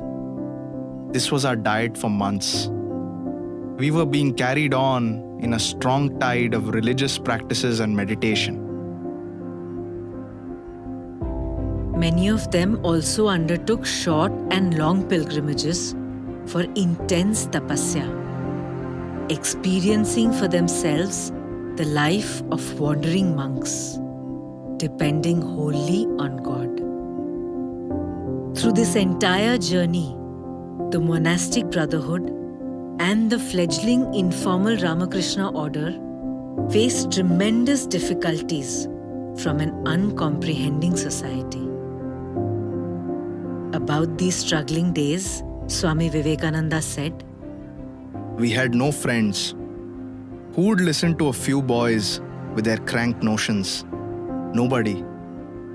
Just think of it, a dozen boys telling people vast, big ideas, saying they're determined to work these ideas out in life. Why? Everybody laughed. Who would sympathize with me? None, except one. That one was a woman.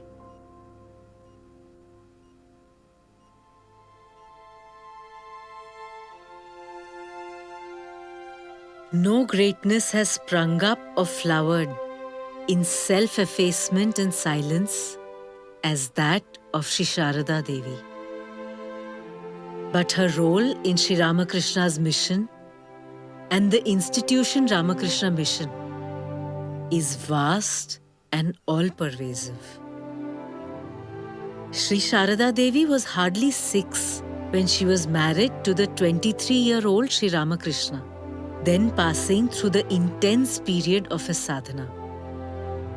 She came to Dakshineshwar only 12 years later. Sri Ramakrishna looked upon her as a special manifestation of the Divine Mother of the universe.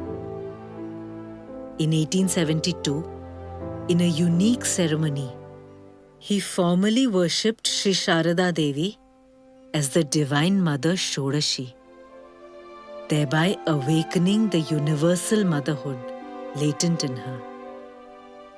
With this, his journeys of sadhana reached its end.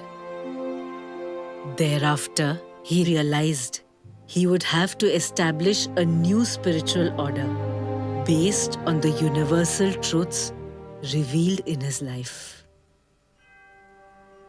When Sri Ramakrishna passed away in 1886, Sri Sharada Devi was 33.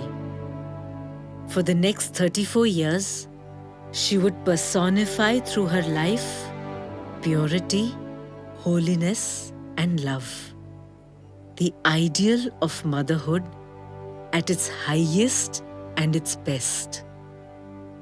She would come to be known by the epithet Holy Mother.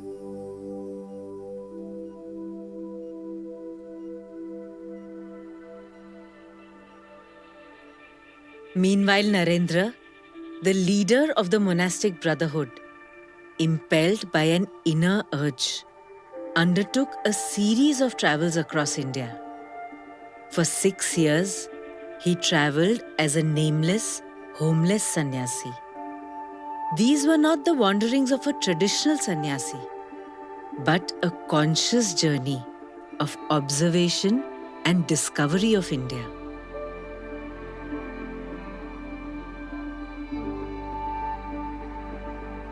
He encountered firsthand the material poverty of the country and saw for himself the terrible condition of the common man, especially in famine-stricken regions.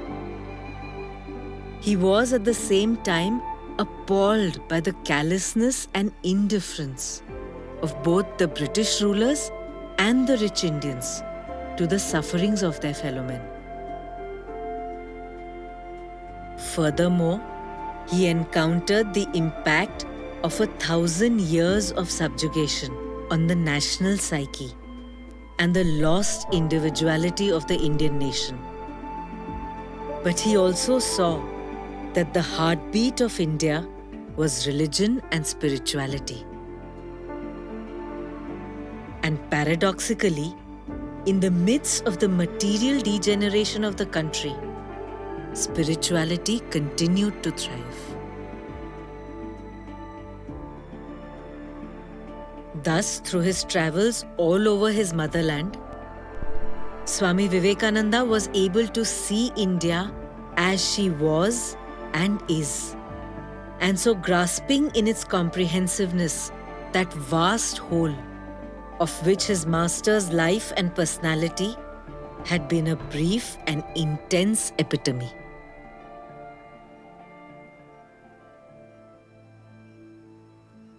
Shortly thereafter, Providence provided him with an opportunity to represent Hinduism at the Parliament of Religions in Chicago in 1893. Swami Vivekananda's opening words at the Parliament of Religions are well known.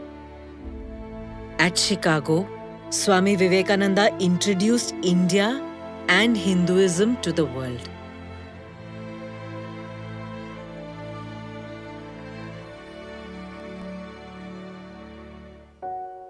Some of his messages at the Parliament were, I'm proud to belong to a religion which has taught the world both tolerance and universal acceptance. We believe not only in universal toleration, but we accept all religions as true. The Christian is not to become a Hindu or a Buddhist, nor a Hindu or a Buddhist to become a Christian, but each must assimilate the spirit of the others and yet preserve his individuality and grow according to his own law of growth.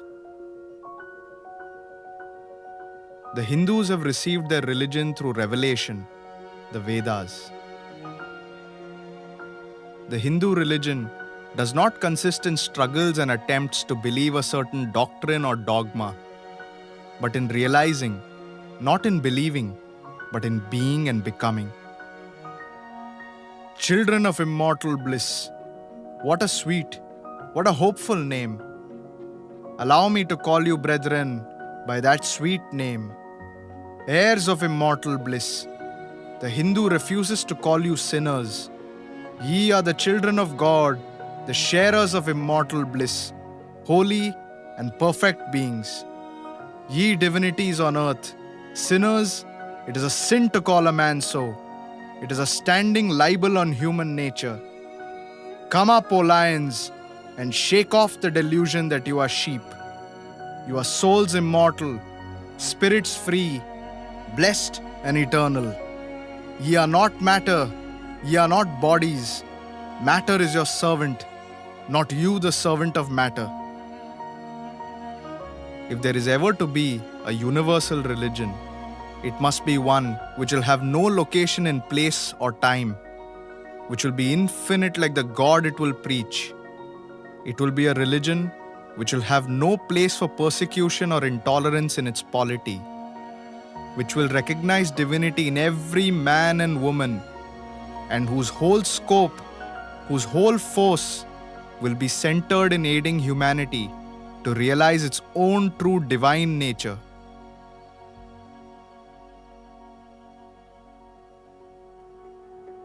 For the next 3 years, he lectured across America and Europe, introducing Vedanta to the West.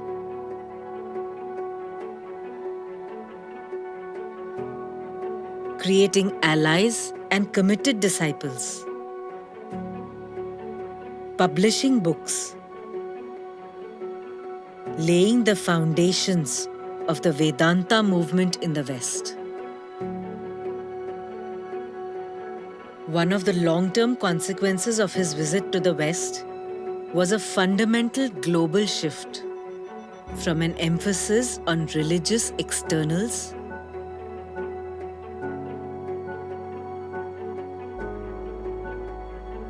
to a focus on spiritual fundamentals. A shift that has accelerated over the decades.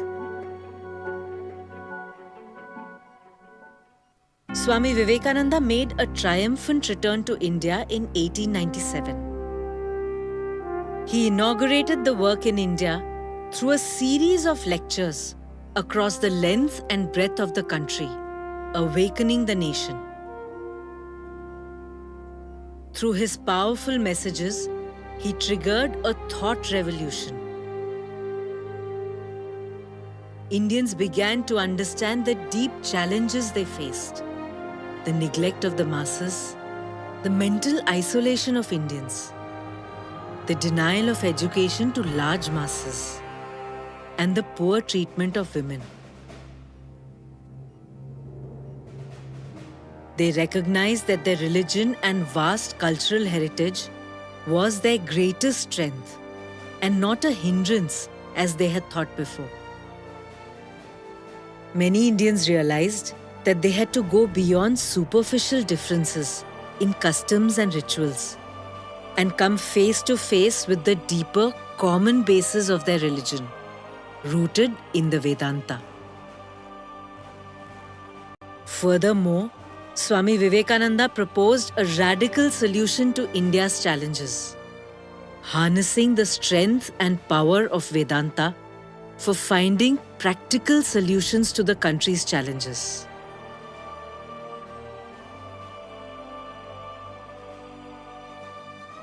Through all this, Swami Vivekananda awakened the spirit of strength and national responsibility in thousands of his fellow countrymen. Thus, in the period from 1893 to 1902, Swami Vivekananda straddled both the East and the West. Through his different but complementary messages to the East and the West, he opened up the possibility for all of mankind to move towards a universal religion.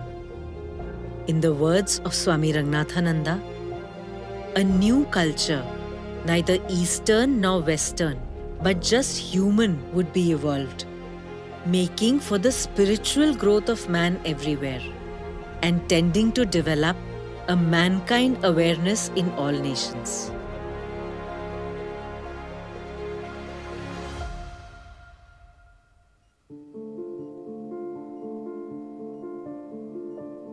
We saw earlier that Sri Ramakrishna himself created the seeds of the Ramakrishna order during his life.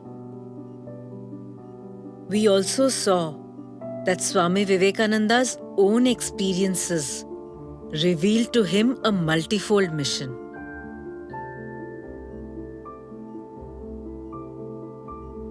Within India, his mission was the awakening of the spiritual consciousness of India and national reconstruction on the basis of this consciousness. Across the world, it was the spiritual awakening of the world at large and promoting mutual fellowship and harmony among religions. Swami Vivekananda was getting increasingly convinced that he needed to set up an organization in order to make this multifold mission a reality. The conviction has grown in my mind after all my travels in various lands that no great cause can succeed without an organization. Accordingly, on May 1st, 1897, Swami Vivekananda formally organized the Ramakrishna Mission Association in the home of Balram Bose, a close devotee of Sri Ramakrishna. The primary aims of this organization were outlined in the minutes of the meeting. The first objective is to propagate the principles propounded by Sri Ramakrishna.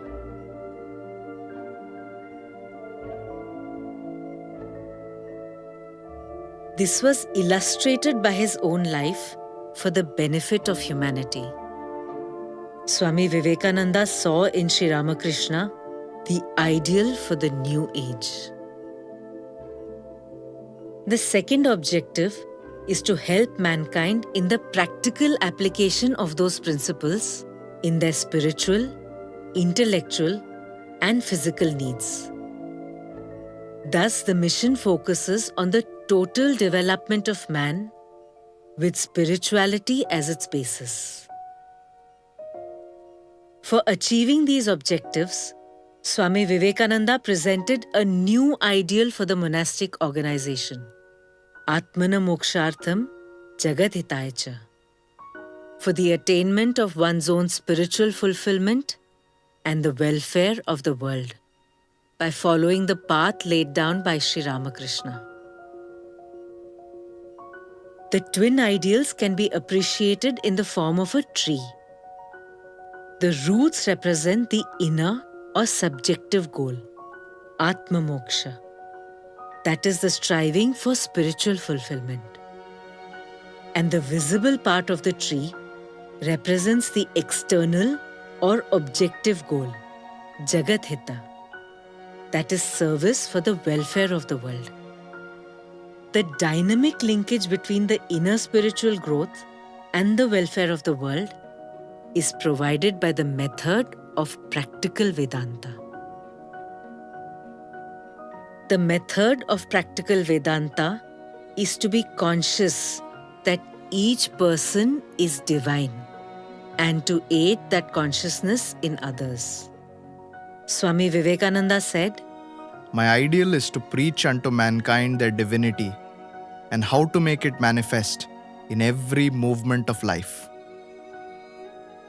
Second, it also means carrying out all of our interhuman dealings with that consciousness of divinity. He said, In India it has been preached, the solidarity of all life, that in hurting anyone, I am hurting myself. In loving anyone, I am loving myself. And third, it means we serve those in need in a spirit of worship. In the words of Swami Vivekananda, This is the gist of all worship, to be pure and to do good to others. He who sees Shiva in the poor, in the weak, and in the diseased, really worships Shiva. And if he sees Shiva only in the image, his worship is but preliminary. in the light of this motto, the vast and varied activities of the Ramakrishna Mission can be understood better. The mission conducts various kinds of service activities. They are based on the different types of service envisaged by Swami Vivekananda. What is needed in this yuga is giving, helping others. The highest of gifts is the giving of spiritual knowledge. The next is the giving of secular knowledge. And the next is the saving of life. And the last is giving food and drink. This is manifest in the ladder of service. Annadana is seen in the relief and rehabilitation work of the mission. In the year 22-23 alone, the mission reached more than 1 million people. Pranadana is done through affordable healthcare and health education. In the year 22-23, healthcare was provided to over 8.6 million people across more than 2,000 medical units.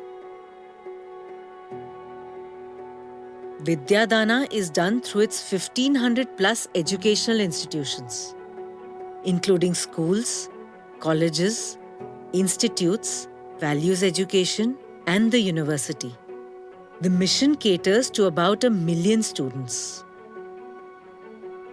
Jnanadana is done through spiritual counseling, discourses, spiritual retreats, and publications, benefiting over 5.5 million people in the year 22-23.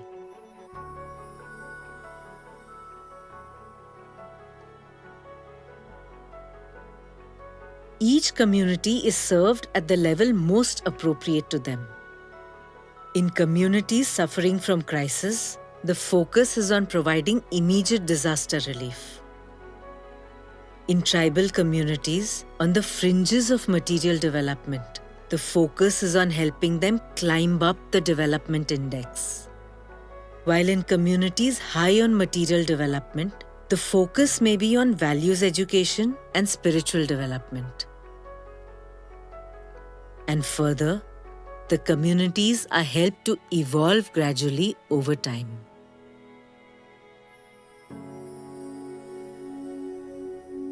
A second way of understanding the mission's activities is through the centers. Each center is rooted in a temple or a shrine.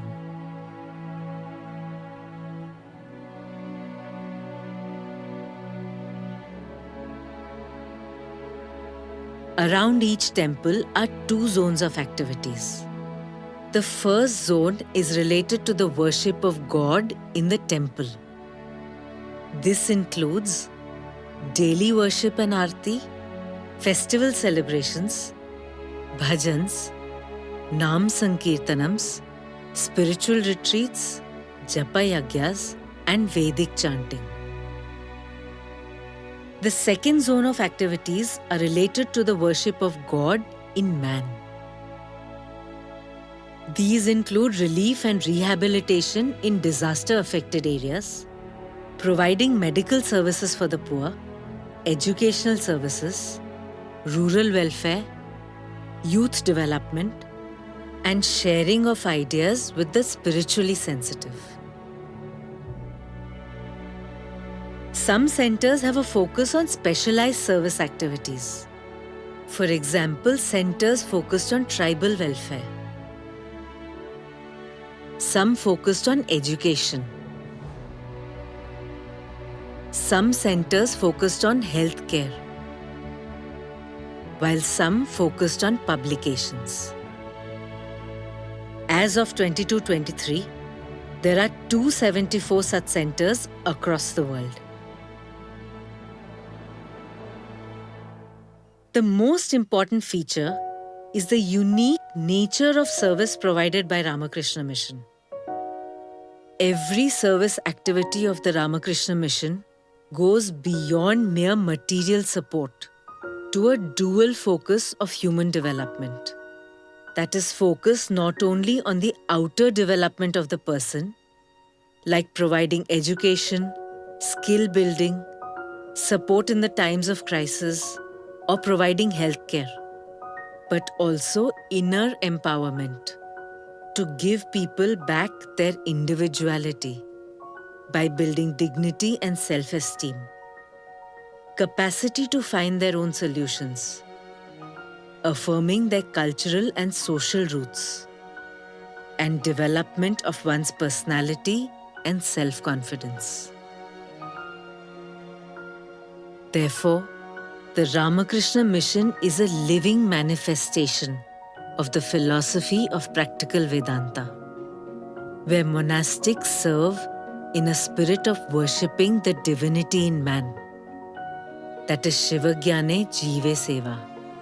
And on the other hand, the beneficiaries receive 2 levels of help: outer development, and inner empowerment. Thus, practical Vedanta is the means, and universal love and acceptance the basis of the Ramakrishna order. In the words of Holy Mother Sri Sharada Devi, whom Swami Vivekananda referred to as the Sangha Janani, or Mother of the Order, learn to make the whole world your own. No one is a stranger, my child. The whole world is your own.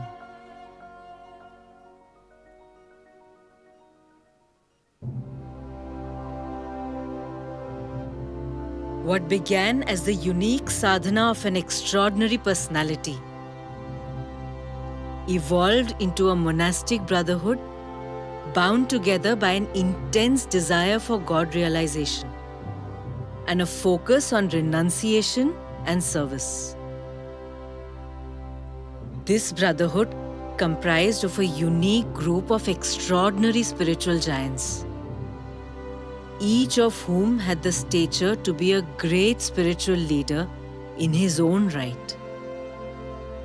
Swami Vivekananda tells us that Sri Ramakrishna used to say, "Know each of those who are here to be of great spiritual power.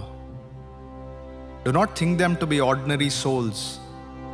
You may go round the world, but it is doubtful if you will find men of such spirituality and faith in God like them. They are each a center of religious power, and in time, that power will manifest."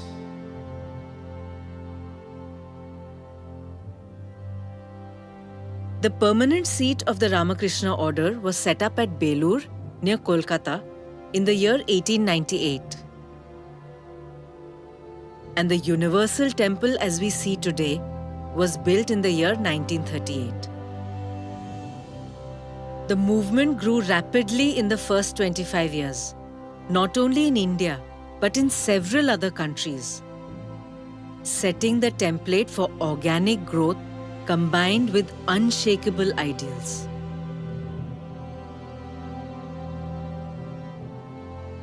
Through this period, the Ramakrishna order provided intellectual and spiritual sustenance to the entire freedom movement of India. At the same time, it created an impact on a range of public intellectuals in the West, each of whom was subsequently imbued with the spirit of Vedanta as proposed by Swami Vivekananda, and further influenced millions. The mission has also inspired several hundred institutions to live the national ideals of renunciation and service. Moreover, it has been a critical catalyst for integrating India's centuries-old spiritual heritage with the modern world. However, the most important impact of the Ramakrishna Mission is that it is an engine for man-making, as envisioned by Swami Vivekananda. Remember that the aim of this institution is to make men. You must not merely learn what the rishis taught. Those rishis are gone, and their opinions are also gone with them. You must be rishis yourselves. You must stand on your own feet. You must have this new method, the method of man-making. These blazing words of Swami Vivekananda have transformed the lives of thousands of monks, tens of thousands of devotees and volunteers, and millions of spiritual seekers in India and all over the world.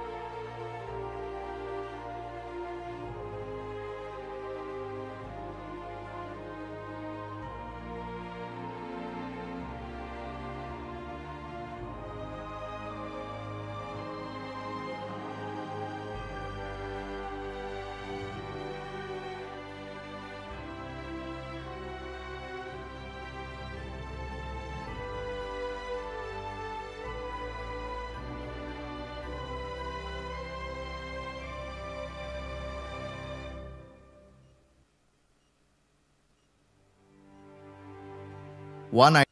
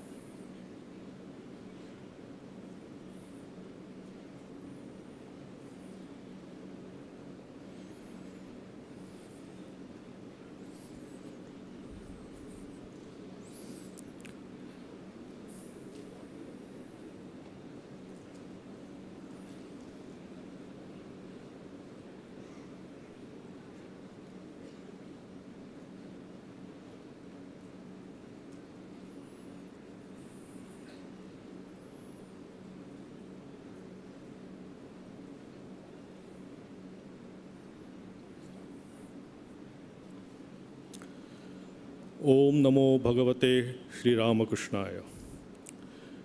Now we are entering into the second session, that is post-lunch session of this convention.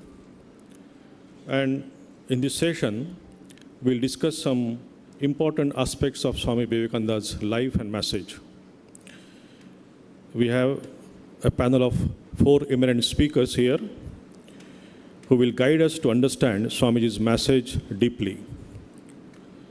Again, I'll remind you there will be a question and answer session after this session.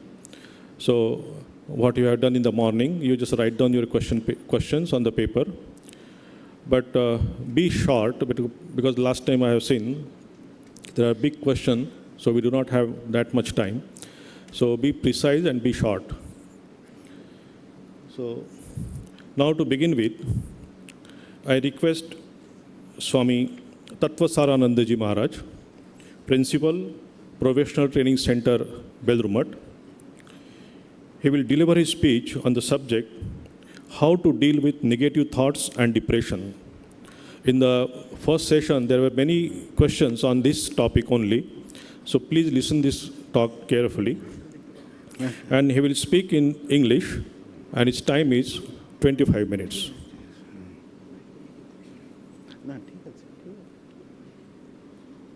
Om Namo Bhagavate Sri Ramakrishnaya.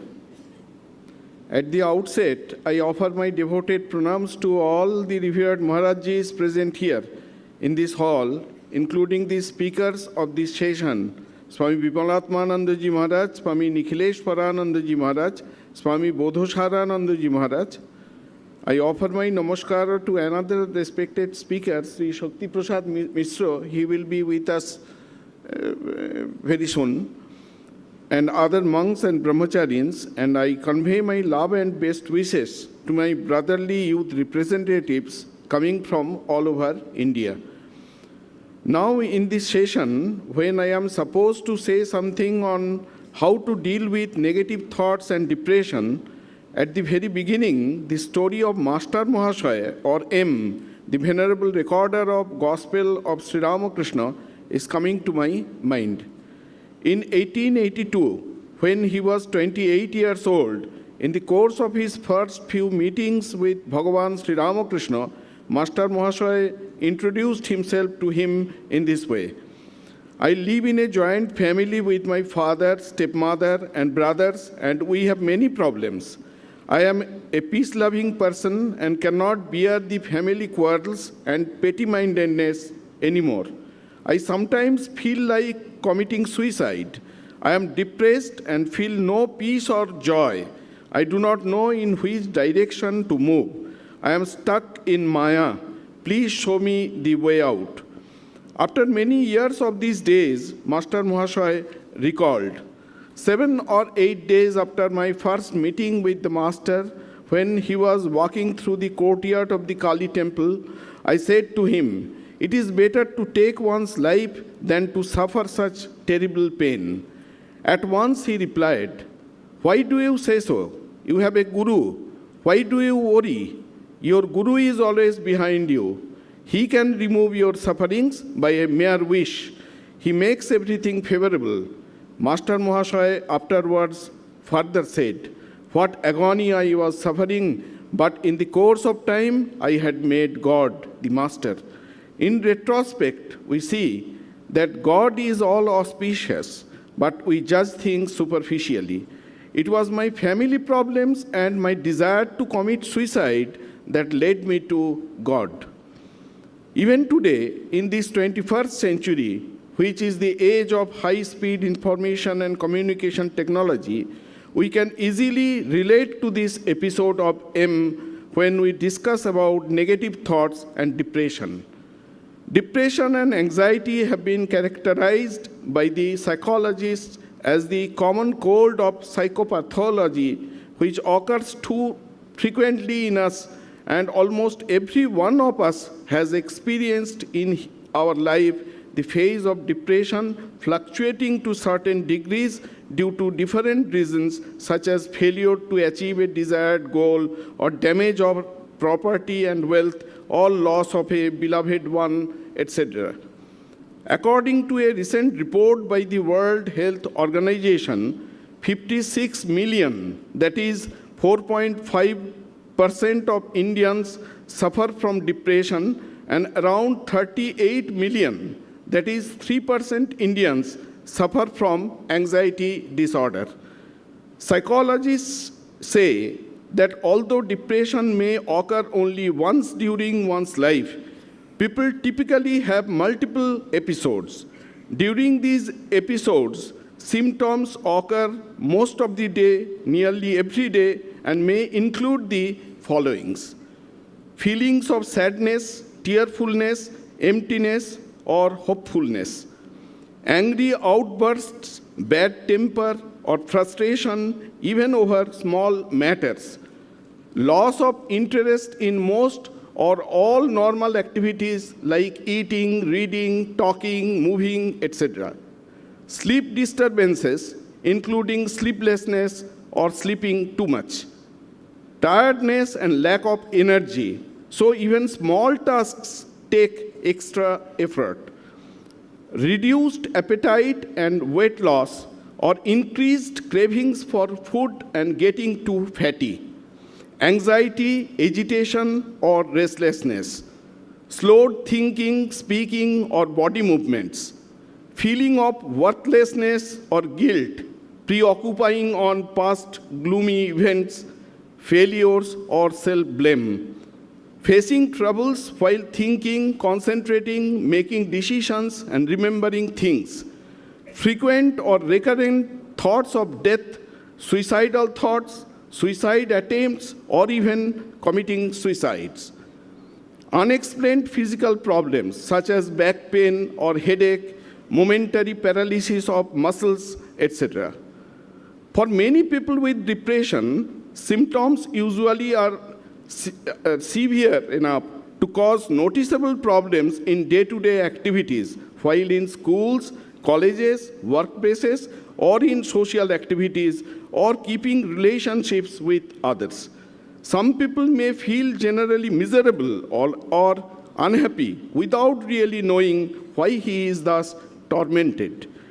Negative thoughts can make depression worse, or negative thoughts themselves can be a symptom of depression. We can cite these following few examples of negative thoughts. 1.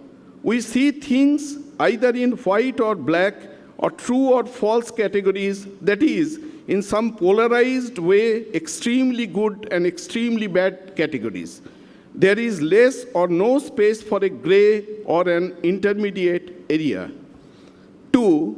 We see ourselves as a total failure when we do not perform the best.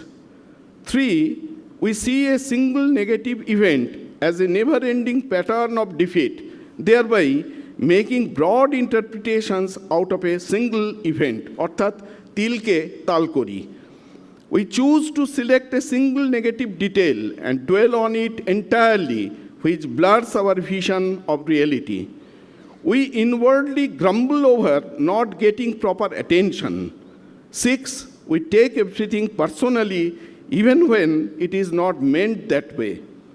Thus, negative thoughts are superfluous understandings about the self, others, or the world in general that are characterized by negative perceptions, expectations, attributions, and are associated with unpleasant emotions and adverse behavioral, physiological, and health outcomes. These negative thoughts should be counteracted by positive thoughts. Maharishi Patanjali says, Vitarka vadhane pratipaksha bhavanam. In this regard, one very familiar story is coming to my mind.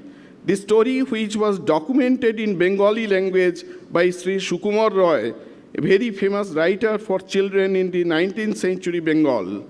The story goes like this. Once there was a king who happened to be seriously ill. Doctors, hakims, kabiraj, and all such others came in groups but could not detect the illness, what to speak of curing it. At that time, a monk came from somewhere and said that the illness would immediately come to an end if the king uses for a day the cast of shirt or a mattress of such a person who has no depression, anxiety, or stress in his mind, who has always a smile on his face, who is happy at all times in every situation. People ran around looking for such a man, but nowhere he was to be found. The chief minister himself was on the road for searching such a man. He was searching day after day and was returning home disappointed. His enthusiasm was about to run out. At that time, one day, he suddenly saw a crazy old man, a fakir, sitting on the bank of a river, leaning over a tree. This man was putting on only a loincloth on his body, and his face was full of violent white hair and beard. He was sitting and laughing all alone. The minister said, "Why are you laughing like that?" He said, "Should I not laugh? The world is revolving, the leaves are sprouting, the grasses are growing in the field, the sun is rising, the rain is falling, the birds are chirping on the trees and flying again, and all these are making me laugh." The minister said, "I understand, but don't you have anything else to do over the whole day, or don't you eat at all?" Fakir said, "Why won't it be there? I go to the river in the morning, take a bath there, watch the people come and go and talk, and then I come back to this tree. Then on the day food is available by chance, I eat, and the day it is not available, I don't eat. I travel when I want to travel, I sleep when I feel sleepy, no worries, no concerns, only lot of funs. The day I don't get any food to eat, that is a wonderful day. Rather, the day I get food is a problematic one. Mix the rice with dal, put it in your mouth, chew it, swallow it, wash your hands and mouth, and then drink water, wipe your hands, so many things to do." The minister understood that this was the right person, and he asked for either one of his used shirt or a used mattress. Hearing this, the fakir started laughingly rolling on the ground and said, "This loincloth is my only belongings, and I have not seen a bed for the last 40 years, and what to speak of using mattress and pillows again." The minister returned home disappointed and communicated everything to the king. The king sat thinking, "I am the king, and I live like a king. I eat good things. There is no shortage of anything. Even then I am sick. And that poor fakir who has no clothes, no blanket, who sleeps under a tree, eats what he gets, he does not care for sickness and always happy." The next day, the king appeared in the court and declared, "All of you, the unfortunate ministers who idly sit down in the meetings, none of you could do anything. Now look, I have cured my illness myself, and I will blow up the head of the one who he will be speaking of my illness anymore." The moral of this story is undoubtedly taken from the Indian scriptures.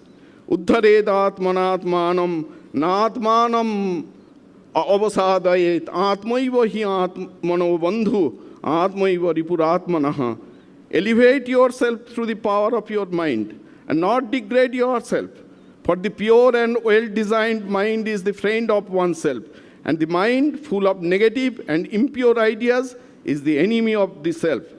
For those who have conquered the mind, it is their friend. For those who have failed to do so, the mind works like an enemy. We find that even the very elevated souls also sometimes are prone to come under the spell of dark nights, that is, depressive moods. Though this kind of depression is of some different kind, but how do they get rid of such spells should be taken as a great lesson by us.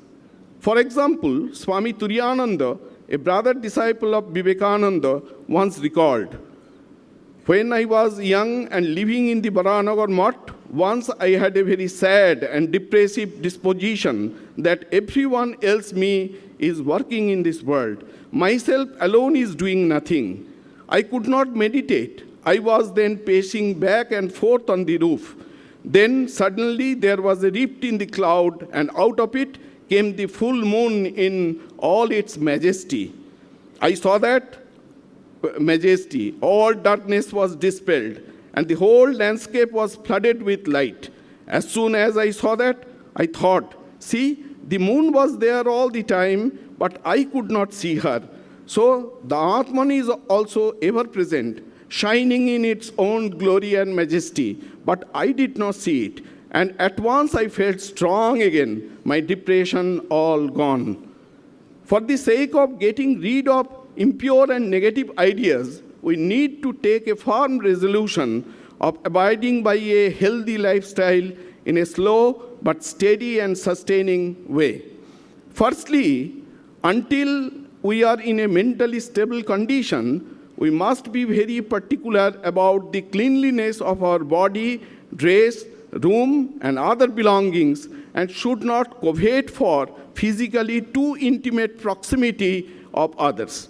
Our human relationships must always be gracious and on the lines of mutual reverence, elegance, and a sense of divinity. Everyone will not become a monk, we know, but until we are entering into Grihastha life, at any cost, we should struggle to lead a life of brahmacharya, both physically, mentally, as well as verbally. This is very, very important, and in long run, it is proven to be unimaginably rewarding. Secondly, we must judiciously be using the electronic gadgets and Android mobiles and always become consciously vigilant about how far, at least for some time of every day, we can stay without the help of these important, useful, and at the same time addictive hazards. Our lives should not be centered around how much attention we are getting on the electronic social media. In this regard, conscious and joyful effort for becoming free from worldly desires is very helpful.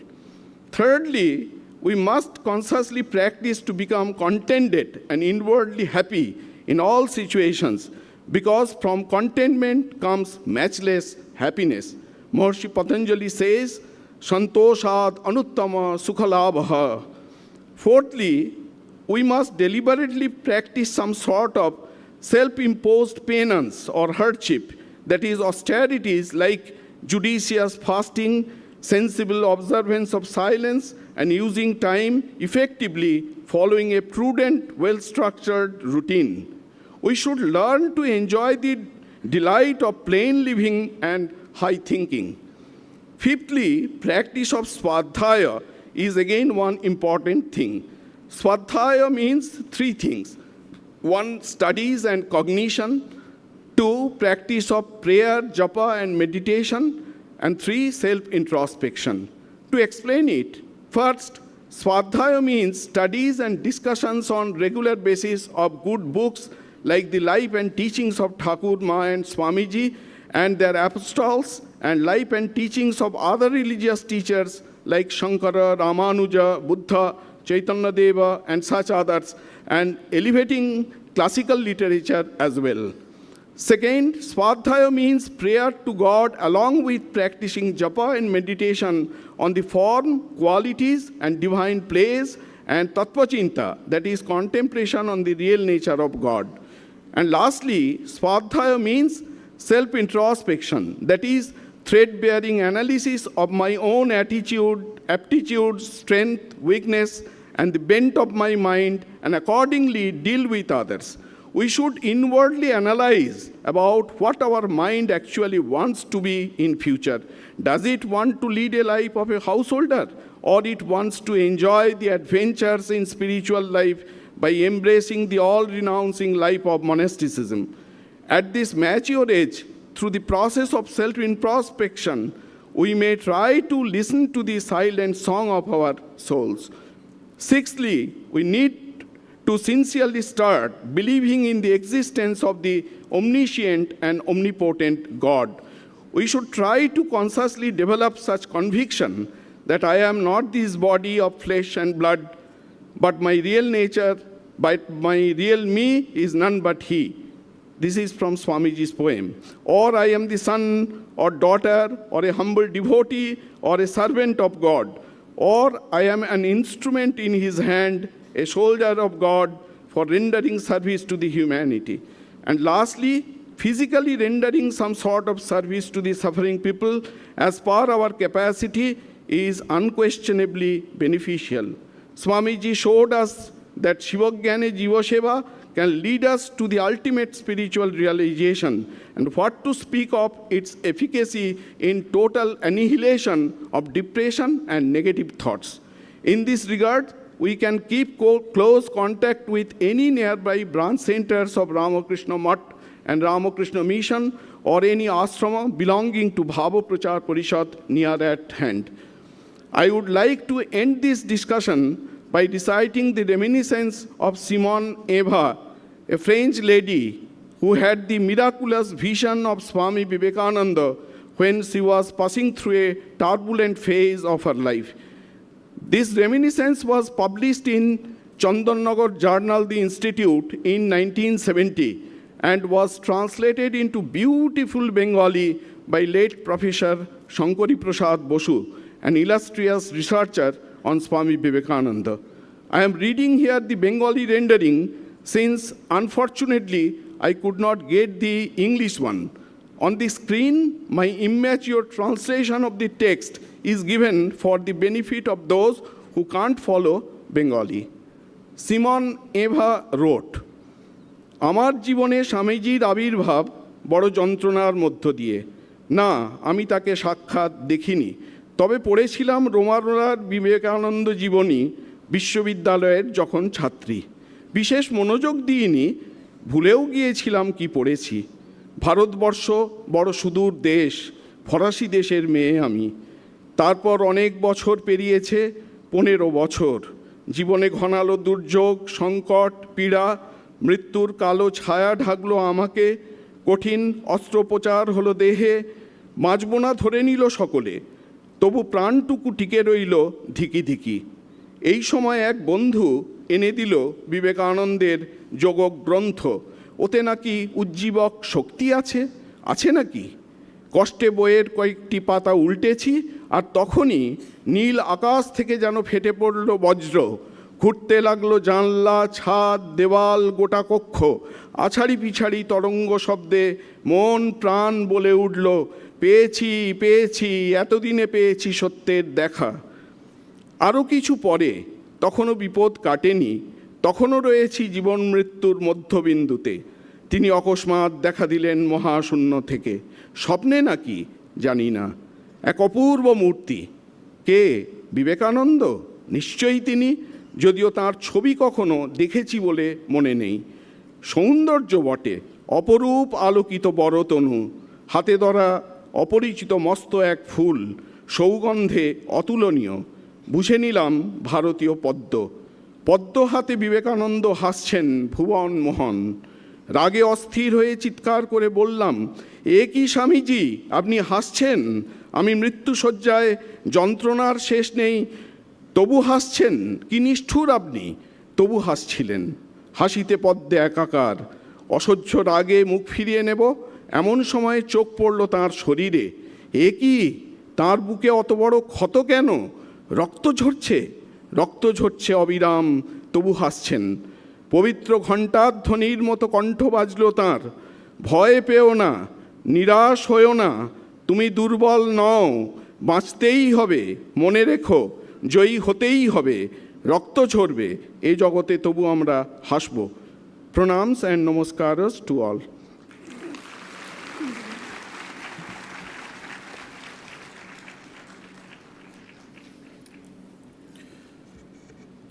Thank you, Swamiji, for your practical suggestions to control our negative thoughts.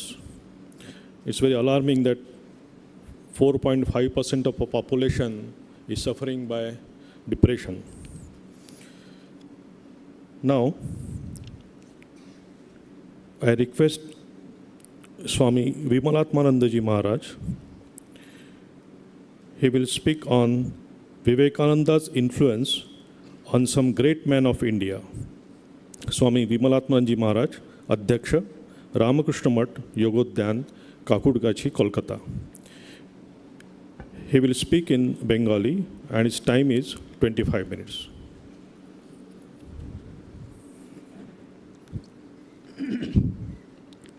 Om Jananing Sharadang Deving Ramakrishnam Jagadgurum Padapadme Tayo Sritva Pranamami Muhurmu. উপস্থিত আমাদের সাধু ভাইরা এবং মঞ্চে তত্ত্বসারানন্দজি, নিখিলেশ্বরানন্দজি, বোধসারানন্দজি, আর আসেননি doctor শক্তিপ্রসাদ মিশ্র, আর আমাদের স্নেহের young জেনারেশনরা। 1908-9 সালে একবার স্বামী বিবেকানন্দের সম্বন্ধে তার গুরু ভাই স্বামী তুরানন্দজি বলেছিলেন, তার অদ্ভুত শক্তি ছিল, অনেকের উপর তিনি প্রভাব বিস্তার করেছিলেন, কিন্তু খুব কম লোকেই উহা স্বীকার করে। অনেকে স্বামীজির বাণীকে নিজের বাণীরূপে প্রচার করেন, কিন্তু স্বামীজি ছিলেন নির্ভীক। বিষয়বস্তু ভারতের কয়েকজন শ্রেষ্ঠ ব্যক্তিত্বের উপর স্বামী বিবেকানন্দের প্রভাব। পাশ্চাত্যে অধ্যাপক Henry Wright, Rockefeller, Max Muller, Paul Deussen, Leo Tolstoy, William James, Nikola Tesla প্রভৃতি পণ্ডিত, দার্শনিক, বৈজ্ঞানিক সহ অনেক ধর্মযাজক, অধ্যাপক থেকে সাধারণ মানুষের উপর স্বামীজির প্রভাব তার জীবিতকালে পড়েছিল। সে প্রভাবও ভারতের উপর আছড়ে পড়েছিল। সে প্রভাব প্রত্যক্ষ অপ্রত্যক্ষভাবে তা ইতিহাস স্বীকৃত। জনসাধারণ থেকে আরম্ভ করে জাতীয় নেতা, মনীষী, স্বাধীনতা সংগ্রামী, ঐতিহাসিক, শিক্ষাবিদ, বৈজ্ঞানিক, সমাজবিজ্ঞানী, দার্শনিক, সাহিত্যিক, কবি, সাংবাদিকদের উপর স্বামীজির প্রভাব পড়েছিল তা চিকাগো ধর্মসভার বিশ্ববিজয়ের পর। বাস্তবিক স্বামীজির প্রভাব এখন সমগ্র জগতে ধীরে ধীরে প্রসারিত হচ্ছে। তার জন্ম 162 বছর পরেও স্বামীজির প্রভাব ক্রমশ অব্যাহত, বরং বিস্তারিত হচ্ছে ভারতের আনাচে কানাচে। স্বামীজির ছিল বহুমুখী প্রতিভা। তার মধ্যে ছিল বিভিন্ন আদর্শ, ভাব ও চিন্তার সমন্বয়। তিনি তার তীক্ষ্ণ অন্তর্দৃষ্টি দিয়ে বিভিন্ন বিষয়ে নির্ভয়ে মতামত দিয়েছেন। সত্যের সঙ্গে তিনি কখনো আপোষ করেননি। বিভিন্ন দেশের সমাজ ব্যবস্থা, ইতিহাসকে চুলচেরা বিশ্লেষণ করে নিজের মতামত ব্যক্ত করেছেন। বেদান্তের ব্যাখ্যা, বৈজ্ঞানিক তত্ত্বের সঙ্গে মিল দেখিয়েছেন। দার্শনিক বিচারে তার কেউ ধারে কাছে ছিলেন না। স্বামীজি ছিলেন নূতন পথের প্রদর্শক। বনের বেদান্তকে লোকালয়ে প্রয়োগ করলেন, বেদান্তের তত্ত্বকে বাস্তবে রূপায়ণ করলেন। বললেন, মানুষই ব্রহ্ম, মানুষই শিব। মানুষের সেবাই হলো জীব সেবা, নিঃস্বার্থ সেবাই হলো এ যুগের ধর্ম, নিঃস্বার্থ সেবাই আধ্যাত্মিক জগতের সাধনার পথ। তিনি মানুষ তৈরি করার শিক্ষার পথ উন্মোচিত করেছিলেন। তিনি প্রথম সোচ্চারে বলেছিলেন, ভারতের চলমান শ্মশান শুদ্ধ জাগরণের কথা। তিনি সদর্পে ঘোষণা করেছিলেন, নিচ জাতি, মূর্খ, দরিদ্র, অজ্ঞ, উঁচি, মেথ তোমার রক্ত তোমার ভাই। আমি ভারতবাসী, ভারতবাসী আমার ভাই। অনন্য সাধারণ আধ্যাত্মিক মহাপুরুষ হয়েও নিজের দেশের স্বাধীনতা সংগ্রামী ও জাতীয় নেতাদের উদ্বুদ্ধ করেছিলেন। তার মতো স্বদেশ প্রেমিক বিরল। দেশের জনসাধারণের সার্বিক উন্নতি চেয়েছিলেন। বাংলা ইংরেজি ভাষায় কবিতা রচনা করে দুই সাহিত্যকে সমৃদ্ধ করেছেন। বাংলা চলতি ভাষার জনক তিনি। সংস্কৃত স্তোত্র রচনা করে সংস্কৃত সাহিত্যকে এগিয়ে দিয়ে গেছেন। বাংলা সাহিত্যে মৌলিক গ্রন্থ প্রণয়নে সিদ্ধস্ত। ভারতীয় আধ্যাত্মিক ও সংস্কৃতিকে বিশ্বের দরবারে সুপ্রতিষ্ঠিত করেছেন। সঙ্গীত জগতে বিভিন্ন দিক পুষ্টি করেছেন তিনি। বাগ্মিতায় বিশ্ববাসীর মন অন্তরকে এক উচ্চতর স্তরে উন্নীত করেছিলেন। সচক্ষে ভারতবর্ষের নানান রূপ অনুভব করেছিলেন। শ্রীরামকৃষ্ণের 18 শক্তিতে স্বামী বিবেকানন্দের প্রতিভা সহস্র সূর্যের ন্যায় দীপ্তমান, সকলেই মুগ্ধ। সুতরাং স্বামীজির প্রভাবে প্রভাবান্বিত হবে সর্বজন শিক্ষিত স্তরের মানুষ। এর উপর এ অত্যন্ত স্বাভাবিক। এরূপ অগুন্তি মানুষের দল আমাদের সামনে রয়েছে, তার পরিব্রাজক জীবনের কাল থেকে আজ পর্যন্ত। সকলের উপর কোনো না কোনো প্রকারে স্বামী বিবেকানন্দের প্রভাব উপচে পড়েছিল। আজ তা ইতিহাস স্বীকৃত। তারই মধ্যে কয়েকজন ভারতীয় শ্রেষ্ঠ ব্যক্তিদের উপর স্বামীজির প্রভাব আলোকপাত করার প্রচেষ্টায় ব্রতী হয়েছি আমরা।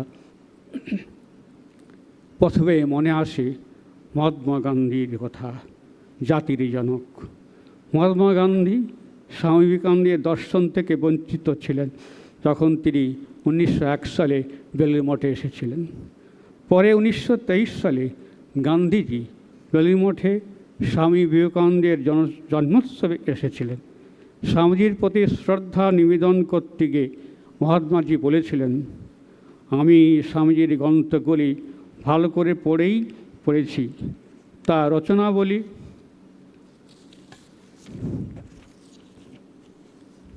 পড়বার পরে আমার দেশপ্রেম সহস্র গুণে বেড়েছে।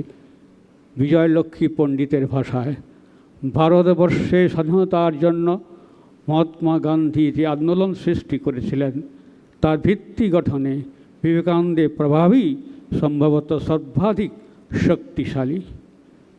গান্ধীজির উপরে স্বামীজির প্রভাব অপরিসীম।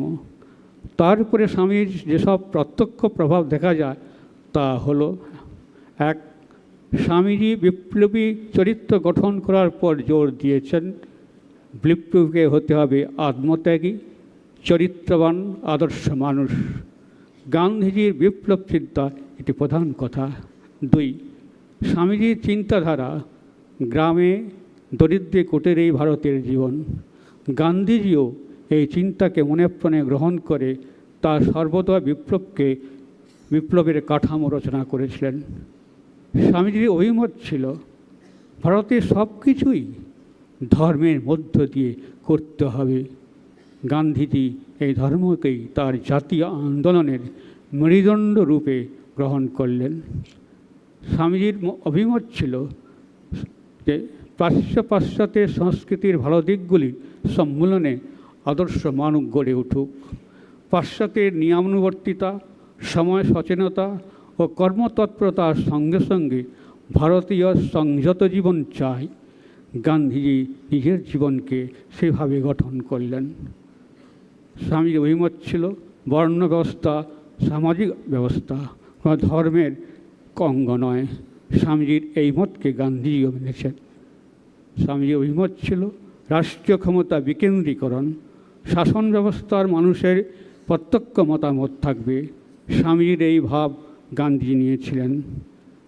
আর স্বামীর অভিমত ছিল বিশ্বসভায় ভারতকে স্থান করে নিতে হবে, সমগ্র জগৎকে আধ্যাত্মিক শক্তির মহিমা শেখাতে হবে। স্বামী এই মতকে গান্ধীজি জীবনে রূপায়িত করতে দেখা যায়। বিংশ শতকের অন্যতম শ্রেষ্ঠ ভারতীয় মনীষী, শিক্ষাবিদ, বিশ্বভারতীর প্রতিষ্ঠাতা, নোবেল পুরস্কারে ভূষিত কবিগুরু রবীন্দ্রনাথের উপর স্বামীজির প্রভাব সুস্পষ্টভাবে লক্ষ্য করা যায়। কবিগুরুর লেখায় কবিতার মধ্যে স্বামীজির ভাবের ছাপ পড়েছে। যেমন বৈরাগ্য সাধনে মুক্তি সে আমার নয়, মানবের মাঝে আমি বাঁচিবারে চাই। রবীন্দ্র কবিতা আছে, মানুষের অধিকারে বঞ্চিত করেছ যারে, সম্মুখে দাঁড়ায় রেখে তবু কোলে দাও নাই স্থান, অপমানে হতে হবে তাহাদের সমান। মানুষের পরশেরে প্রতিদিন ঠাকাই আদরে, ঘৃণা করিয়াছ তুমি মানুষের প্রাণের ঠাকুরে। শতাব্দী ধরে নামে সেরে অসম্মান তার, মানুষের নারায়ণে তবুও করোনা নমস্কার। স্বামীজির বর্তমান ভারত প্রবন্ধের প্রতিচ্ছায়া এটি। তাই রমণলা বলেছিলেন, বিবেকানন্দের মতো অগ্রজের প্রভাব যে তার মানসিক বিকাশের ক্ষেত্রে কিছু পরিমাণে কার্যকরী হয়েছিল তা নিঃসন্দেহ। স্বামী বিবেকানন্দের মহাসমাধির পর তার প্রতি রবীন্দ্রনাথ ঠাকুরের আবেগময় শ্রদ্ধাঞ্জলি। অল্পদিন পূর্বে বাংলাদেশের যে মহাত্মা মৃত্যু হইয়াছে, সে বিবেকানন্দ পূর্ব পশ্চিমকে দক্ষিণে বামে রাখিয়া মাঝখানে দাঁড়াইতে পারিয়াছিলেন। ভারতবর্ষের ইতিহাসের মধ্যে পাশ্চাত্য অস্বীকার করিয়া ভারতবর্ষকে সংকীর্ণ সংস্কারের মধ্যে চিরকালের জন্য সংকুচিত করা তাঁর জীবনের উপদেশ নেই। গ্রহণ করিবার, মিলন করিবার, সৃজন করিবার প্রতিভায় তাহার ছিল। তিনি ভারতবর্ষের সাধনাকে ভারতবর্ষের দিবার ও লইবার পথ রচনার জন্য নিজের জীবনকে উৎসর্গ করেছিলেন। বিশ্বভারতী পত্রিকায় প্রকাশিত রবীন্দ্রনাথের মূল্যায়ন। কিছুদিন আগে বিবেকানন্দ বলেছিলেন, দরিদ্রের মধ্য দিয়ে নারায়ণ আমাদের সেবা পেতে চান। একে বলে বাণী। এই বাণী স্বার্থবোধের সীমার বাইরে মানুষের আত্মবোধকে অসীম মুক্তির পথ দেখালো। বিবেকানন্দের এই বাণী সম্পূর্ণ মানুষের উদ্বোধন বলেই কর্মের মধ্য দিয়ে, ত্যাগের মধ্য দিয়ে মুক্তির বিচিত্র পথে আমাদের যুবকদেরকে প্রবৃত্ত করেছে। সর্বজন বিদিত ভারতবর্ষের নয়নের মণি, দেশপ্রেমিক জাতীয় নেতা নেতাজি সুভাষচন্দ্র বোস, জাতীয় অধ্যাপক ডক্টর সুনীতি কুমার চট্টোপাধ্যায়ের ভাষায় বলতে হয়, সুভাষচন্দ্র বিবেকানন্দের দ্বারা অত্যন্ত প্রভাবান্বিত হয়েছিলেন। বিবেকানন্দের প্রভাব ছাড়া যে সুভাষকে ভারতবর্ষ দেখেছে তার আত্মপ্রকাশ সম্ভাবনই ছিল না। সুভাষচন্দ্রের জীবনের মডেল ছিলেন স্বামী বিবেকানন্দ। নেতাজি নিজের ভাষায়, বিবেকানন্দের আইডল হচ্ছে আমার আইডিয়াল।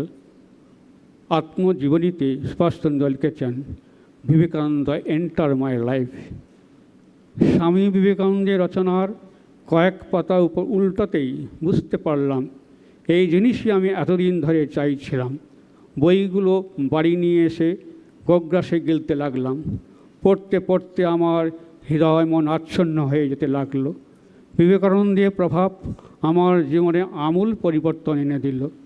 তার মধ্যে অসংখ্য জিজ্ঞাসার সহজ সমাধান খুঁজে পেয়েছিলাম।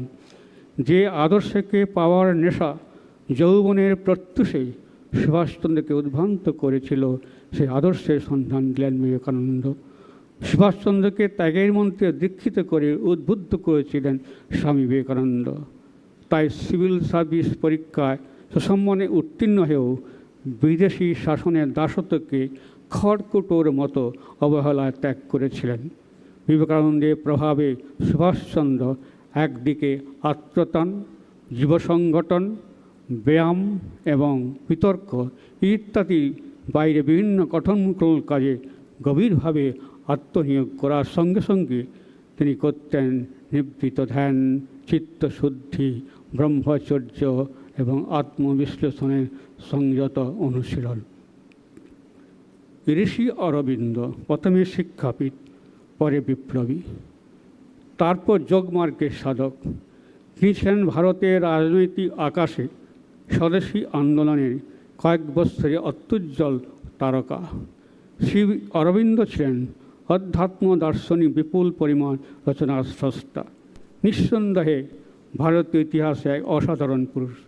উভয় পর্বেই শ্রী অরবিন্দই শ্রীরামকৃষ্ণ বিবেকানন্দকে দ্বারা প্রভাবিত হয়েছিলেন। তিনি জাতীয় ও নিজ জীবনের ক্ষেত্রে সেই প্রভাব স্বীকার করেছেন। স্বামী বিবেকানন্দের বাণী রচনা শ্রী অরবিন্দকে দিয়েছিল ভারতের জীবন্ত প্রাণ সত্যকে কীভাবে জাতির মৌল জীবন স্রোতের মধ্যে জাতীয়তার তরঙ্গ তোলা যায়। অরবিন্দ বলেছেন, সন্ন্যাসী হয়েও তিনি দেশের স্বাধীনতার কথা অবিরত চিন্তা করতেন। শ্রী অরবিন্দ বলেছেন, প্রবল পরাক্রান্ত আত্মা বলতে যদি কিছু বোঝায়, বিবেকানন্দ তাই। মানব সমাজে স্বয়ং সিংহ, কিন্তু তার প্রচণ্ড প্রাণশক্তি, সৃষ্টিশক্তির বিষয়ে আমাদের মনে যে ধারণা জাগে তার তুলনায় নির্দিষ্ট আকারে সম্পাদিত তার কাজ পরিমাণে পর্যাপ্ত নয়। আমরা দেখি তার প্রভাব এখনও প্রচণ্ড আকারে সক্রিয়। ঠিক কোথায় কোন রূপে তা জানি না, কিন্তু জানি এমন কিছুতে তা সক্রিয় যা সিংহ সদৃশ, সুবিরাট, শতপ্রজ্ঞ, উদ্ধারণকারী। ভারতের আত্মায় তা প্রকাশ করেছে। আর আমরা বলছি, ওই দেখো বিবেকানন্দ এখনও জীবন্ত, চিরজননী তার সন্তানদের মর্মলোকে। আচার্য বিনোবা ভাবে ছিলেন মহাত্মা গান্ধী সত্যাগ্রহ আন্দোলনের প্রথম সত্যাগ্রহী। তিনি ছিলেন সর্বদা আন্দোলন এর স্রষ্টা। এই সূত্রে সম্পত্তিদান আন্দোলন, গ্রামদান আন্দোলন, ভূদান আন্দোলন আচার্য ভাবের মস্তিষ্ক প্রসূত। সারা ভারতবর্ষে তার পদযাত্রার এক ভাবতরঙ্গ সৃষ্টি করেছিল, তা আমার নিজের চোখে দেখা। আচার্য ভাবের মধ্যে ছিল দার্শনিক ও ঐতিহাসিক দৃষ্টিভঙ্গি। উপযুক্ত বিচারমুখে ভারতীয় সংস্কৃতির ইতিহাসে তিনি বিবেকানন্দের স্থান নির্ণয় করেছেন। তার বিচার প্রজ্ঞাপূর্ণ, ভারসাম্যযুক্ত ছিল। তিনি বলেছেন, শ্রীরামকৃষ্ণের ভাব সমন্বয়ে বিবেকানন্দের বিশেষ দান হইল। তিনি অদ্বৈতের সহিত দরিদ্র নারায়ণকে যুক্ত করিলেন। দরিদ্র নারায়ণ শব্দটি বিবেকানন্দের সৃষ্টি।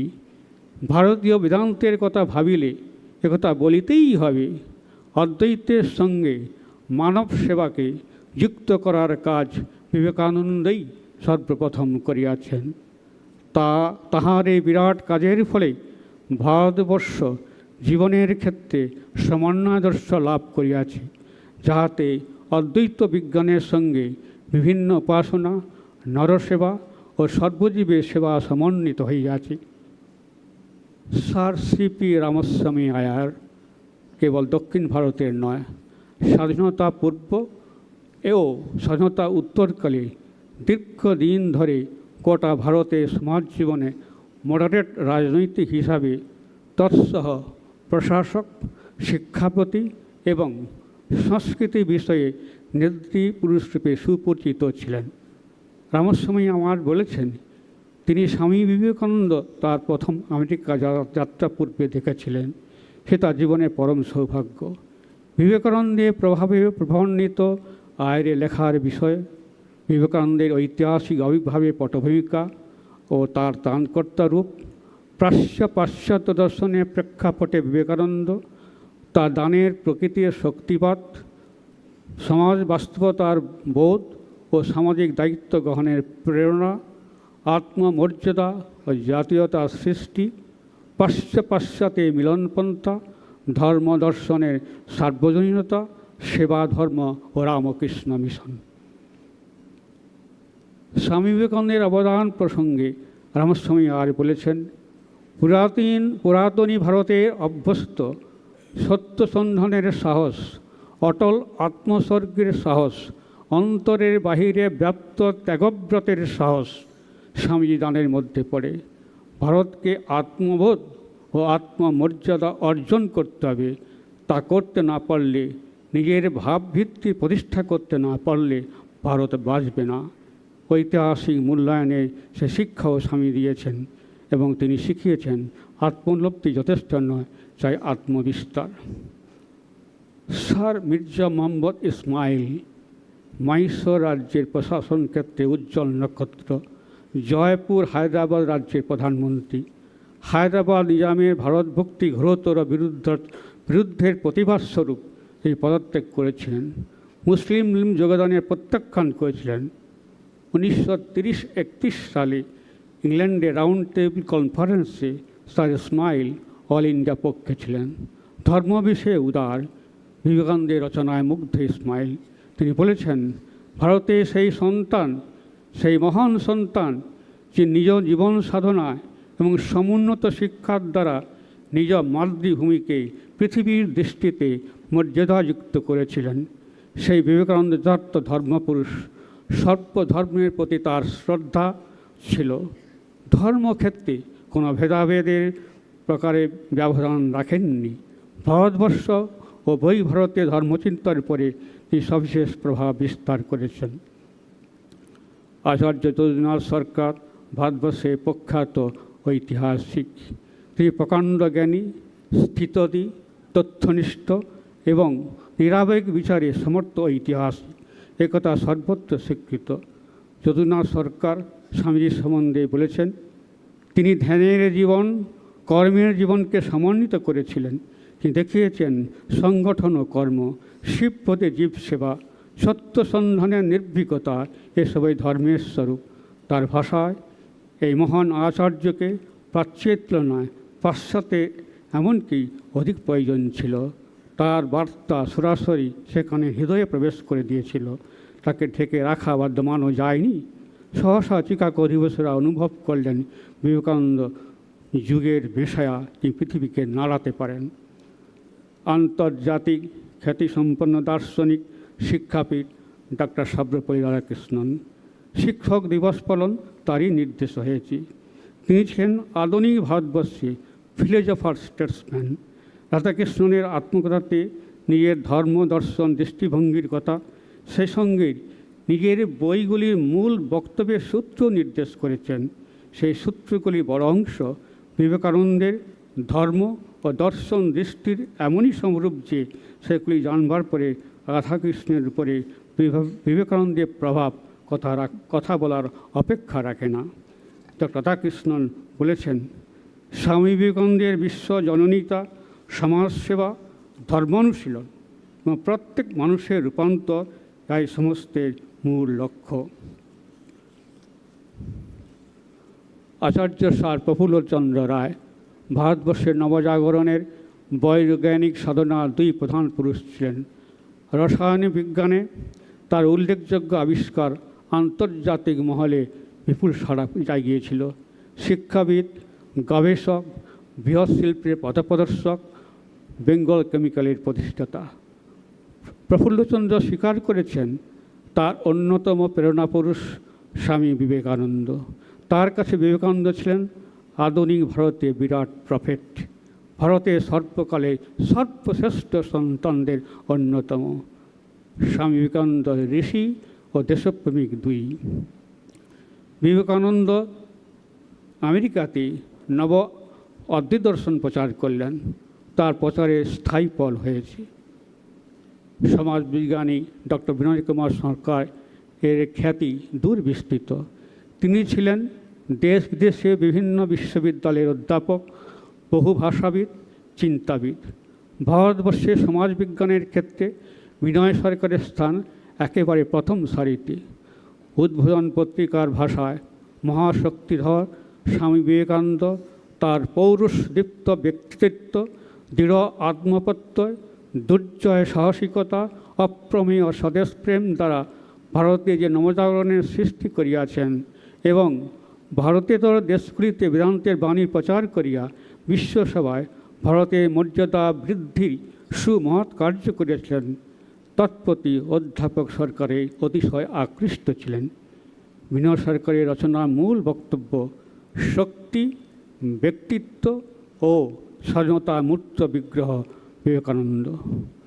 অধ্যাপক সরকার ছিলেন অদ্বিতীয় জাতীয়তাবাদী, অন্যদিকে আন্তর্জাতিকবাদী, পূর্ণমাত্রায় আদর্শবাদী, বাস্তববাদী, বাহ্য জগতে সম্পূর্ণ আস্থাশীল।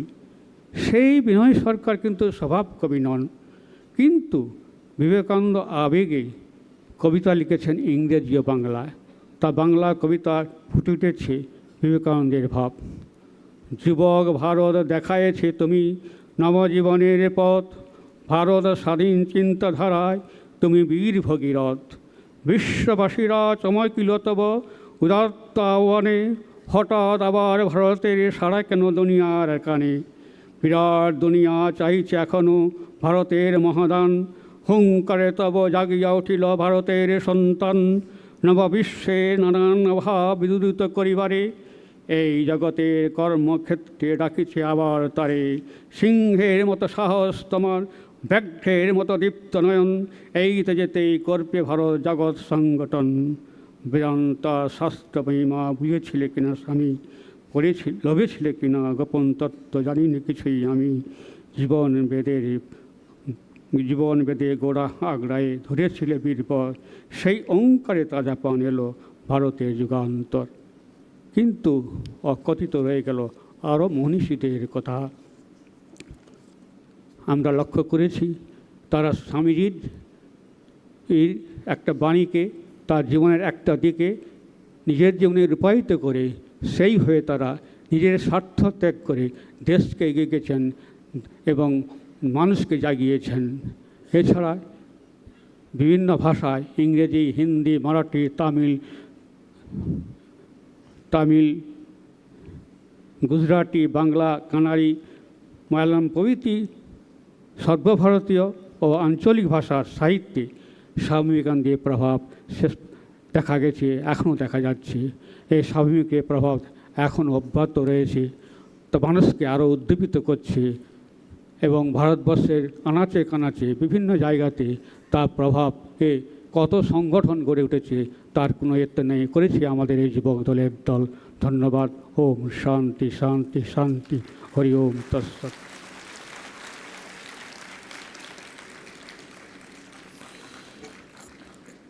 Our devoted pranams to revered Maharaj. अभी स्वामी जी ने स्वामी विवेकानंद का जो भारत के जो व्यक्ति थे उनके ऊपर जो प्रभाव पड़ा था उसका थोड़ा शॉर्ट में उन्होंने उल्लेख किया है। उसमें उन्होंने बताया कि रॉकफेलर से लेके फिर उन्होंने बताया कि टेस्ला, फिर काफ़ी जो कवि लोग हैं, जो दार्शनिक लोग हैं, जो फिलोसोफर्स हैं, और भारत में जो बहुत बड़े सम्मानीय व्यक्ति हुए हैं उनके ऊपर स्वामी जी का कैसा प्रभाव था। उन्होंने बताया कि गांधी जी, हमारे नेहरू जी, फिर वीरमा भावे जी, फिर डॉक्टर राधाकृष्णन, रामस्वामी अय्यर, इन सभी के ऊपर स्वामी जी का डायरेक्टली और इनडायरेक्टली प्रभाव पड़ा था। अभी हम चाय के लिए अवकाश लेंगे। Now will take a tea break and will again assemble at 4 o'clock. So I request Swamijis to go to Monk's Quarter for tea, and you all please, I request you to positively present at 4 o'clock. Thank you very much. And here I have a card, Srishendu Banerjee. He must have lost somewhere. So please collect from me, Sri Shendu Banerjee.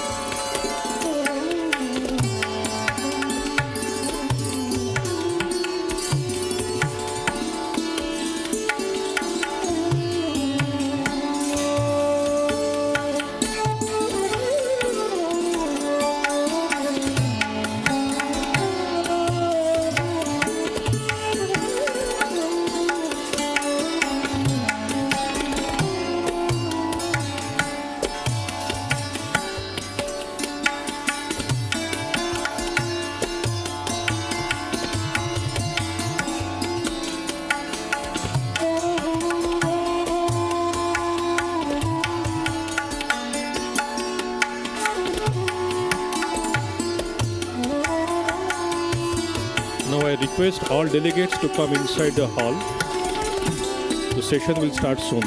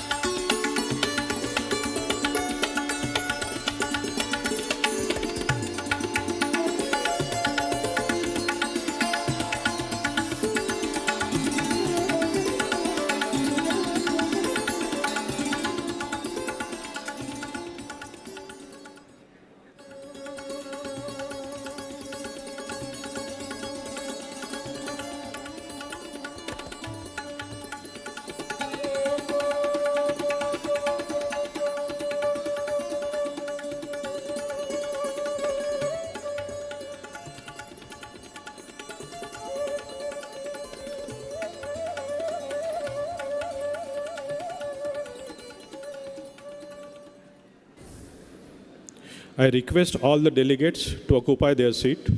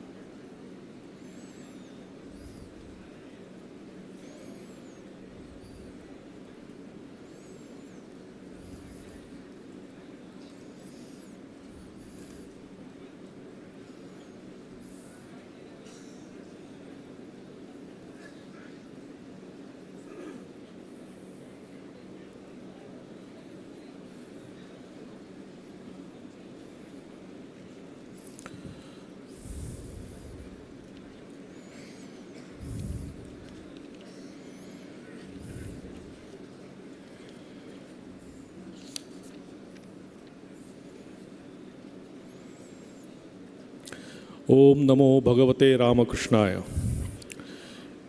Now we'll begin our next session after tea break. In this session, to guide us on Swamiji's idea of selfless service, what was his vision about India and the world at large, and why Swamiji is an ideal for youth, we need to understand this in depth. For this, we have two eminent speakers with us. Now I request Swami Nikhileshwarananda ji, Adhyaksha Ramakrishna Mission, Rajkot.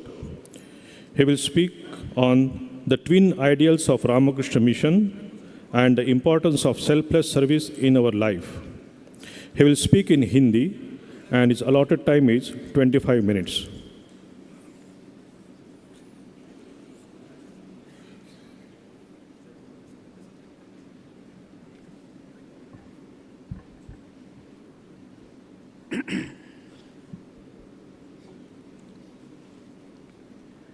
ओम नमः श्री यतिराजाय विवेकानंद सूरये सच्चित् सुख स्वरूपाय स्वामिने तापहारिणे जननीं शारदां देवीं रामकृष्णं जगद्गुरुं पादपद्मे तयो श्रित्वा प्रणमामि मुहुर्मुहुः। मंच पर उपस्थित परम पूज्य स्वामी विमलात्मानंद जी महाराज, आदरणीय स्वामी बोधसारानंद जी, स्वामी तत्वसारानंद जी, प्रोफेसर मिश्रा जी, उपस्थित हमारे रामकृष्ण मठ रामकृष्ण मिशन के वाइस प्रेसिडेंट पूज्य स्वामी भजनानंद जी महाराज, अन्य उपस्थित सन्यासी वृंद, उपस्थित माताओं बहनों भाइयों एवं देश के विभिन्न भागों से आए हुए प्यारे युवा मित्रों, भाइयों एवं बहनों, बड़ी प्रसन्नता का विषय है कि आज आप इतनी बड़ी संख्या में बेलूर मठ में पधारे हैं। अभी तक आप लोग युवा सम्मेलन में जाते थे अपने अपने सेंटर में जो नज़दीक में है, पर आज आप रामकृष्ण मिशन को एक समग्र रूप से देख सकते हैं और यह एक स्पिरिचुअल डायनेमो जैसा सेंटर है। स्वामी विवेकानंद ने स्वयं यहाँ श्री रामकृष्ण देव की प्रतिष्ठा की है। इसलिए इस पवित्र वातावरण में जब हम लोग बैठे हैं, हम बड़े धन्य हैं। मुझे विषय दिया गया है the twin ideals of Ramakrishna Mission and the importance of selfless service in our life. दो विषय जो कि आपस में जुड़े हुए हैं, उनके बारे में बोलना है, तो मैं एक के बाद एक लूँगा, वैसे दोनों जुड़े हुए हैं। तो हिंदी में उसका अर्थ होगा रामकृष्ण मिशन के जुड़वा आदर्श और निस्वार्थ सेवा का हमारे जीवन में महत्व। तो यह जुड़वा आदर्श कौन सा है? स्वामी विवेकानंद ने आह्वान किया, आत्मनो मोक्षार्थम जगत हिताय च। ये है ट्विन आइडियल्स, दो आदर्श हैं, ये आत्मनो मोक्षार्थम और जगत हिताय। और स्वामी विवेकानंद उसमें च शब्द, च जो अक्षर है उसको उसमें और भी डाल दिया। स्वामी विवेकानंद एक क्रांतिकारी संत थे।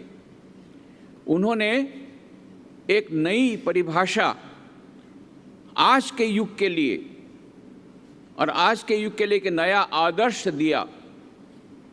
अभी तक के जितने संत थे, जितनी संस्थाएं थी,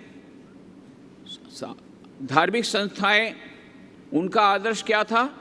उनका आदर्श था आत्मनो मोक्षार्थम, मोक्ष, आत्म साक्षात्कार, निर्वाण, मुक्ति, जो भी कह दीजिए। तो स्वामी विवेकानंद ने नया आदर्श दिया, क्या वहाँ से निकल गए, वो उसको छोड़ दिया? नहीं, उन्होंने केवल एक और शब्द एक उसमें ऐड कर दिया, जगत हिताय च। क्यों किया यह? आज के युग की आवश्यकता थी इसलिए। तो वैसे उन्होंने भी सारे वेदांत का सार राजयोग के ग्रंथ में देते हुए कहा था, सुबह इसकी चर्चा हुई, each soul is potentially divine, the goal of human life is to manifest this divinity within by controlling nature external and internal. Do this either by work, worship, psychic control, or philosophy, by one or more or all of these, and be free. This is the whole of religion. Doctrines, dogmas, rituals, temples, churches, mosques are but secondary details. प्रत्येक मनुष्य में दिव्यता सुषुप्त रूप से विराजमान है। मनुष्य जीवन का लक्ष्य है उस अंतर्निहित दिव्यता को अभिव्यक्त करना। कैसे? बाह्य में अंत प्रकृति को वशीभूत करके।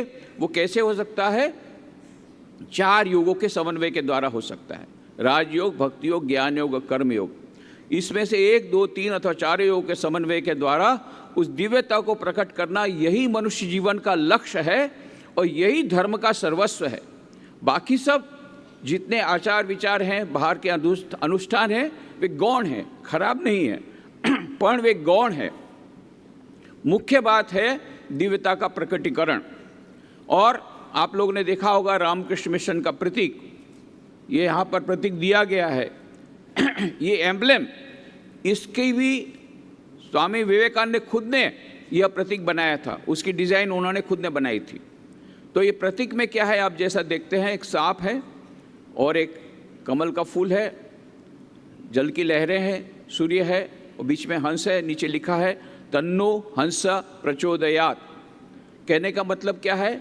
यह जो सांप है वो कुंडलिनी शक्ति का प्रतीक है, क्योंकि यह कुंडलिनी मूलाधार से जब सहस्त्रार तक जाती है, सुषुम्नाख के पद से होकर के, तो सर्पाकार रूप में जाती है। इसलिए यह सांप, यह कुंडलिनी शक्ति अथवा राजयोग का प्रतीक है। कमल का फूल भक्ति का प्रतीक है, भक्ति योग का प्रतीक है। जल की लहरें कर्म की लहरें हैं, जो कि कर्म योग का प्रतीक है। सूर्य ज्ञान का प्रतीक है, ज्ञान योग का प्रतीक है।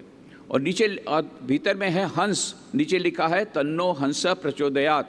इस प्रकार से हंस अथवा आत्मा परमात्मा का दर्शन होता है। कैसे परमात्मा का दर्शन होता है? जब हमारे जीवन में हम इन 4 योगों को मिलाते हैं। कोई एक योग के द्वारा भी हो सकता है, 2 योगों के द्वारा भी हो सकता है, 3 योगों के द्वारा भी हो सकता है, 4 योगों के द्वारा हो सकता है। पर स्वामी विवेकानंद का आधुनिक युग के लिए सबसे श्रेष्ठ मार्ग यही होगा, 4 मार्गों को मिला दो। तो इसलिए यहाँ पर स्वामी विवेकानंद ने रामकृष्ण मिशन की स्थापना की, तो उन्होंने यह आदर्श रखा, आत्मनो मोक्षार्थम जगत हिताय च। और क्या वे शास्त्रों से दूर हो गए? नहीं, शास्त्र विरुद्ध उन्होंने कुछ काम नहीं किया। शास्त्रों में 2 प्रकार के ब्रह्म की बातें हैं, अपर ब्रह्म, पर ब्रह्म। पर ब्रह्म ट्रांसेंडेंटल रियलिटी, अपर ब्रह्म इमानेंट रियलिटी। तो जब उन्होंने जगत हिताय की बात कही, शिव ज्ञान से जीव सेवा की बात की, तब ये अपर ब्रह्म की बात थी, अपर ब्रह्म की उपासना की बात थी। पर ब्रह्म की उपासना भी चाहिए, अपर ब्रह्म की उपासना चाहिए। तो यह जो हमारे शास्त्रों में कहा गया, श्वेता श्वेतोपनिषद में, त्वम स्त्री त्वम पुमानसी त्वम कुमार ऋत्वा कुमारी तम जीर्णो दंडे न वंचिसी तम जातो भवसी विश्वतो मुख। हे प्रभु, तुम ही स्त्री हो, तुम ही पुरुष हो, तुम ही कुमार हो, तुम ही कुमारी हो, तुम ही वह वृद्ध हो जो लाठी के सहारे चलता है। हे प्रभु, सर्व मनुष्यों में तुम ही हो। यही एक ईश्वर प्रत्येक मनुष्य के रूप में विराजमान है। इसकी बात हमारे उपनिषदों में कही गई। सर्वतः पाणिपादकं सर्वतः शिरोमुखम सर्वतः श्रुतिमल्लोके सर्वम आवृत्य तिष्ठति। हे ईश्वर, तुम्हारे पैर सब जगह है, तुम्हारे हाथ सब जगह है, तुम्हारे मुख सब जगह है। हे ईश्वर, तुम ही सर्वत्र विद्यमान हो। ईशावास्यमिदं सर्वं यत्किंच जगत्याम जगत तेन तक्तेन भुजिता मागृत कस्य सिद्धनम। वह ईश्वर सारे विश्व में व्याप्त है, उसके भीतर में समाविष्ट है। तो प्रत्येक मनुष्य के भीतर में जो दिव्यता है, प्रत्येक मनुष्य के भीतर में जो आत्मा परमात्मा है, उसकी उपासना की बात स्वामी विवेकानंद ने की, जो उन्होंने श्री रामकृष्ण देव के शिव ज्ञान से जीव सेवा का जो आदर्श था उसको उन्होंने अपनाया। आप लोग को मालूम है किस प्रकार से वह घटना, रामकृष्ण देव बैठे हुए थे दक्षिणेश्वर में अपने कमरे में।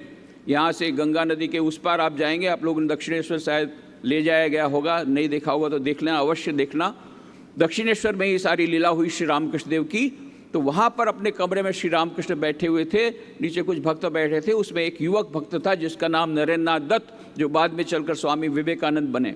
और तब वहाँ पर श्री रामकृष्ण देव ने बातों करते हुए कहा, देखो वैष्णव धर्म में 3 बातें मुख्य है। एक नामे रुचि, नाम में रुचि होनी चाहिए। वैष्णवेर सेवा, वैष्णव की सेवा होनी चाहिए। और तीसरा जीवे दया, जीव पर दया होनी चाहिए। जैसा उन्होंने कहा, वे समाधि अवस्था में चले गए। और थोड़ी देर बाद जब समाधि अवस्था भंग हुई तो उन्होंने कहा, क्या कहा?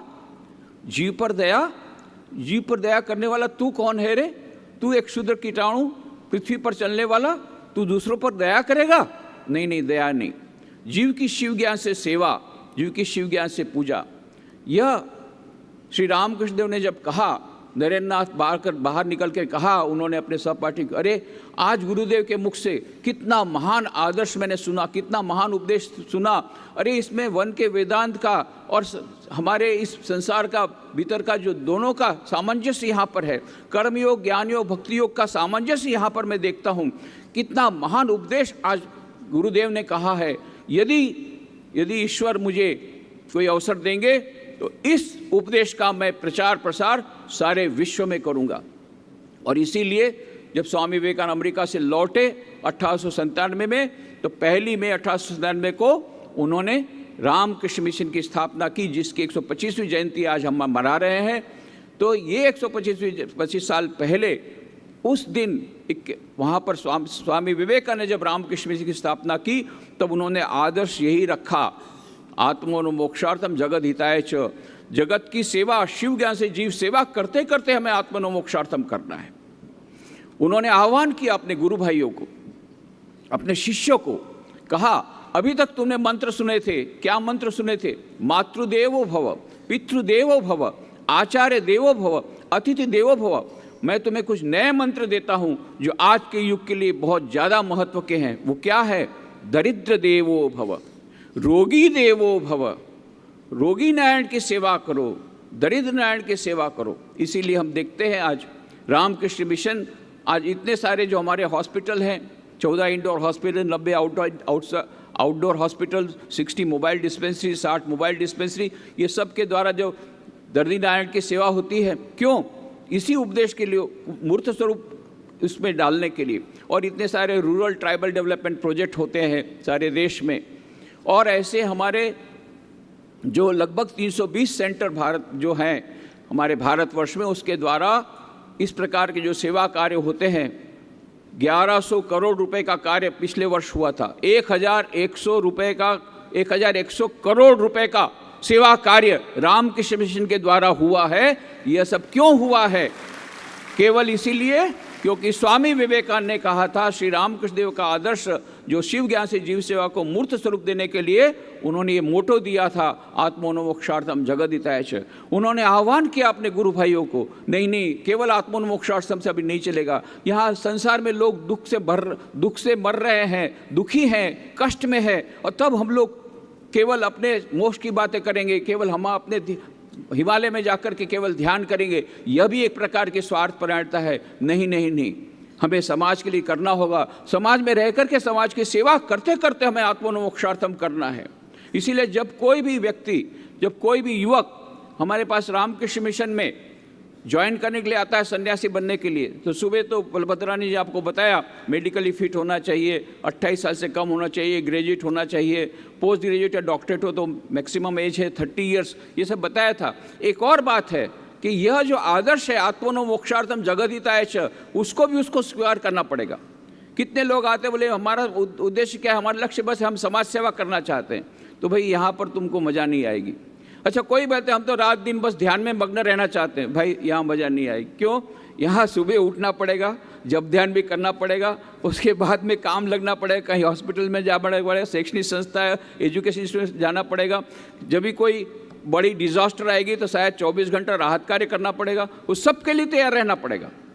तो आत्मनो मोक्षार्थम जगदिताय च, दोनों आदर्शों को, ये च को याद रखना है, दोनों एक साथ होना चाहिए, दोनों एक दूसरे के परिपूरक हैं।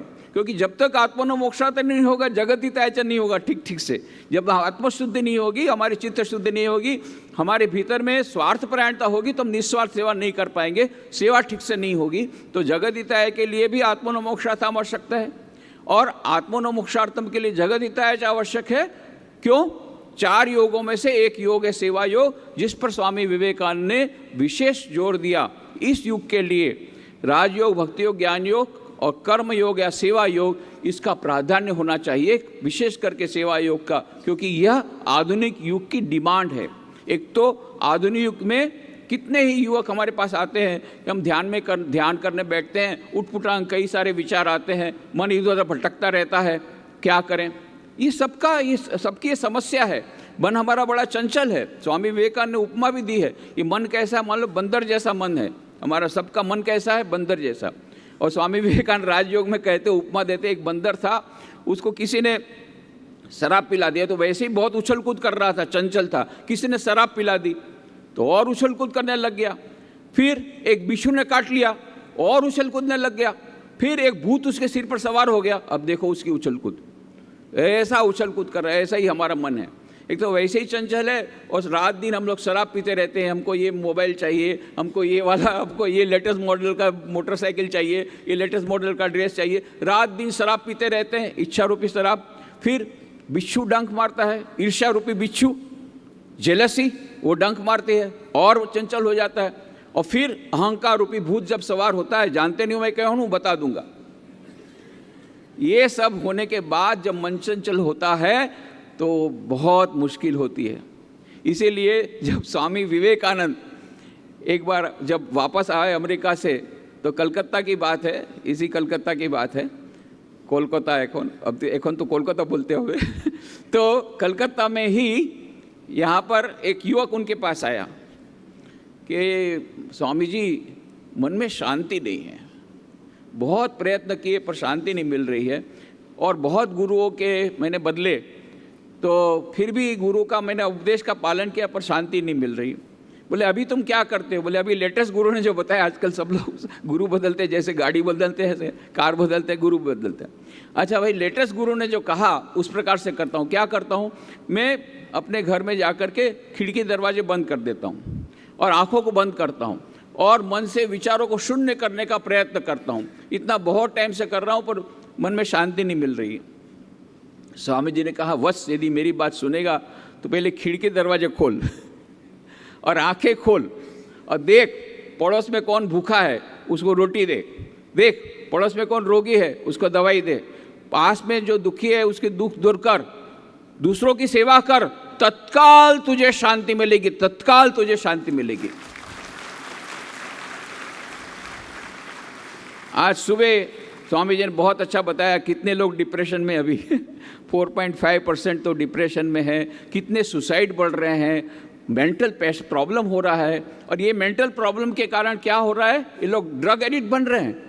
Yes, drug addiction has come. America, UNESCO के अनुसार अमेरिका, जापान और स्वीडन में तो बहुत था, अभी भारत में भी सभी जगह पर कई कॉलेजेस में, यूनिवर्सिटीज़ में ड्रग एडिक्शन बहुत बढ़ रहा है।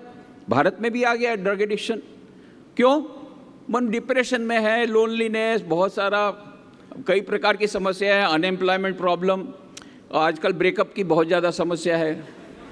ये सब मिल मुला करके वो डिप्रेशन में चले जाते हैं। फिर उसके बाद में ड्रग एडिक्शन शुरू किया।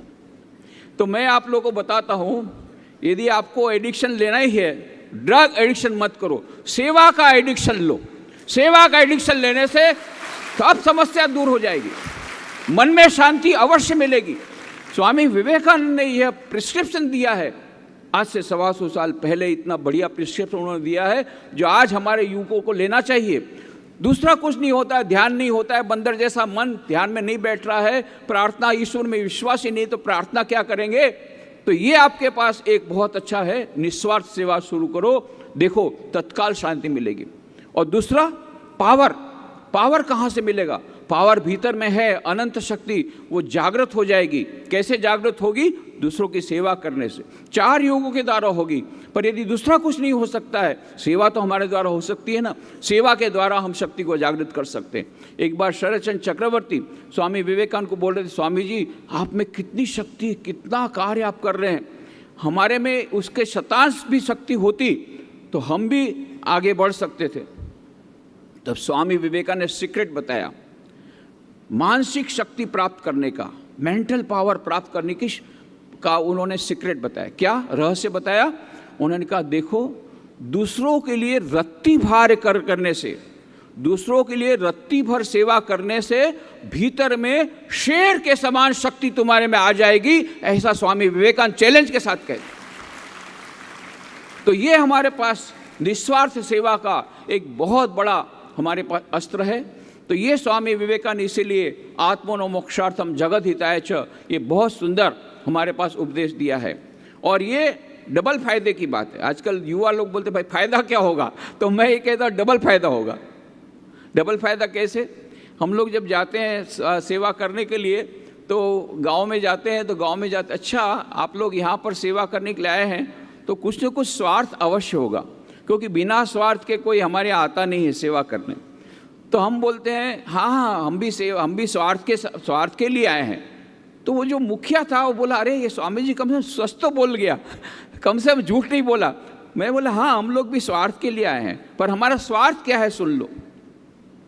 हम लोगों ने श्री रामकृष्ण देव हमारे आराध्य देव हैं, उन्होंने कहा देखो ईश्वर मंदिर में है, मस्जिद में है, गिरजाघर में है, किसी भी धर्म के द्वारा, किसी भी पंथ के द्वारा तुमको ईश्वर की प्राप्ति हो सकती है, परंतु सबसे बड़े ईश्वर है मनुष्य के रूप में, और मनुष्य के भीतर जो ईश्वर है उनकी सेवा करने से तुमको भगवान मिलेंगे। हमको जल्दी भगवान मिलेंगे, इसलिए हमने संन्यास लिया है, घर बार छोड़ा है, तो हमको जल्दी से भगवान चाहिए।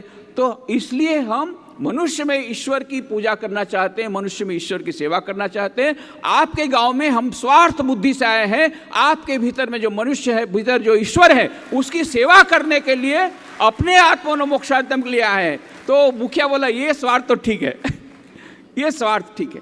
तो इस प्रकार से ये कितना बड़ा सुंदर डबल फायदा। अरे जिसको ही हम सेवा करते हैं उसको क्या मिलेगा? ज़्यादा से ज़्यादा भोजन मिलेगा, रोटी कपड़ा मकान, इससे ज़्यादा क्या मिलेगा? और जो सेवा करेगा उसको अनंत सुख, अनंत ज्ञान, अनंत आनंद, ईश्वर की प्राप्ति हो जाएगी। तो कौन ज़्यादा फायदे में है, सेवा करने वाला या सेवा पाने वाला? तो सेवा करने वाला, ये डबल फायदे की बात है। सेवा करने वालों को भी फायदा होता है, सेवा जो पाने वाला है उसको भी फायदा होता है। ऐसे डबल फायदे की बात वाली बात स्वामी विवेकानंद ने कही है। आत्मनो मोक्षार्थम जगत हिताय च, दोनों एक दूसरे के परिपूरक हैं, ऐसा सुंदर मंत्र स्वामी विवेकानंद ने दिया है। और स्वामी विवेकानंद ने यह हमको कहा है, अरे गंगा के किनारे कुआं क्यों खोदते हो? इतनी बढ़िया सुंदर गंगा नदी है, कितना पानी है, और तुम उसके किनारे कुआं खोदते हो, कैसे मूर्ख हो? तो स्वामी विवेकानंद बोलते तुम कहना क्या चाहते थे? अरे बोले यहाँ पर ईश्वर, मनुष्य में ईश्वर विराजमान है, उस ईश्वर की पूजा करने के बदले, उस ईश्वर की सेवा करने के बदले तुम केवल मंदिर में प्रतिमा में पूजा करते हो। अरे उसमें तो प्राण प्रतिष्ठा करनी पड़ती है, यहाँ तो पहले से प्राण प्रतिष्ठित है, उसकी सेवा क्यों नहीं करते? ये जीवंत मनुष्य की सेवा करो। जीवंत मनुष्य की सेवा के लिए ये परम सेवा परमो धर्म, ये एक नया एक आदर्श भगवान स्वामी विवेकानंद ने अपने गुरु के पास से जो लिया था, शिव ज्ञान से जीव सेवा को, उसको मूर्त स्वरूप देने के लिए उन्होंने ये आदर्श दिया है। और उस आदर्श के अनुसार कितने सारे लोगों ने, सुबह आपने सुना किस प्रकार से सिस्टर निवेदिता स्वामी विवेकानंद के आह्वान पर आई थी। स्वामी विवेकानंद ने कहा था, sacrifice sacrifice sacrifice in the past has been the law, it will be a for ages to come, the earth's best and bravest will have to sacrifice themselves for the good of humanity. Buddhas by the hundreds are necessary with eternal love and pity. The world is burning with misery. Can you sleep? Let us call and call till the sleeping gods awake. करे स्वामी sister Nivedita ने कहा था, बलिदान बलिदान बलिदान बलिदान चाहिए। स्वामी विवेकानंद ने कहा, हमको युवकों का बलिदान चाहिए, सारे विश्व के दुख को दूर करना पड़ेगा, हमको सैकड़ों बुद्धों की आवश्यकता है। यहाँ पर आप इतनी बड़ी संख्या में हैं। स्वामी विवेकानंद ने कहा था, my faith is in the younger generation, it is they who will work out my plans and programmes. मेरी आशा मेरा विश्वास युवा पीढ़ी पर है। आज इतने सारे युवा लोग हैं, रामकृष्ण मिशन के द्वारा इतना महान कार्य हो रहा है, पर आपको जानकर के आश्चर्य होगा कि केवल 320 सेंटर हमारे हैं। अभी कितने सारे जगह पर वो मांग कर रहे हैं कि यहाँ भी रामकृष्ण मिशन का सेंटर खोलो। 1200 प्राइवेट सेंटर है, नॉन एफिलिएटेड सेंटर। वो लोग बोल रहे हैं कि हमारे पास सब कुछ है, हमारे पास ज़मीन है, माउस क्वार्टर है, हॉस्पिटल है, स्कूल है, केवल माउस क्वार्टर है पर माउस नहीं है, आप साधुओं को भेजो। तो साधु कहाँ से लाएंगे? यहाँ बेलूर मठ में कोई पेड़ तो है नहीं कि 2-4 साधु तोड़ करके उधर भेज दिया, 2-4 साधु धो करके उधर भेज दिया। कोई पेड़ नहीं है साधु बनने का। हम न तो आकाश से आते हैं न पेड़ में उगते हैं, आते हैं इस परिवारों में से आते हैं, इसी गृहस्थाश्रम में से ही आते हैं। तो इसलिए कहाँ से आएंगे? स्वामी विवेकानंद ने कहा था, मेरी आशा मेरा विश्वास युवा पीढ़ी पर है। और उन्होंने ये भी कहा था, only the fresh flowers can be dedicated at the feet of the Lord. जो ताज़े पुष्प हैं वही भगवान को समर्पित हो सकते हैं। इतने सारे ताज़े पुष्प आए हैं, मुझे लगता है यदि 125 उसमें से आ जाएं, ज़्यादा नहीं चाहिए, तो हमारी 125वीं जयंती सार्थक हो जाएगी, 125वीं रामकृष्ण मिशन की सार्थक हो जाएगी। केवल इतने सारे में से केवल 125 चाहिए, ज़्यादा नहीं। बाकी सभी लोग साधु बन नहीं सकते और साधु बनने की आवश्यकता नहीं है। क्यों? हमारे देश को सभी की आवश्यकता है, अच्छे साधु की आवश्यकता है, अच्छे IAS ऑफिसर की आवश्यकता है, अच्छे एडवोकेट, अच्छे डॉक्टर, सभी की आवश्यकता है। परंतु सबसे अधिक हमारी आवश्यकता है निस्वार्थ सेवा से युक्त आत्मोन्मोक्षार्थम जगदिताय च वो समर्पित ऐसे सन्यासियों की आज आवश्यकता है। यदि हमारे पास अधिक सन्यासी आएंगे तो हम और अधिक सेंटर खोल सकेंगे, सारे विश्व का और भी कल्याण होगा। देश विदेश दोनों जगह पर हमारी बहुत डिमांड आ रही है। तो मैं आशा करता हूं, और सब लोग नहीं हो सकते, पर सेवा का आदर्श आप जरूर लीजिए। कितने सारे लोग हैं, युवकों ने इस आदर्श को लेकर के अपने घर बार छोड़ करके आ गए हैं, सन्यासी बने हैं। कुछ जो नहीं बन पाए किसी कारण से, वे लोग अविवाहित रह करके बड़ा बड़ा कार्य कर रहे हैं। कहाँ मैसूर में, वो दूसरी जगह पर वे अविवाहित रह करके बड़े बड़े ट्राइबल डेवलपमेंट प्रोजेक्ट कर रहे हैं। कुछ लोग हैं विवाहित हैं पर हस्बैंड वाइफ दोनों मिलकर के बड़े सेवा के बड़े कार्यक्रम कर रहे हैं। ऐसे आप जो भी सेवा का, चाहे आप सन्यासी बन सके तो बहुत अच्छा है, नहीं बन सके तो अविवाहित रह करके, यदि विवाह हो गया, विवाह होने करने की बहुत इच्छा है तो विवाह करके उसमें भी आप सेवा का आदर्श और तन मन धन से जितनी सेवा आप कर सके देश की, समाज की, उतना कीजिए।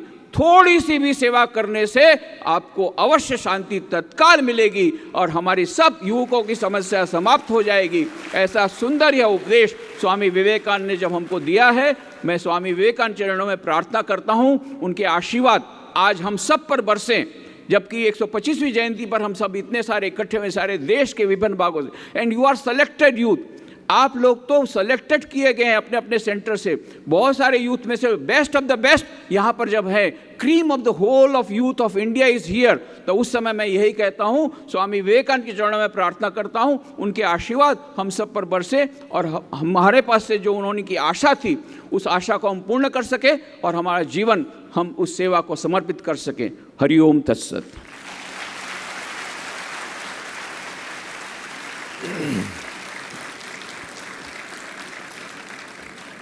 Our humble pranams to revered Swamiji for his inspiring speech. Now I will request Swami Bodhasaranandji Maharaj, Assistant General Secretary, Ramakrishna Mission. He will speak on Swami Vivekananda, an ideal for the youth. He will speak in English and his allotted time is 25 minutes.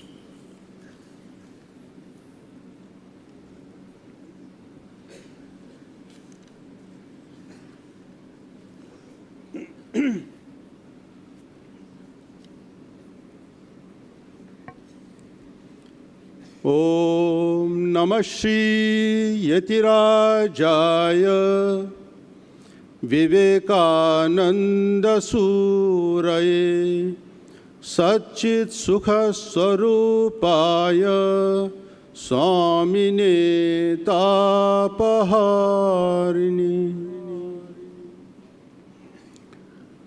My salutations to Shri Ramakrishna Deva, Ma Sharda Devi, Swami Vivekananda. On the dais are seated Swami Vimalatmananji Maharaj, Swami Nikhileshwarananji Maharaj. I convey my pranams to them. And then Swami Tattvasaranandaji is there. Then our Shakti Prasad Mishra ji. And off the dais are seated our Vice President Maharaj, Swami Bhajananji Maharaj, then other senior Swamijis, my brother monks, and from different parts of India have come our brothers and sisters and many guests, and some have come from London, also from Bangladesh and many parts of the world. So it is nice to see all of you, that you have come from different parts of the world. It is your spiritual home. Now, just now, you heard some powerful speeches by Swami Nikhileshwaranji Maharaj, and before that, other speakers also, they spoke very forcefully. So my appeal to you is that you should not go empty-handed from here. You have to carry that powerful message of Swami Vivekananda with you, translate it into your own lives, and see how you can make it practical into your day-to-day life. Not only that, you have to share that divine wisdom, those divine ideals, with your friends, relatives, and other people also. And Swami Nikhileshwaranji told you that the greatest contribution of Swami Vivekananda is the actualization of the worship of God in man. So how you can worship that God in man, that you have to see in your day-to-day life. And you will become a blessing to yourself and to the whole world. So you compare notes, whatever good ideas you get from here in this convention hall, which has been recently constructed. And then you have to share your notes with other brothers, and then you can think over them and see how you can utilize them in your day-to-day life. So in this age of tumult and unrest, we look back to Swami Vivekananda, who can become a beacon of life and can lead us through this catastrophic world phase. This world has produced so many leaders, so many philosophers, but most of them we have forgotten. We don't even remember their names also. But Swami Vivekananda continues to be a living philosopher, a living spiritual giant who can contribute to our well-being. So that is why I have been asked to speak on Swami Vivekananda, an ideal for the youth. So, unlike others, he has left a vibrant this institution of which we are celebrating the 125th anniversary since last 1 year. And today it has started, and tomorrow also it will continue. Then day after tomorrow, we'll be releasing a postal stamp and a coin on Ramakrishna Mission. For that, the Minister of Law is coming from Government of India, so he'll be doing it. It will be done on 27th. And then again, we have got Bhav Prachar Parishad meeting on 29th and 30th.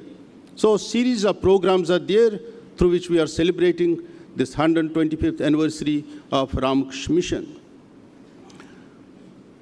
So seeing the Government of India, they also felt that Swami Vivekananda can become an ideal for youth. That's why sometime in 1984, 1984, they decided that Swami Vivekananda's birthday, that is 12 January, it should be made as National Youth Day, because the government of India realized that his life and ideals or his teachings, they have the capacity to be put before the youth of India so that they become perfect human beings. So that's why in their circular they sent to all parts of India, and now it is being celebrated everywhere. Now we find so many New Age icons are coming. They stay for some time, but after some time they disappear. You have heard the name of Anil Ambani. When Dhirubhai Ambani divided his empire, this Anil Ambani became the richest person in India. But now you see he has become a pauper. So these people, they come and stay for some time, but after some time, they disappear. So like that, another was there, Vijay Mallya. And then we hear the name of that Sahara Group chairman, Subrata Rai, and many other people. And some come from cinema world, some come from sports world, and from other corporate also we find. But they don't have that capacity to inspire youth of India. So it is only in Swami Vivekananda that we find that he can become an ideal before all of us. And his works have universal significance. It is not that his teachings are applicable only to some parts of India. It's not like that. One letter he has written in Calcutta or Chennai or Mumbai or in, say, London or New York, it has relevance even after Swami Vivekananda's passing away of this 100 years, more than 100 years he has passed away. But even now also we derive inspiration when we read those letters. They are very fiery. When you read Swami Vivekananda's letters, your blood starts boiling. So much power is there in his teachings. So I tell many young men, because now in this age, so much depression is there. Just now our Swami told you so many people are committing suicide. Not only in India, abroad you will find so many people. In Japan, the highest crime rate is there, suicide rate is there. Similarly, in other parts of the world also, people are committing suicide. They don't find any ideal before them. That's why they are forced to commit suicide. So much stress is there. So much restlessness is there. But Swami Vivekananda, if you keep him as your ideal, your life will become, it will simply blossom. You'll become a blessing to yourself and to the whole world. I tell many people, you see, there are ups and downs in our life. But when you find some depression is there, or something is there that you are not in high spirits, just look at the eyes of Swami Vivekananda. He's emitting fire through his eyes. You see, your weakness will fly over, your laziness will go away, and you will find a lot of enthusiasm and you will become spirited. So that thing we have to do. And then his other teachings are there. If you keep them on your table, suppose he says that you cannot believe in God until you believe in yourself. It is a powerful message that he has kept before us. That dependence has to be there, self-confidence has to be there. We should have tremendous that faith in ourselves. And if possible, just keep it on your table, this quotation.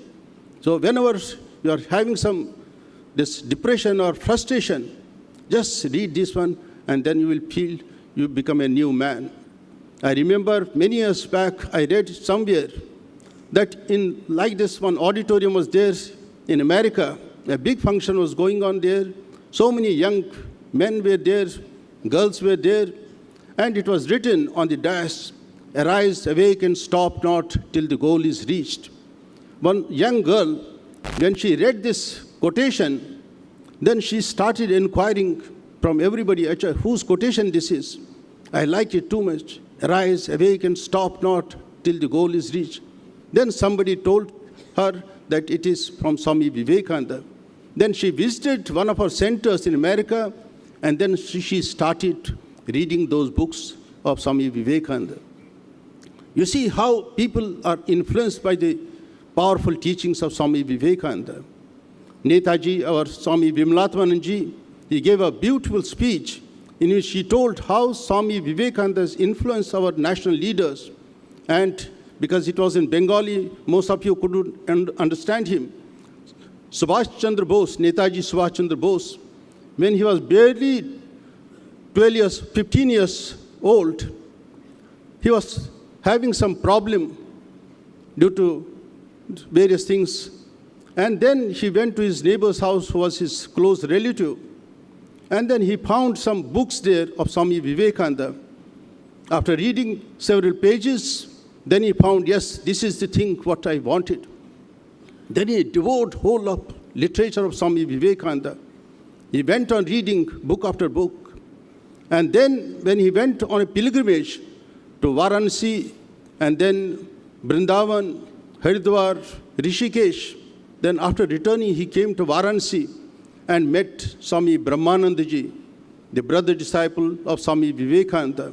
He was so much moved and fascinated by the spirituality of Brahmanandaji that he wanted to embrace monasticism. He wanted to become a monk.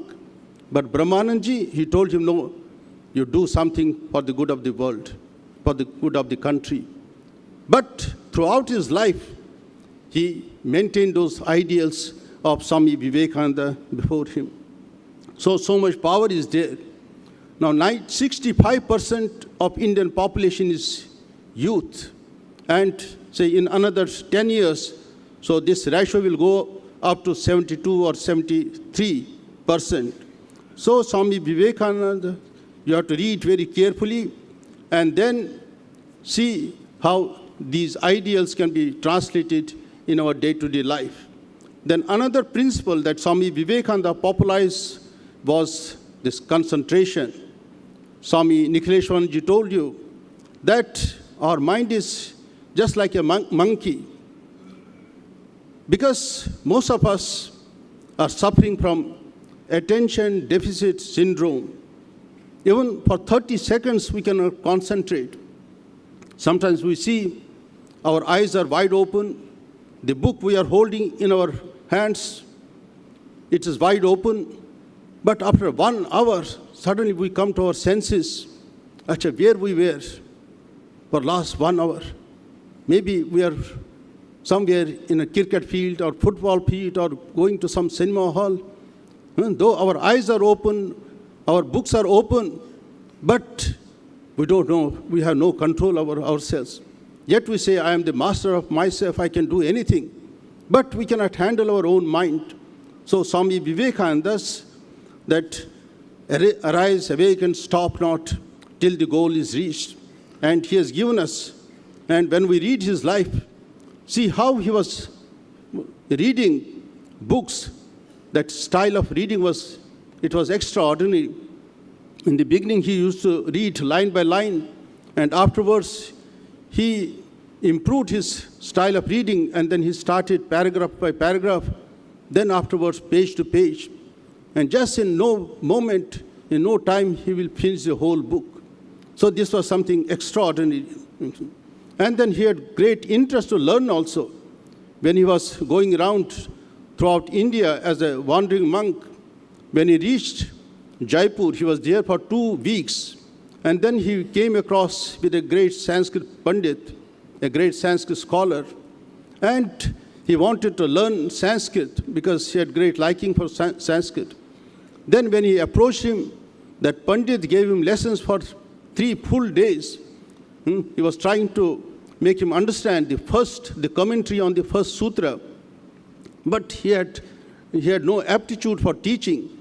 Then Swami Vivekananda, he told him after 3 days, sir, I'm not able to understand what you want to convey. Then that teacher also felt very bad. He told, no, you try on your own, then you come to me.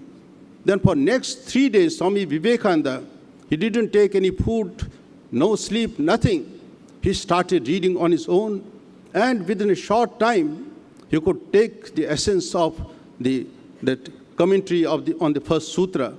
Then he immediately went to that Sanskrit teacher and told him the essence of that first sutra.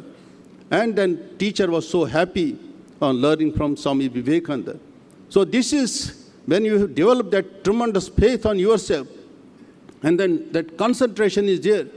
You are ready to forego your sleep and food and other things. Then only we can achieve great things. Then Swami Vivekananda, he took so much interest in Sanskrit that he continued his studies in Sanskrit. So likewise, when he reached this Meerut, there he wanted to read the complete works of Sir John Lubbock. And then his brother disciple was there, Swami Akhandanandji. He sent him to that library where one British librarian was there, and he used to bring daily one book for Swami Vivekananda. Then on the next day, he will return it. That British librarian, he became very annoyed. He told, how come that your Swamiji is able to finish one book in one day? No, I will not give it to you. Unless you bring him here, I will listen to him, I will examine him, then only I will issue other books. Then when Swami Vivekananda went there, and he was that Englishman, he was surprised that Swami Vivekananda, that extraordinary, that caliber, that he could finish the whole book in one day. So this idea which Swami Vivekananda has kept before us, that we have to imbibe and see how we can shape our lives in his light. Then another time when Swami Vivekananda was staying in Belur Math, that time 25 volumes of Encyclopedia Britannica had come out. They were displayed in Swami Vivekananda's room. And Swami Vivekananda, he had already finished 10 volumes, and he was reading the 11th volume. Then his disciple, Sharchandra Chakravarti, he came there, and then he told Swami Vivekananda, so is it possible, Swamiji, for one person to read the entire contents of these 25 volumes in one life? Swami Vivekananda told, what is this? What question you are asking?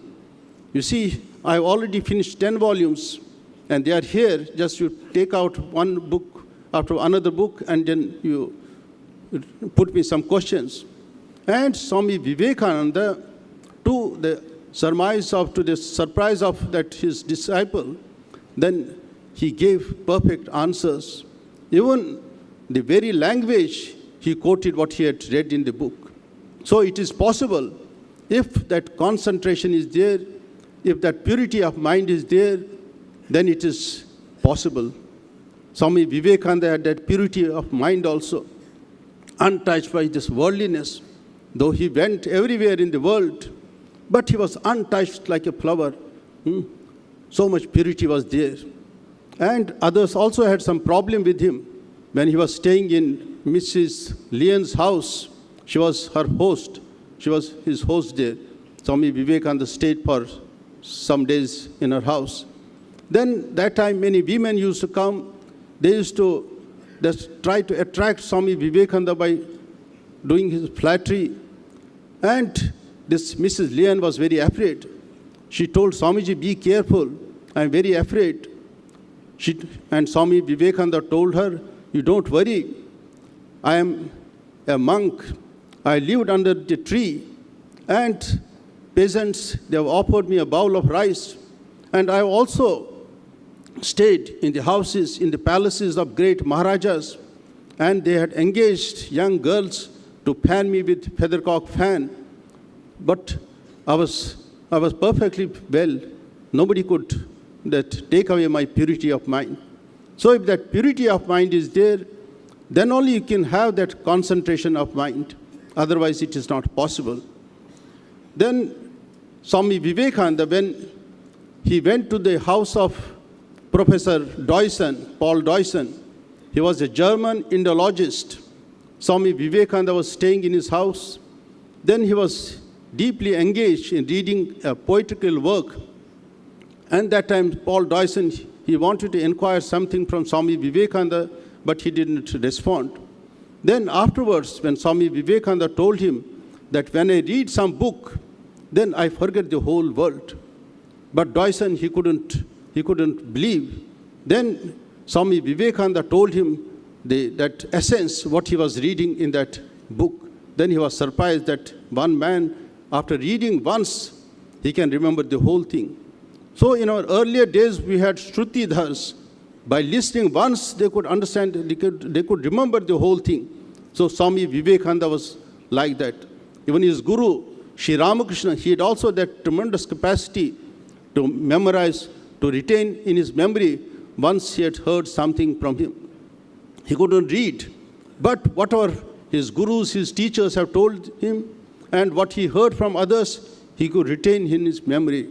So such was the purity and concentration of Swami Vivekananda. Then when Swami Vivekananda was staying in Ridgely Manor, that is near about, say, 100 kilometers away from New York, that time his another person was their holister, Swami Vivekananda. They were just discussing something. In the meantime, Mr. Leggett came and he told them, just what you are doing? He told, no, just we are thinking of putting the ball, golf ball, in the hole in one go. He told, it is impossible. Then Swami told, then what is your bet? Immediately, Mr. Leggett, he took out $10 bill, the $10 note from his purse and placed before Swami Vivekananda. Swami Vivekananda hit that ball and in one chance, he put it in the hole. So everybody was surprised. And you will be surprised that Swami Vivekananda didn't play golf before that one. So such was his capacity. And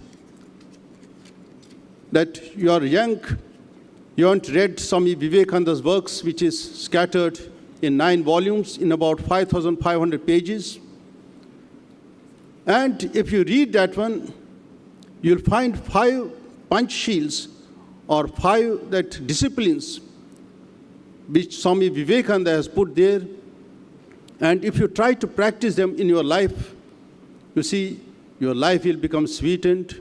It will become very precious. One is good thoughts. So always think about good thoughts. Morning till night, good thoughts, Shubha Chinta, that you have to do. So then your life should not end there. Then those ideas have to be put into practice. So good work you have to do.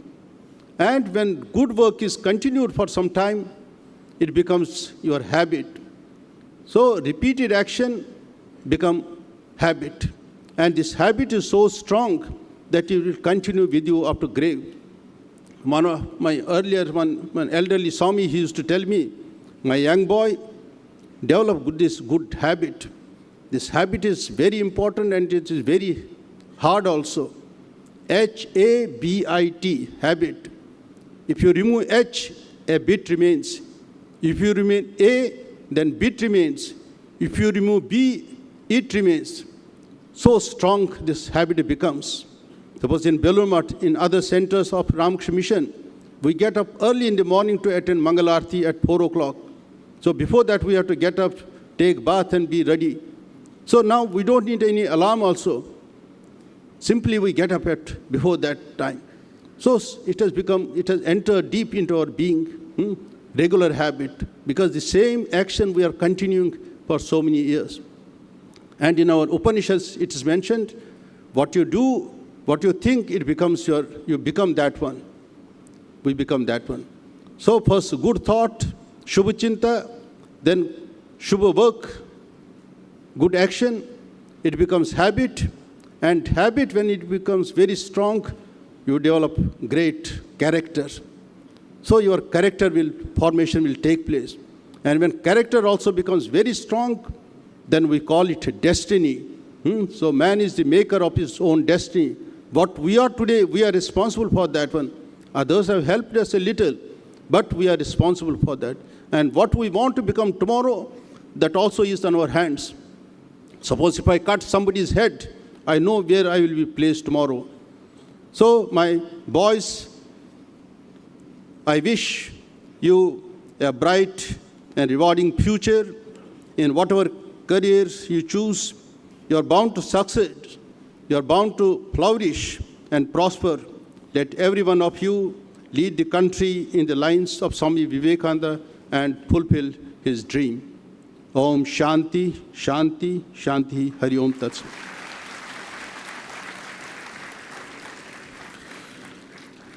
Our respectful pranams to Revered Maharaj for his wonderful speech. Now, I request Sri Shakti Prasad Mishra. His subject is Road to India of Swamiji's Dream. He will speak in Bengali and his time is 25 minutes.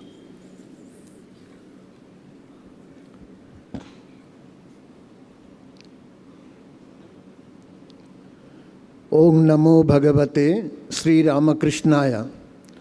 মঞ্চে উপবিষ্ট শ্রীমৎ স্বামী विमलात्मानंद जी महाराज के प्रणाम, श्रीमৎ स्वामी बोधेश्वरानंद जी महाराज के प्रणाम, श्रीमৎ स्वामी निखिलेश्वरानंद जी महाराज के प्रणाम, स्वामी तत्वसारानंद जी महाराज के प्रणाम एवं सामने उपस्थित श्रीमৎ स्वामी भजनानंद जी महाराज, श्रीमৎ स्वामी बलभद्रानंद जी महाराज एवं अन्यान्य पूजनीय सन्यासी ब्रह्मचारी महाराजদের प्रणाम জানাই। And my love and best wishes to young Vivekananda Brigade. Swami Vivekananda Bharatvarsha সম্বন্ধে অন্তত তিনটি বিশেষভাবে উল্লেখযোগ্য ভবিষ্যৎবাণী করেছিলেন। প্রথম, ভারত অভাবনীয়ভাবে স্বাধীনতা লাভ করবে। India would be free in another 50 years and freedom would come in an unusual way. দ্বিতীয়, ইংরেজ বিদায়ের পর ভারতের মাথা ব্যথার কারণ হবে চীন। 1962-তে তার প্রথম প্রকাশ আমরা দেখেছি।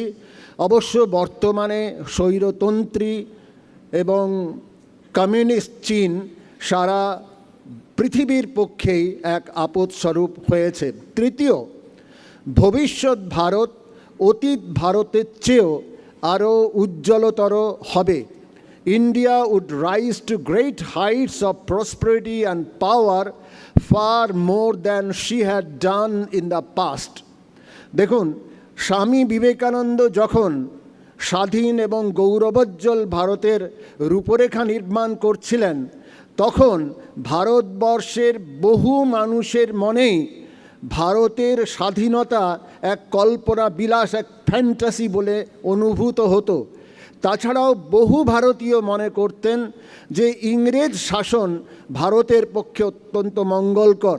এবং আরও দুঃখের বিষয়, আপনারা অবাক হবেন যদি এই ঘটনাটা শোনেন, সেটি হচ্ছে 1857 যখন মহাবিদ্রোহ, সেই মহাবিদ্রোহে স্বাধীনতাকামী ভারতীয়রা পরাজিত হয় এবং অত্যাচারী শাসক ইংরেজরা জয়ী হয়, তখন আমাদের এই কলকাতার বুকে তথাকথিত শিক্ষিত বুদ্ধিজীবীদের সমাজ, ব্রাহ্ম সমাজ এক বিশেষ সভার আহ্বান করেছিল।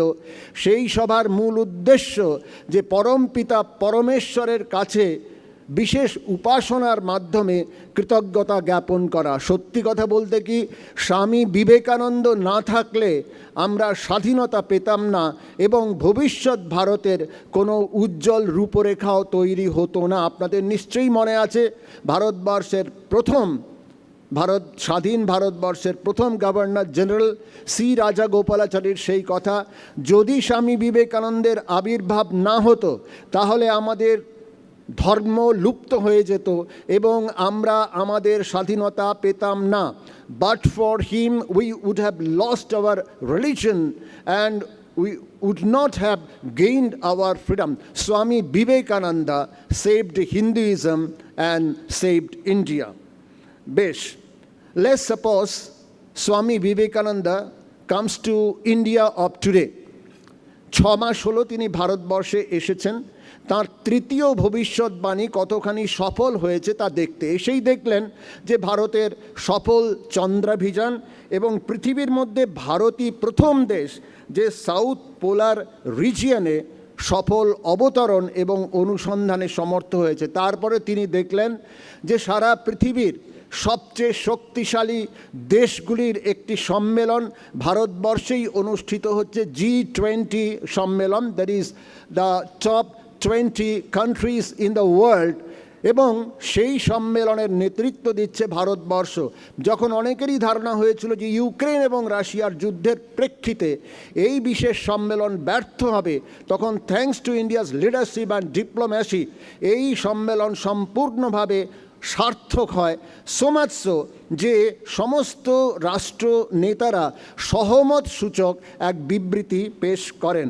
এসব দেখে স্বামীজি নিশ্চয়ই খুশি। আজ থেকে কয়েক দশক আগেও আমরা দেখেছি যে সাধারণভাবে আন্তর্জাতিক মঞ্চে ভারতবর্ষ ছিল লাস্ট বেঞ্চার ও থার্ড বেঞ্চার। বর্তমানে ভারতবর্ষ টপার। মাত্র কয়েক দশক আগে আমাদের মনে আছে, তখন আমরা ছাত্র ছিলাম, যে আমাদের ভারতের বুকে দাঁড়িয়ে মার্কিন রাষ্ট্রদূত এটি উদ্ধত মন্তব্য করেছিলেন। তিনি বলেছিলেন যে what does India export except communicable disease. Bharat তো বিশ্বকে একটি মাত্র জিনিস রপ্তানি করতে পারে, সেটি হচ্ছে সংক্রামক ব্যাধি। আজ যদি মইনিহান সাহেব জীবিত থাকতেন তাহলে আমরা মুখের উপর পরিষ্কার বলতে পারতাম যে কেবলমাত্র এই বছরে 2022-2023 এই এক ইকোনমিক ইয়ারে আমরা তোমাদের আমেরিকাকে $112.47 বিলিয়ন অর্থাৎ প্রায় 10 লক্ষ কোটি টাকার ফার্মাসিউটিক্যাল প্রোডাক্টস এবং ওষুধপত্র ইত্যাদি রপ্তানি করেছি। শুধু তাই নয়, গত 10 বছরে দেখা গিয়েছে যে হাজার হাজার আমেরিকান ভারতবর্ষে আসছেন। কেন? এই কারণে যে অত্যন্ত সুলভে বেস্ট চিকিৎসা পাওয়ার জন্য। এবং ডেটা ঠিক বলছে যে এ পর্যন্ত ওরা আসার ফলে আমাদেরকে দিয়েছে $7,400 মিলিয়ন, অর্থাৎ 60,000 কোটি টাকা। আরেকজনের কথা বলা যাক, ইংল্যান্ডের কথা। ভারতবর্ষ যখন স্বাধীনতা অর্জন করেন তখন বেজায় ক্ষুব্ধ হয়েছিলেন ইংল্যান্ডের 11 বছরের প্রধানমন্ত্রী উইনস্টন চার্চিল। বেজায় ক্ষুব্ধ হয়ে তিনি মন্তব্য করেছিলেন, এবার ভারতবর্ষ জাহান্নামে যাবে। বিধির কি বিধান, বরং সেই দেশকে জাহান্নামে থেকে বাঁচাতে সেই দেশের হাল ধরতে হয়েছে ভারতীয় বংশোদ্ভূত এক হিন্দু যুবক যার নাম ঋষি সুনক। এবং যে ইংল্যান্ড একসময় ভারতবর্ষকে সম্পূর্ণ লুণ্ঠন করেছিল, $45 ট্রিলিয়ন, ভারতীয় মুদ্রায় এটা বোঝা যাবে না, সেই ইংল্যান্ডকে পেছনে ফেলে আজকের Bharatvarsha one of the top 5 economic powers in the world. And that apart, India is the fastest growing major economy in the world. আমাদের মনে আছে, যারা এখানে বয়োজ্যেষ্ঠ তারা নিশ্চয়ই মনে রেখেছেন যে ওয়ার্ল্ড ব্যাংকের দীর্ঘদিনের প্রধান ছিলেন রবার্ট ম্যাকনামারা। তিনি একবার মন্তব্য করেছিলেন যে India would always survive on the aid from the west. Bharatvarsha ততদিনই বেঁচে থাকবে যতদিন পশ্চিমী দেশগুলো সাহায্য ভিক্ষা করে যাবে। আনফর্চুনেটলি রবার্ট ম্যাকনামারা নেই, কিন্তু মাত্র 1 বছর আগেই আমরা দেখেছি যখন ইউক্রেন এবং রাশিয়ার যুদ্ধ চূড়ান্ত পর্যায়ে চায়, এমনকি পশ্চিমী দেশগুলো চাল চাই গম চাই বলে রব তুলেছিল, তখন আমাদের ভারতবর্ষ 12টি দেশকে 18 লক্ষ টন গম দিয়ে সাহায্য করেছিল। এবং সেই সঙ্গে সঙ্গে প্রসঙ্গত উল্লেখ করা যায় যে চাল এবং গম উৎপাদনে দ্বিতীয় বৃহত্তম দেশের নাম ভারতবর্ষ, এবং পৃথিবীতে সর্বাধিক চাল রপ্তানিকারক দেশটির নামও Bharatvarsha. The largest exporter of rice and the second largest exporter of wheat. বলাই বাহুল্য। এসব দেখে स्वामी जी निश्चय खुशी, लेकिन क्या हम बोल सकते हैं जो हमारे पास स्वामी जी के सपने का भारत मिल गया, আমরা কি তাই বলতে পারি? আমাদের তুলনা হচ্ছে অতীত ভারত, অতীত ভারতের চেয়েও গৌরবোজ্জ্বল হবে। এবার অতীত ভারতের সঙ্গে কম্পিটিশনে নেওয়ার আগে আসুন আমরা একবার দেখে নিই যে অতীত ভারত কেমন ছিল। আমরা সবাই জানি যে স্বামী বিবেকানন্দ অতীত ভারতবর্ষ সম্বন্ধে অত্যন্ত গর্বিত ছিলেন এবং আমরাও গর্ববোধ করি।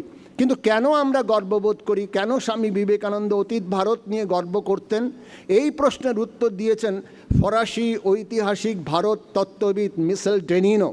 স্বামী বিবেকানন্দ জন্মজয়ন্তী উপলক্ষে ম্যাড্রাস আইআইটিতে একটি অনুষ্ঠান হয়েছিল। সেই অনুষ্ঠানের অন্যতম বক্তা ছিলেন মিশেল ডেনিনো এবং তিনি তার বক্তৃতার বিষয় নির্ধারণ করেছিলেন why be proud of being an Indian. ভারতীয় হিসেবে আমরা গর্ব করব কেন? তিনি নিজেকে ভারতীয় বলতে গর্ববোধ করতেন এবং তিনি পরিষ্কারভাবে দেখিয়েছেন নানা যুক্তি তথ্য দিয়ে অন্তত 12টি কীর্তি কাহিনী, যা সারা পৃথিবীতে অনন্য একমাত্র ভারতবর্ষেই সম্ভব হয়েছে। এবং এর কারণ হিসেবে তিনি এই 12টি কীর্তির কথা বললেন, একটা দুঃখের কথা বললেন যে there is no attempt to glorify this particular aspect in his words, whether it is technology or spirituality, ecology or democracy, art, architecture or literature, pure science or material science, India was on top. कब? जब Europe के बहुत सारे देश अंधकार में डूबे हुए थे, when most of the European countries were steeped in ignorance and poverty. যাই হোক, বক্তৃতার শেষ পর্যায়ে তিনি একটা কথা বললেন যে আচ্ছা, আপনারা হয়তো ভাবছেন যে ভারতবর্ষ এই করেছে ওই করেছে, ভারতবর্ষ কি করতে পারেনি এমন কি কিছুই নেই। উনি বললেন যে হ্যাঁ, ভারতীয় একমাত্র দেশ যে এত শক্তিশালী হয়েও সামরিক দিক দিয়ে কোনো দেশের ধন সম্পদ লুণ্ঠন করেনি, এবং ভারতীয় একমাত্র দেশ যে আমেরিকা, অস্ট্রেলিয়া, নিউজিল্যান্ড আদি বাসিন্দাদের উৎখাত বা হত্যা করে বড় হয়নি, উপনিবেশ স্থাপন করেনি, মুসলমান এবং খ্রিস্টানদের মধ্যে ক্রুসেডের মতো কোনো ধর্মযুদ্ধ হয়নি, এবং স্বদেশে নির্যাতিত, অন্যান্য দেশে প্রত্যাখ্যাত আদি পার্সি, ইহুদি এবং আদি খ্রিস্টানদের আশ্রয় দিতে, সম্মানের সঙ্গে আশ্রয় দিতে কোনো কুণ্ঠাবোধ করেনি। এবং সেই সঙ্গে সঙ্গে আরেকটি তথ্য যেটা খুব সাম্প্রতিক গবেষণায় প্রমাণিত হয়েছে, যে ভারতবর্ষ অর্থনৈতিক সমৃদ্ধিতে বিশ্ব সেরা ছিল 100 বছর নয়, 200 বছর নয়, প্রায় 1700 বছর, economic super power for 1700 years. আচ্ছা, সেই অতীত ভারতবর্ষে আমাদের পূর্বপুরুষ কেমন ছিলেন? 3য় শতাব্দীতে এসেছিলেন লিবিয়ান একজন খ্রিস্টান যাজক এরিয়াস। তিনি গ্রিস এছাড়া বিভিন্ন দেশ ভ্রমণ করে অবশেষে ভারতবর্ষে আসেন। ভারতবর্ষ ভ্রমণ করে তিনি একটি মন্তব্য করেছিলেন যে no Indian is never known to tell an untruth, no Indian is ever known to tell an untruth. ভারতবাসী কখনো মিথ্যা কথা বলতে জানে না। তারও প্রায় 600 বছর আগে এসেছিলেন গ্রিক পর্যটক মেগাস্থিনিস। দিন কয়েক আগে তার ভারত ভ্রমণ, ভারত বৃত্তান্ত আমি পড়ছিলাম, অবাক হচ্ছিলাম। তিনি তুলে ধরেছেন যে আমাদের পূর্বপুরুষ শৌর্যে, বীর্যে, নৈতিকতায় এত মহান ছিলেন, এবং তাঁর দৃষ্টিতে ভারতবর্ষের সবাই স্বাধীন, কেউ কাউকে তুচ্ছ তাচ্ছিল্য করে না, কেউ কারো তাঁবেদারি করে না। ঠিক তার ইংরেজির এই দুটি অনুবাদ অসাধারণভাবে তিনি আমাদের পূর্বপুরুষদের কথা বলেছিলেন। এরও 1000 বছর বাদে আপনারা সবাই জানেন, আমরা সবাই জানি যে হিউয়েনসাং এসেছিলেন, চীন দেশের ছাত্র, এবং পৃথিবীর মধ্যে শ্রেষ্ঠ বিশ্ববিদ্যালয় নালন্দায় পড়াশোনা করতে তিনি একটি মন্তব্য করেছিলেন যে Indians are distinguished by their straightforwardness and honesty of character. আশা করি আমাদের কাছে এখন পরিষ্কার যে স্বামী বিবেকানন্দের স্বপ্নের ভারতের পথে আমরা কতদূর এগিয়েছি। স্বাভাবিকভাবেই আমাদের মনে একটা প্রশ্ন জাগে যে কোন আদর্শকে অবলম্বন করে আমাদের পূর্বপুরুষ ভোগে বেগবান এবং ত্যাগে মহীয়ান ছিলেন। দ্বিতীয়ত, আমাদের এখন কি করণীয়? এই দুটি প্রশ্নের উত্তরের জন্য একটি ঘটনা স্মরণ করি। 1902 সালে স্বামী বিবেকানন্দের মহাপ্রয়াণ। তাঁর মানসকন্যা ভগিনী নিবেদিতা ভারতবর্ষের বিভিন্ন প্রান্তে ঘুরে বেড়াচ্ছেন। তার একটি উদ্দেশ্য স্বামীজির ভাবাদর্শে দেশের জাগরণ। কলকাতা থেকে গেলেন ম্যাড্রাস, ম্যাড্রাস থেকে গেলেন বম্বে, বম্বে থেকে গেলেন পুনে, পুনে থেকে এলেন পাটনা, পাটনার পর এলেন বুদ্ধগয়ায়, এবং বুদ্ধগয়ায় তার শেষ রাত্রি, এরপর তিনি যাবেন লখনৌ। প্রত্যক্ষদর্শীর বিবরণ। হঠাৎ করে দেখা গেল যে ভগিনী নিবেদিতা কান্নায় ভেঙে পড়েছেন। বলছেন, we have failed, the country has not been রাউজড from slumber. কই, এখনও তো আমার দেশবাসীর মোহনিদ্রা ভাঙল না। When will the nation be conscious of its glorious heritage? কবে আমাদের দেশের যে গৌরবময় ঐতিহ্য আছে সেই ঐতিহ্য সম্পর্কে সচেতন হবে? The true spirit of India, ভারতের যে অন্তর্নিহিত শক্তি, what once made the glory of the world and the heart of Asia has not been roused. ভারতের যে অন্তর্নিহিত শক্তি, যে শক্তির বিকাশের ফলে ভারত বিশ্ব সেরা ও এশিয়ার প্রাণরূপে বন্দিত হয়েছিল, কীর্তিত হয়েছিল, সেই প্রাণ শক্তি আজ কোথায়? বেশ, কিন্তু আমাদের মনে প্রশ্ন, কি সেই প্রাণ শক্তি? আসলে দেখুন, প্রত্যেক দেশেরই একটা মৌল প্রেরণা বা চালিকা শক্তি থাকে। ভারতের ক্ষেত্রে কি জীবনী শক্তি কি? স্বামীজির স্পষ্ট উত্তর, ধর্ম। তবে হ্যাঁ, অভারতীয়রা ধর্মকে যেভাবে ফেথ বলে সেটি নয়, অর্থাৎ একটিই ধর্মগ্রন্থে বিশ্বাস, এক প্রফেটে বিশ্বাস, একজনেরই স্মরণ না হলে পরিত্রাণ নেই, একটি মত, একটি পথ, তা নাহলে তুমি জাহান্নামে যাও, তা নয়। তাহলে কি? ভারতবর্ষে ধর্ম বা সনাতন ধর্মের মূল কথা হলো এক সত্য, তা সর্বত্র অনুসৃত। ব্যবহারিক জগতে তার নাম ঈশ্বর, গড বা আল্লাহ, এই হচ্ছে আমাদের মূল কথা। এবং এক পরমেশ্বর সর্বভূতে আছেন এবং তার বাইরেও আছেন। তুমি হিন্দু হও, মুসলমান বা খ্রিস্টান, যে নামেই অভিহিত হও না কেন, প্রত্যেকের মধ্যেই তিনি আছেন, প্রত্যেকের মধ্যেই তিনি আছেন দেবত্ব এবং ঈশ্বরত্ব রূপে। অনন্ত শক্তি, অনন্ত পবিত্রতা, অনন্ত আনন্দ আমাদের মধ্যেই নিহিত আছে।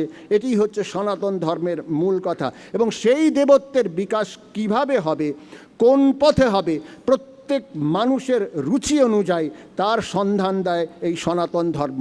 সেই পথে এগোতে এগোতে প্রথমে অভ্যুদয় এবং পরে নিঃশ্রেয়স, ম্যাটেরিয়াল প্রসপারিটি, জাগতিক সমৃদ্ধি এবং সেই সঙ্গে সঙ্গে আধ্যাত্মিক উপলব্ধি হয়। অর্থাৎ সনাতন ধর্ম যথাযথভাবে অর্থ, কাম এবং মোক্ষের দরজা খুলে দেয়। এই ধর্মই আমাদের জাতীয় জীবনের মূল ভিত্তি এবং মেরুদণ্ড। ভারতের জ্ঞান বলুন, বিজ্ঞান বলুন, শিল্পকলা বলুন, সাহিত্য বলুন, যাই বলুন না কেন, সার্বিক উৎকর্ষতার কারণ এই ধর্মভাবনা, ভারতীয়দের ধর্মভাবনা। শুধু তাই নয়, এই ধর্মভাবনার জন্যই, ভারতীয়দের মজ্জাগত ধর্মভাবের জন্যই যুগ যুগ ধরে আমরা কত ঝড় ঝাপটা সমস্ত সামাল দিতে পেরেছি। আনন্দের কথা, বর্তমান বিশ্বে ভারতের এই যে মূল কথা, এই যে শক্তি, সেই শক্তির প্রতি আকর্ষণ হচ্ছে। এবং আমাদের নিজেদের জানতে হবে যে এই শক্তি সেইটি যেন কোনোদিন নির্বাপিত না হয়। একটা লক্ষ্য করুন, যে কথাটাই বললাম, যে আমাদের কেন সেই ঝড়ঝাপটার মোকাবিলা করতে পারলাম। যে ও ইসলামিক শক্তি সুদূর আরব থেকে মিশর, জর্ডন, তারপরে ইরান, ইরাক, আফগানিস্তান হয়ে যেখানে গেছে সেখানের অধিবাসীদের ধর্মান্তর করে সম্পূর্ণভাবে নতুন সংস্কৃতি, নতুন চিন্তাভাবনা জন্ম দিয়েছে, কেন ভারতবর্ষেই ফেল করলো? যে ইউরোপীয় শক্তি বিভিন্ন জায়গায় করে তারপরে ভারতবর্ষে এসেছে, একমাত্র এখানেই কেন তারা ফেল করলো, সেটা ভাবতে হবে। দেখুন, সারা পৃথিবীতে আমরা যদি দেখি যে 5টি মূলত সভ্যতা এবং সংস্কৃতি কি কি, একটি হচ্ছে হেলেনিক, একটি হচ্ছে হেব্রাইক, আরেকটি হচ্ছে চাইনিজ, একটি মায়া, আরেকটি ইন্ডিয়ান। হেলেনিক, হেব্রাইক, গ্রিক, মিশরীয়, মায়া সভ্যতা শূন্যে বিলীন হয়েছে। চীন তার ভূখণ্ডটি অক্ষুণ্ণ রেখেছে, কিন্তু করুণ বিদায় জানিয়েছে তার সংস্কৃতিকে, তার বিরাট সংস্কৃতিকে। একমাত্র ভারতবর্ষই এখনও যে ভাবনা, যে চিন্তা নিয়ে এতদিন আছে, আরও আরও আরও আরও আরও, এটা একটা সাধারণ মানুষের কাছে বিস্ময়কর, মনীষীদের কাছে বিস্ময়কর। যে কথা বলছিলাম, যে আনন্দের কথা কি জানেন? বর্তমান বিশ্বে ভারতের এই যে প্রাণভোমরা, অর্থাৎ উদার এবং সমন্বয়ী সনাতন ধর্ম, তার প্রতি বিশেষ আগ্রহের সঞ্চার হয়েছে। একটি অন্তত উদাহরণ দিই। বেশ কিছুদিন আগে আমেরিকায় একটি সাপ্তাহিক পত্রিকা নিউজ উইক একটি প্রবন্ধ প্রকাশিত হয়েছিল। সেই প্রবন্ধের নাম হচ্ছে উই আর অল হিন্দুস নাও, আমরা এখন সবাই হিন্দু। ওরা ওইভাবে বলেছে যে কেন হিন্দু?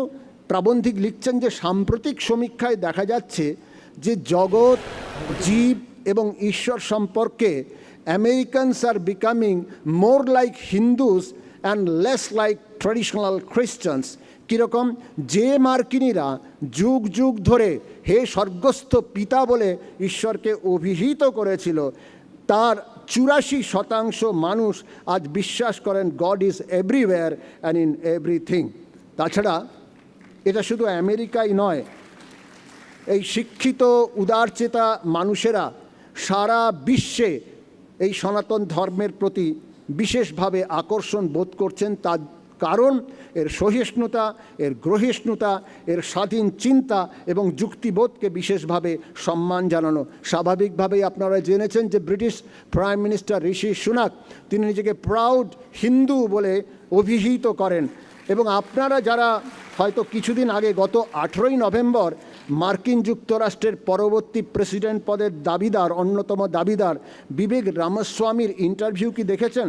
কি আত্মশ্রদ্ধা, কি আত্মবিশ্বাস, কি গর্বের সঙ্গে তিনি স্পষ্টত বলছেন যে yes, my Hindu faith has led me to the presidential campaign. এবং তারপর তিনি এই ধর্মের গরিমা এবং মহিমা বিশেষভাবে বিস্তারিতভাবে সেই ইন্টারভিউয়ার যিনি ছিলেন তাকে বললেন। কিন্তু অত্যন্ত দুঃখের বিষয় কি জানেন? খুব সংকোচ হচ্ছে, তাও না বলে পাচ্ছি না, যে আমাদের দেশে একদল ভারতীয়ই সনাতন ধর্মকে ছোট করে দেখাতে আপ্রাণ চেষ্টা করছেন। কি লজ্জার! এক প্রভাবশালী মন্ত্রীমশাই সনাতন ধর্মকে ম্যালেরিয়া, ডেঙ্গু, করোনা ভাইরাসের সঙ্গে তুলনা করে বলেছেন যে এই ধর্মের শুধু বিরোধিতা নয়, সম্পূর্ণ নির্মূল করতে হবে। আর এক বিখ্যাত রাজনৈতিক দলের এমপি এই কুৎসা প্রতিযোগিতায় নেমে মন্তব্য করলেন যে সনাতন ধর্ম হলো HIV, লেপ্রোসির মতো ভয়ানক ছোঁয়াচে রোগ, শুধু ভারতে নয় সারা পৃথিবীর পক্ষেই ক্ষতিকর। A menace not only to India but also to the whole world. যেভাবেই হোক একে শেষ করতে হবে। What an audacity, what an audacity! বেশ, আমাদের কি করণীয়? অবশ্যই এই অপপ্রচারের মোকাবিলা করতে হবে। তবে হ্যাঁ, ঔদ্ধত্য দেখিয়ে নয়, আবার অজ্ঞতাপ্রসূত উদাসীনতাও নয়। আমরা এত উদার হব যে মসজিদের আজান কিংবা গির্জার ঘণ্টাধ্বনি শুনে মনে করব যে আমারই ইষ্ট উপাসনার ডাক, কিন্তু একই সঙ্গে বহুমূল্যে আত্মা ক্রয়ের যে কোনো চেষ্টার বিরুদ্ধে সরব হব। তবে হ্যাঁ, এসবের আগে নিজের দেশ এবং স্বধর্মকে জানব। 2, স্বদেশ এবং ধর্মকে ভালোবাসব। তবে হ্যাঁ, দেখতে হবে এই ভালোবাসা যেন আমি ক্রিকেট খেলি না, ক্রিকেটকে ভালোবাসি তেমন যেন না হয়। তার কারণ কি জানেন?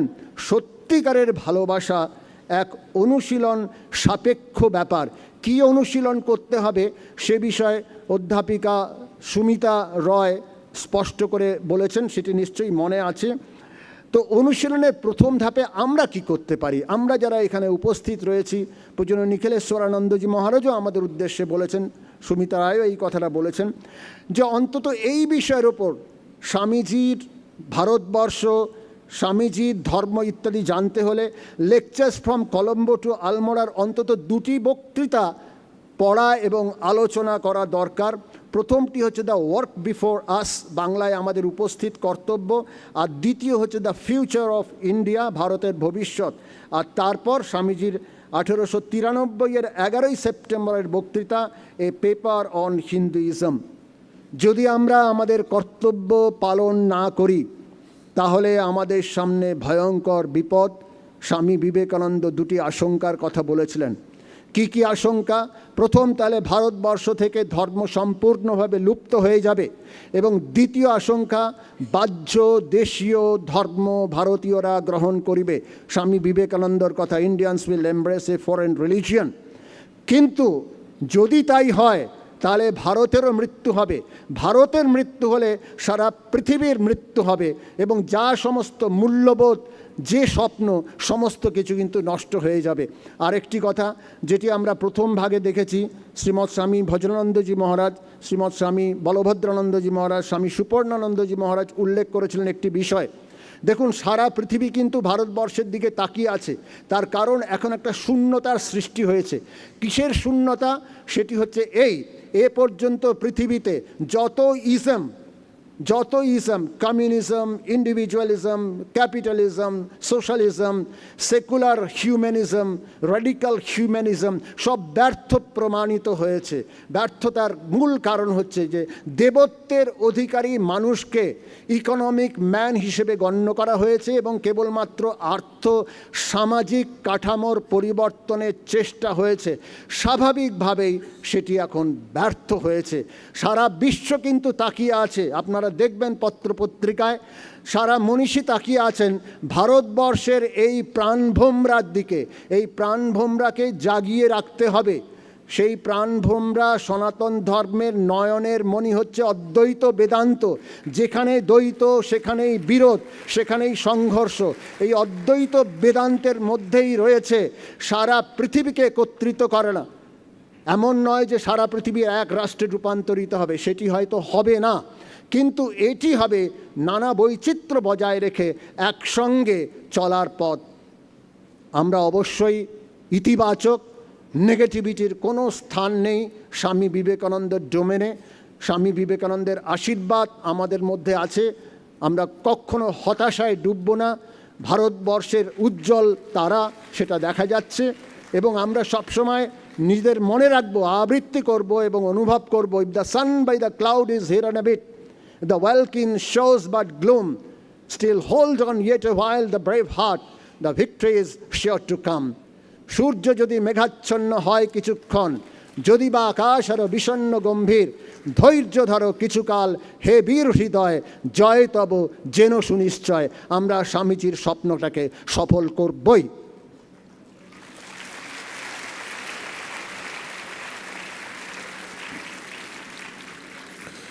We thank and gratitude to Sri Shakti Prasad Mishra ji for his wonderful and crafted speech. Now, Aarti will live stream the Aarti, which is going on in the temple. After the evening prayer, there will be tea and snacks at 6 o'clock. And then again you have to assemble here for a guided meditation at 6:30. Then there will be bhajan from 7 to 7:30. And from 7:30 onwards, we have arranged a satsang with Swami Nikhileshwarananda ji. Those who are interested, it is not a compulsory session. Those who are interested and those who want to ask him questions, then we'll assemble at the Balram Bose auditorium.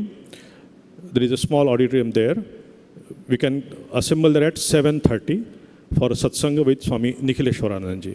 Now, we'll end this session here and we'll attend the Aarti.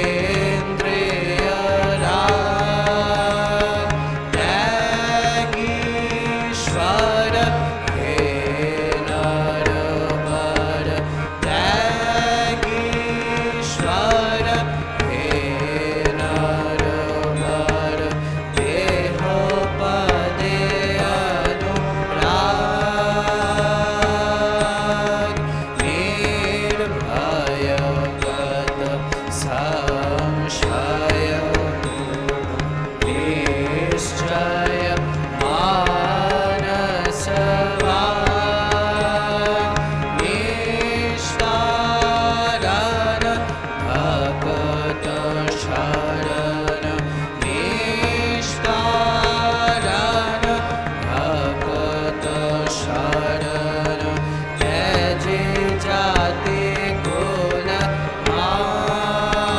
मान संपद तव श्रीपद भव पुष्पद पारे जथाय प्रेमार्पण समदर्शन प्रेमार्पण समदर्शन जग जन दुख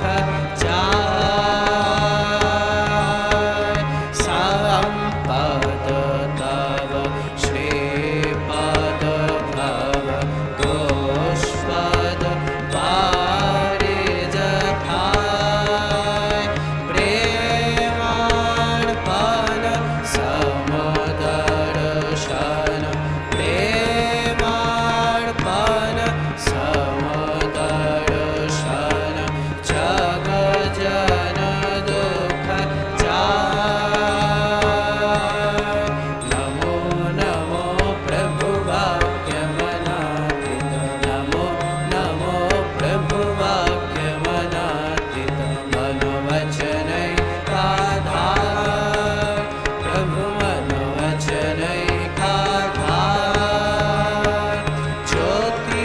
ज्योतिरज्योतिर्जल हृदिकन्दर ज्योतिरज्योतिर्जल हृदिकन्दर तुमि तम भञ्जनहार प्रभु तुमि तम भञ्जनहार नमो नमो प्रभु वाक्यमनादित नमो नमो प्रभु वाक्यमनादित मनोवचनैकाधार प्रभु मनोवचनैकाधार ज्योतिरज्योतिर्जल हृदिकन्दर ज्योतिरज्योतिर्जल हृदिकन्दर तुमि तम भञ्जनहार प्रभु तुमि तम भञ्जनहार थिथिथिलम्बरम्ब भम्ब बाजे अङ्गुशकुमिदं थिथिथिलम्बरम्ब भम्ब बाजे अङ्गुशकुमिदं गाইছে ছন্দ ভক্ত বৃন্দ আরতি তোমার গাইছে ছন্দ ভক্ত বৃন্দ আরতি তোমার জয় জয় আরতি তোমার হর হর আরতি তোমার শিব শিব আরতি তোমার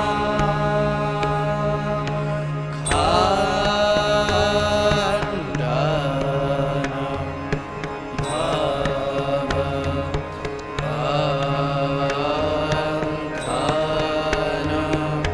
জগ বন্দন বন্দে তোমায়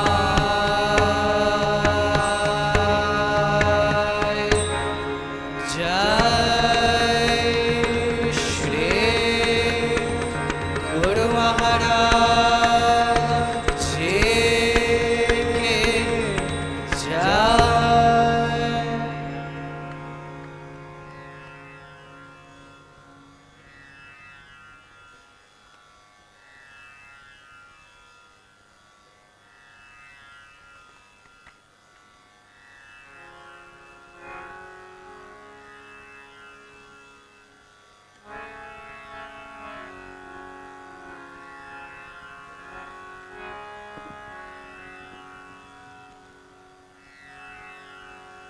ॐ ह्रीं ऋतं त्वमचलो गुणजित् गुणेभ्यः नाक्तन्ते वा सकरुणा तव पाद पद्मम् मोहं कषं बहुकृतं ना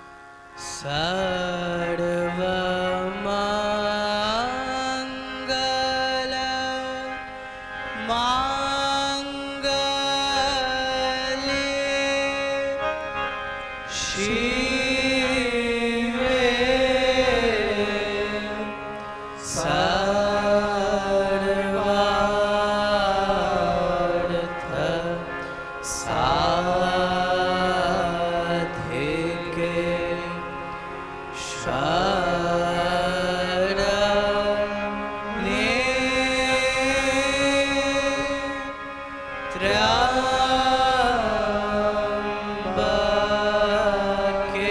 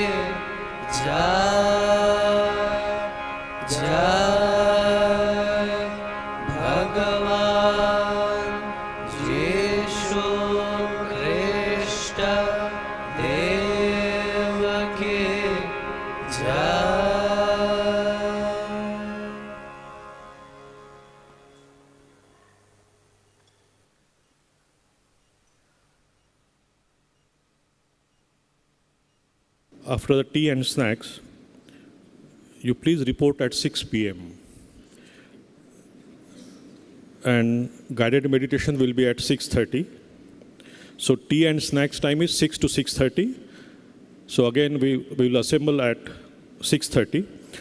Then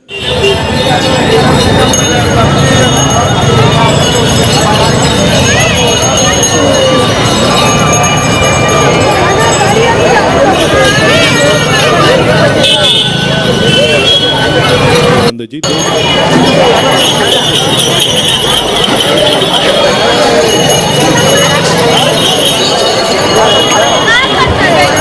ground floor.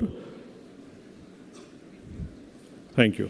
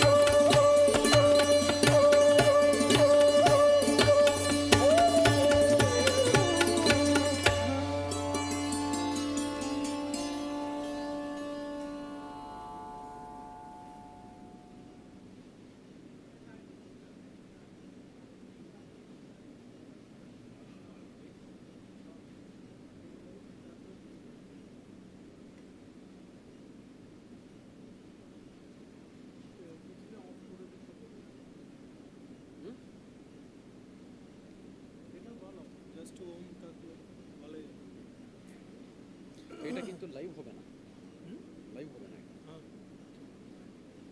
লোক না হলে আপনি বলা হবে যত যারা আসবে এরা really want to do something. ওখানে যারা আসবে সিরিয়াস সেন্সিটিভ একটাই আমার কীরকম এত লোক তো কীভাবে একসঙ্গে কীভাবে বলবে, আমি রিপিট করবো ওরা রিপিট করতে হবে, ওয়েট করে দেখুন ওরা কীভাবে হবে ওটাই দেখি। ওয়াচ আছে তো আপনার, একটু লাইট অন করে দিতে হবে। কোন লাইট? সবই লাইট লাগবে, পুরো লাইট লাগবে। ওরা দেখে পড়তে হবে, ওদেরকে পড়তে হবে।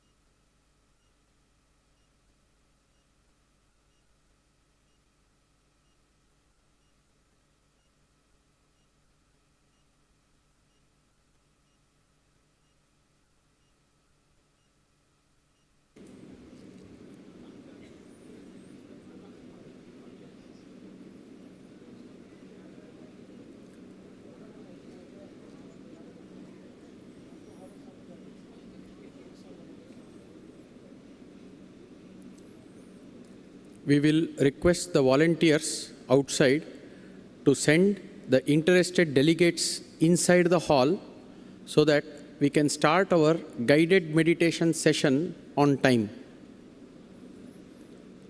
আমাদের ভলান্টিয়ার্সদের কাছে অনুরোধ, ডেলিগেটসদেরকে ভিতরে পাঠাক, আমরা গাইডেড মেডিটেশন সেশনটা চালু করে দেব।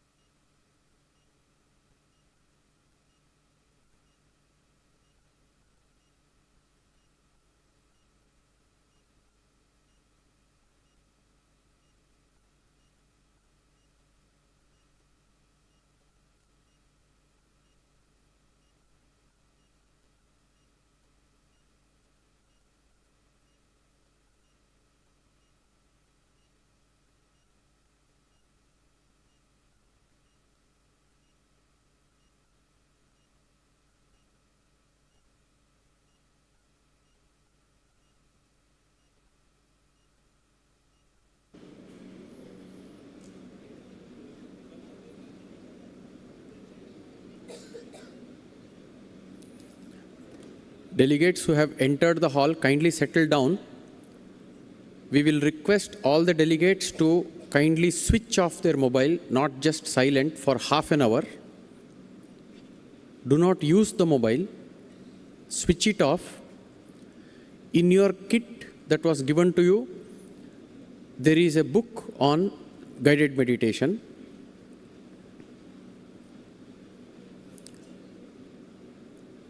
Please keep it handy. आप लोगों के किट में गाइडेड मेडिटेशन का एक छोटा सा किताब रहेगा, उसको हाथ में लेके बैठिएगा।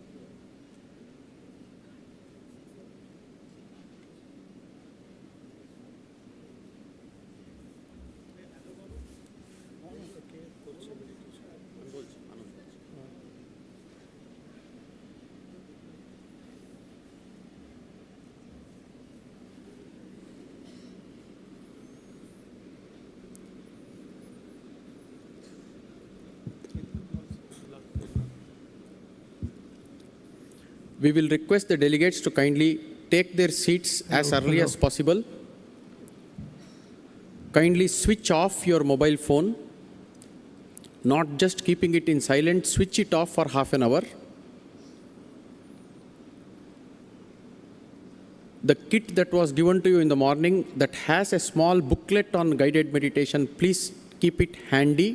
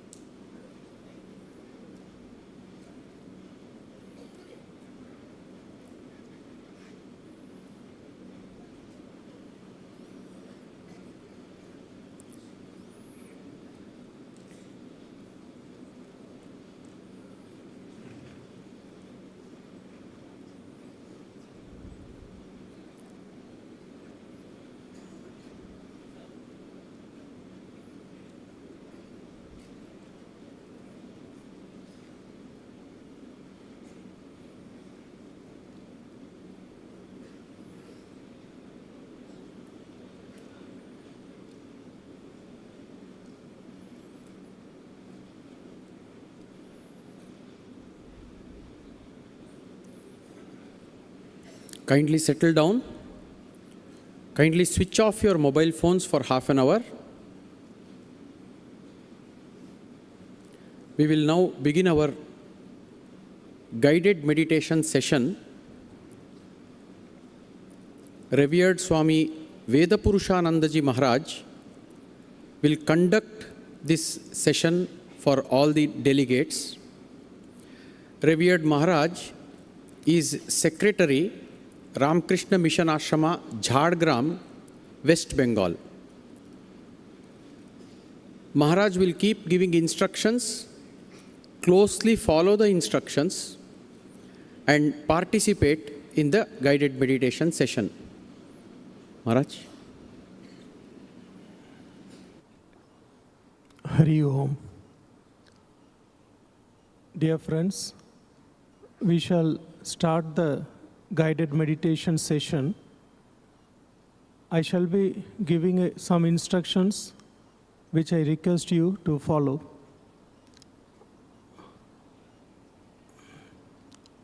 Light এখন on tak. Light on korte hobe. Swami Brahmananda ji, the first president of Ramakrishna Mission, used to say that at Vrindavan, the midnight is the most auspicious time for meditation. And he also used to say that Varanasi, the morning time, Brahma Muhurta, is the most auspicious time when the mind easily settles into meditation. But when it comes to Belur Math, Raja Maharaj used to say that at Belur Math, throughout the day, 24 hours, a stream of meditative current flows through this holy place. Holy Mother Sri Sarada Devi also said that at Belur Math, the mind settles very easily on one's Ishta. So on this sacred place, we have got an opportunity to meditate on our own Ishta, and we shall make best use of it. All of you have been given a pamphlet of guidelines for meditation. I request you to please take it and keep it ready. And we shall go through one by one. Wherever there is Vedic mantras and Shanti mantras, I will recite it first and you will recite it after me. After the recitation is over, I will just read out the meaning of that mantra. I request you to just silently contemplate on the meaning.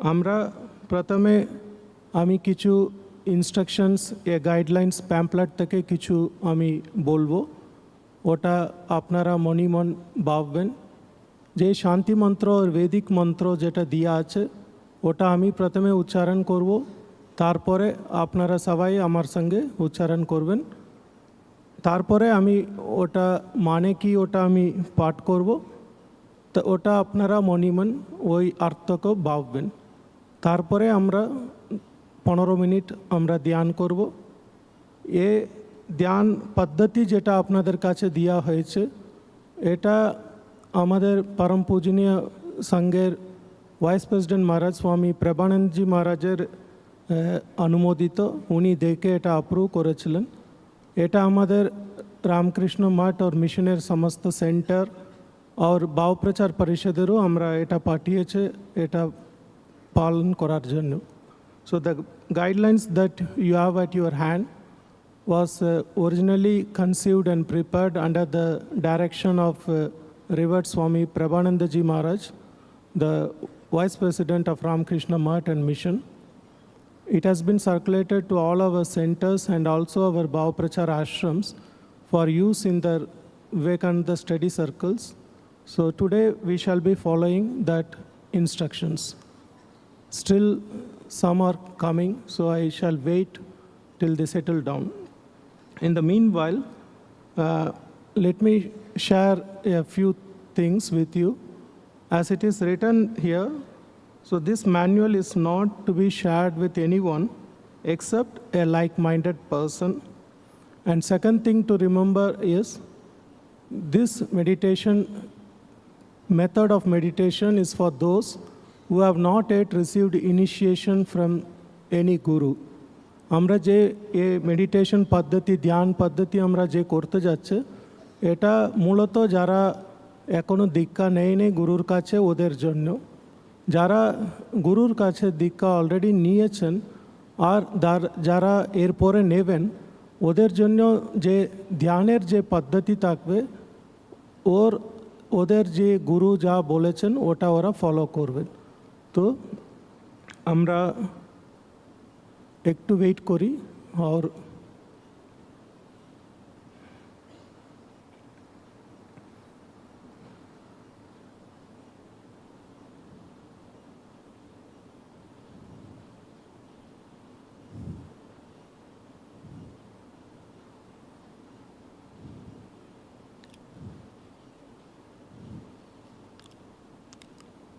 please settle down quickly.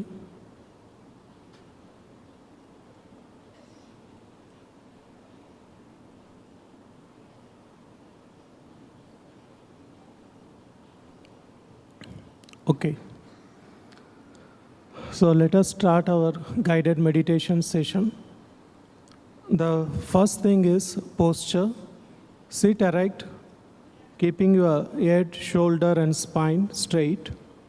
And let your posture be natural. Let it not be too stiff or too relaxed. So try to keep your spine, head straight. And we shall start with a prayer.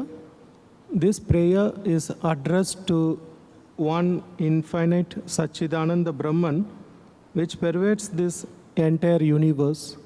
It is existence absolute, consciousness absolute, bliss absolute, and knowledge absolute. It is the source of all knowledge, all purity, and all fulfillment. It is your own self, it is your own true nature. And to that Brahman, we shall address this prayer. I shall recite the mantra and you will recite after me. Tejo si tejo mai dehi. Si tejo mai dehi. Viryamasi viryam mai dehi.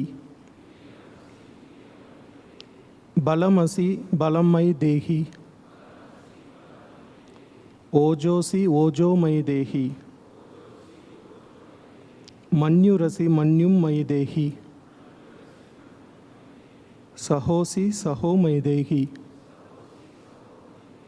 So I will just read out its meaning. Mentally you contemplate it silently. O Lord, you are the embodiment of infinite energy. Fill me with energy. You are the embodiment of infinite vigor. Endow me with vigor. You are the embodiment of infinite strength. Bestow strength upon me. You are the embodiment of infinite power. Grant power unto me. You are the embodiment of infinite courage. Inspire me with courage. You are the embodiment of infinite patience. Fill me with patience. So now we shall utter a prayer. Om Asato Ma Sadgamaya. Tamaso Ma Jyotirgamaya. Mrityorma Amritam Gamaya. Om, lead me from untruth through truth. Lead me from darkness to light. Lead me from death to immortality. Please switch on the lights. Light it on korun. Prayer for all. Om Sarve Bhavantu Sukhinah.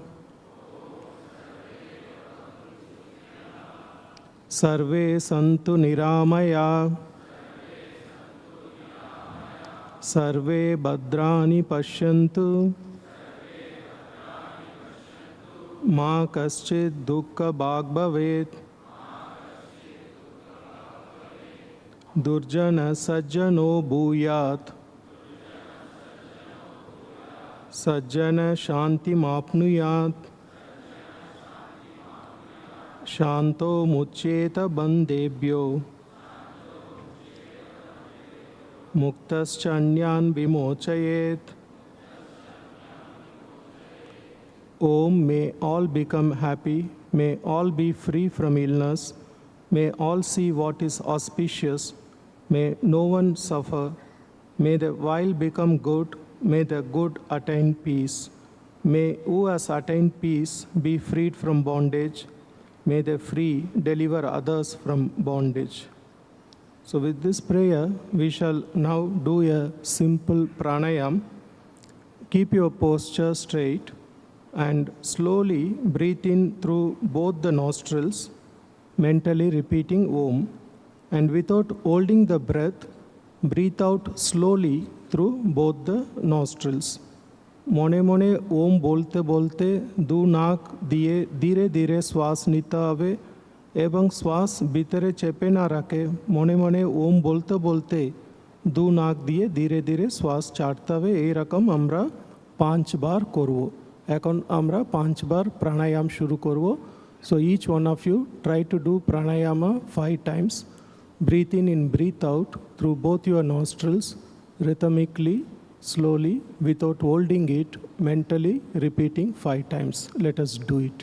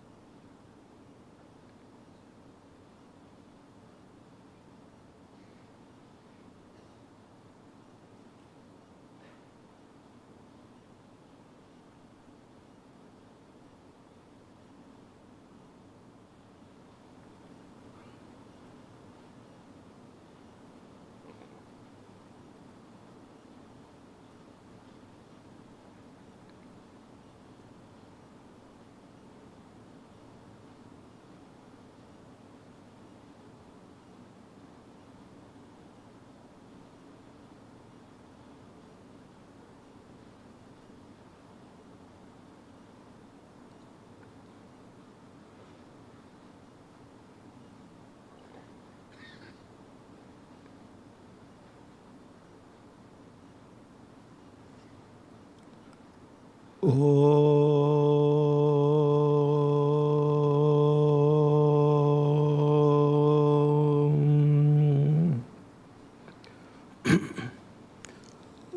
we shall mentally offer the fruits of our japa and meditation by saying a prayer. Beloved Master, it is by your grace and power that I could pray and meditate all this while. You kindly accept the fruits of these two. Grant me only purity and devotion at your lotus feet. ধ্যানের পরে আমরা মনে মন বলতে হবে, প্রভু তোমার কৃপায় তোমার শক্তিতেই আমি এতক্ষণ এই প্রার্থনা ও জপ ধ্যান করলাম। এ সবের সমস্ত ফল তুমি নাও, আমায় শুধু পবিত্রতা দাও আর তোমার পাদপদ্মে শুদ্ধ ভক্তি দাও। So we shall end our guided meditation session with a prayer for the well-being of all. Om sarve bhavantu sukhinah,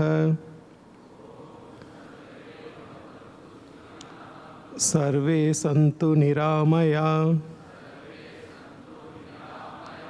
sarve bhadrani pashyantu, ma kaschid dukkha bhag bhavet, durjana sajjano bhuyat, sajjana shantim apnuyat, shanto mucceta bandebhyo, muktaschanyan vimochayet. Om Shanti Shanti Shanti Hi. Hari Om Tat Sat. Sri Ramakrishna Arpanamastu. Thank you.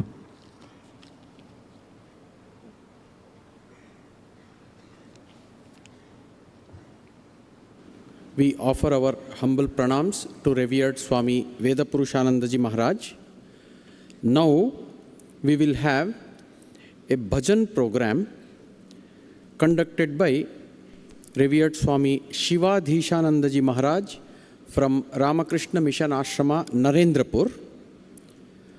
Accompanying him on the tabla will be Sri Shubhankar Banerjee. This program will continue up to 7:30.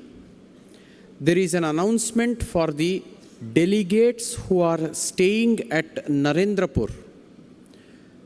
Can we kindly see a raise of hands? Delegates who are staying at Narendrapur. The announcement is, as soon as the bhajan program is completed, you must kindly go to the same place where you got down from the bus in the morning. Is that clear? Yes.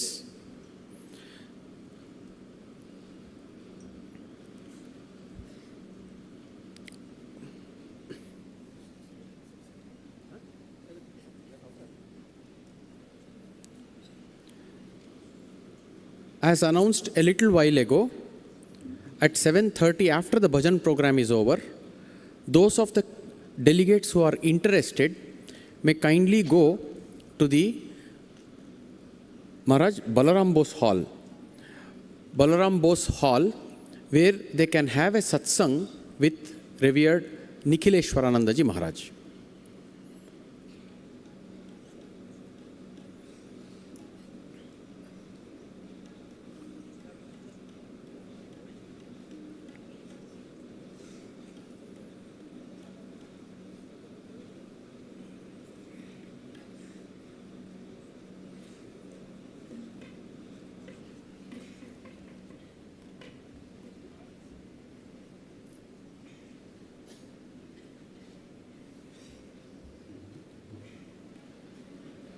Do you know where Balaram Bose Hall is? Just below this. Yes, just below this. So we don't want you to search all over Belur Math. It is just below this hall.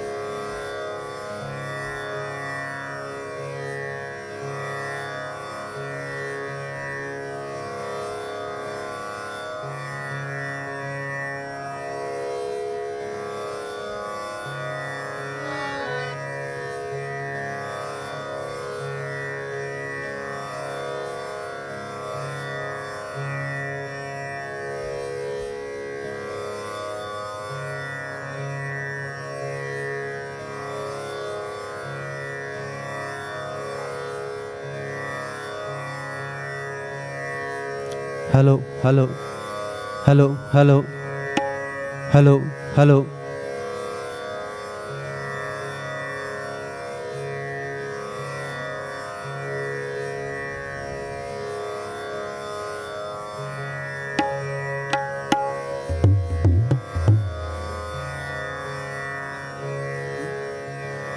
Hello, hello, hello, hello, hello, hello.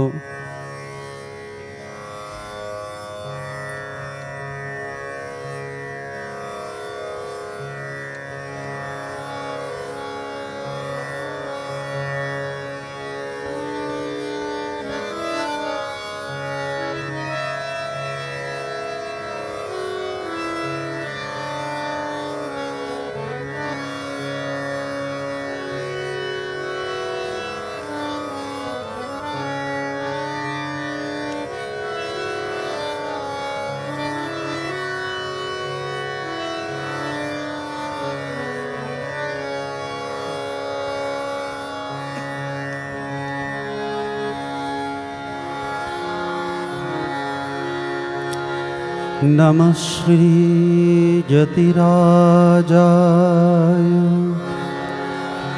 Vivekananda सूरये सच्चित सुख स्वरूपाय स्वामिने तापहारिणे।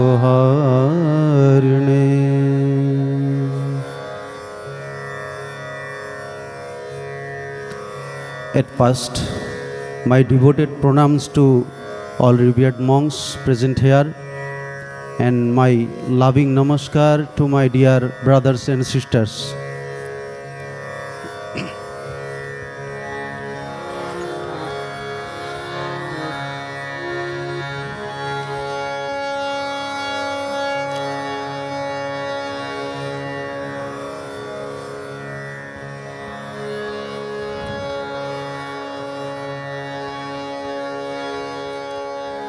शृण्वन्तु विश्वे अमृतस्य पुत्रा आये धामानि दिव्यानि तस्थु वेदाहमेतं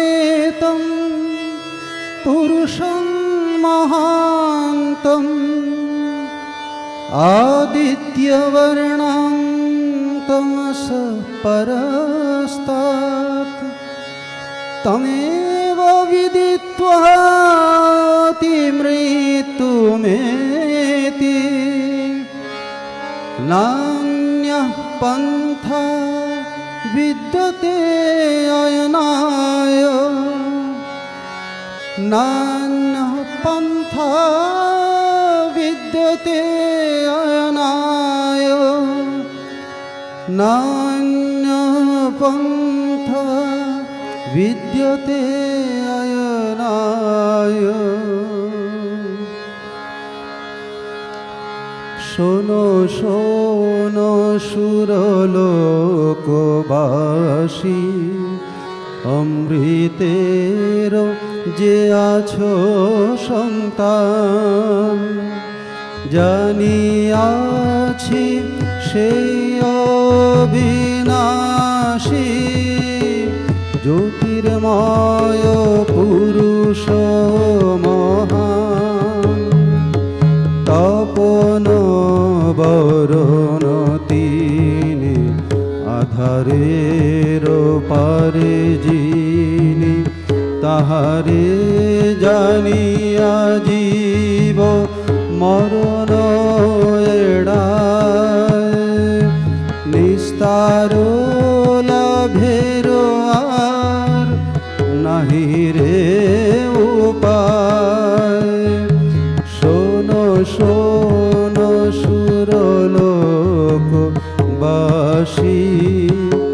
অমৃতের যে আছো সন্তান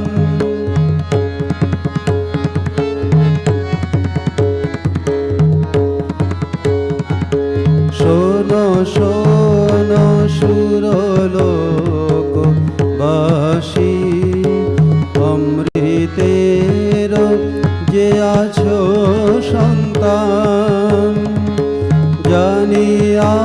আছি সেই অবিনাশী জ্যোতির্ময় পুরুষ মহান তপন বরণ তিনি আধারের পারে যিনি তাহারে জানিয়া জীব মরণ এড়ায় নিস্তার লাভের আর নাহি রে উপায় নিস্তার লাভের আর নাহি রে উপায়।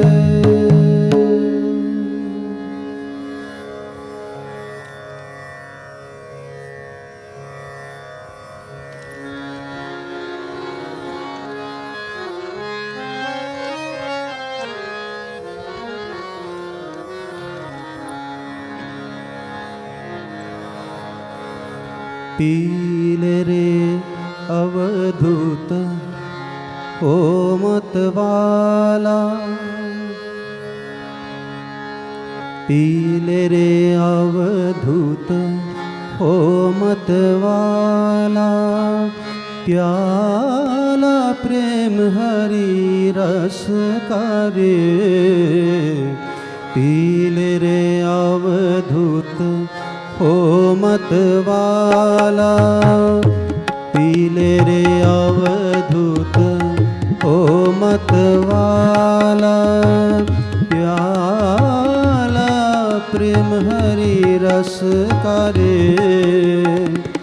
पाप पुण्य दो भुगत न आए कौन तेरा है तू किसका रे पाप पुण्य दो भुगत न आए कौन तेरा है तू किसका रे जो दम जीवे हरि का गुण गाले जो दम जीवे हरि का गुण गाले धन जौवन सपना निशी करे पीले रे अवधूत ओ मतवाला प्याला प्रेम हरि रस करे पीले रे अवधूत ओ मतवाला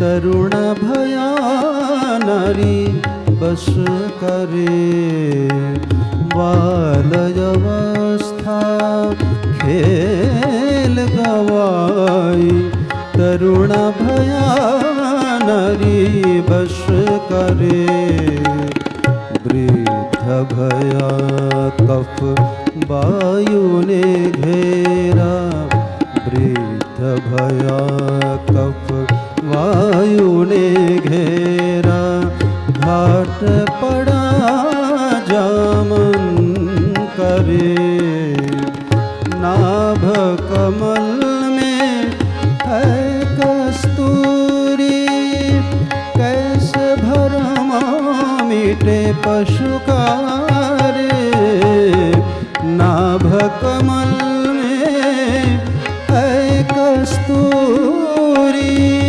कैसे भरमा मिटे पशु का रे बिना सद्गुरु नर ऐसा ही ढूंढे बिना सद्गुरु नर ऐसा ही ढूंढे जैसा मृग फिरे बन करे पीले रे अवधूत ओ मतवाला प्याला प्रेम हरि रस करे, पीले रे अवधूत ओ मतवाला, पीले रे अवधूत ओ मतवाला, पीले रे अवधूत ओ मतवाला।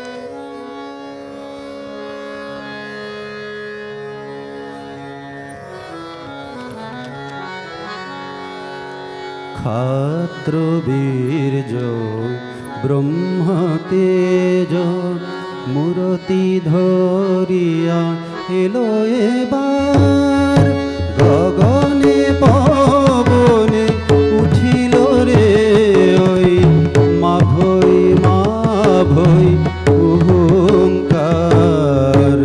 ক্ষাত্র বীর্য ব্রহ্ম তেজ মূরতি ধরিয়া এলো এবার, গগনে পবনে উঠিল রে ওই, গগনে পবনে উঠিল রে ওই মা ভৈ ওহুঙ্কার। ক্ষাত্র বীর্য ব্রহ্ম তেজ।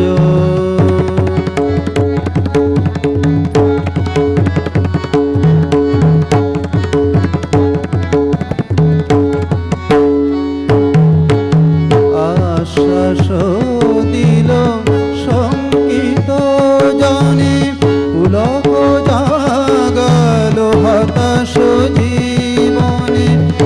আশ্বাস দিল শঙ্কিত জনে, পুলক জাগালো হতাশ জীবনে।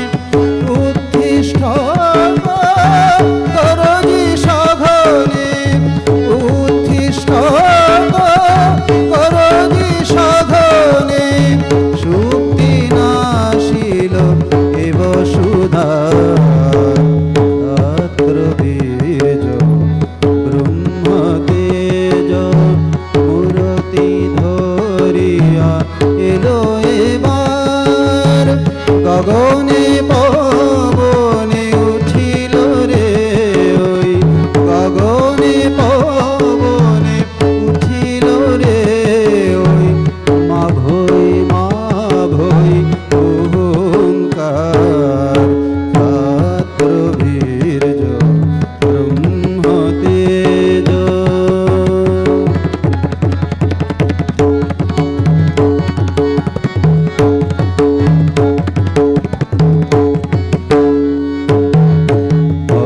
অমৃতস্য পুত্র আমরা, মৃত্যু মোদের নাহি রে আর।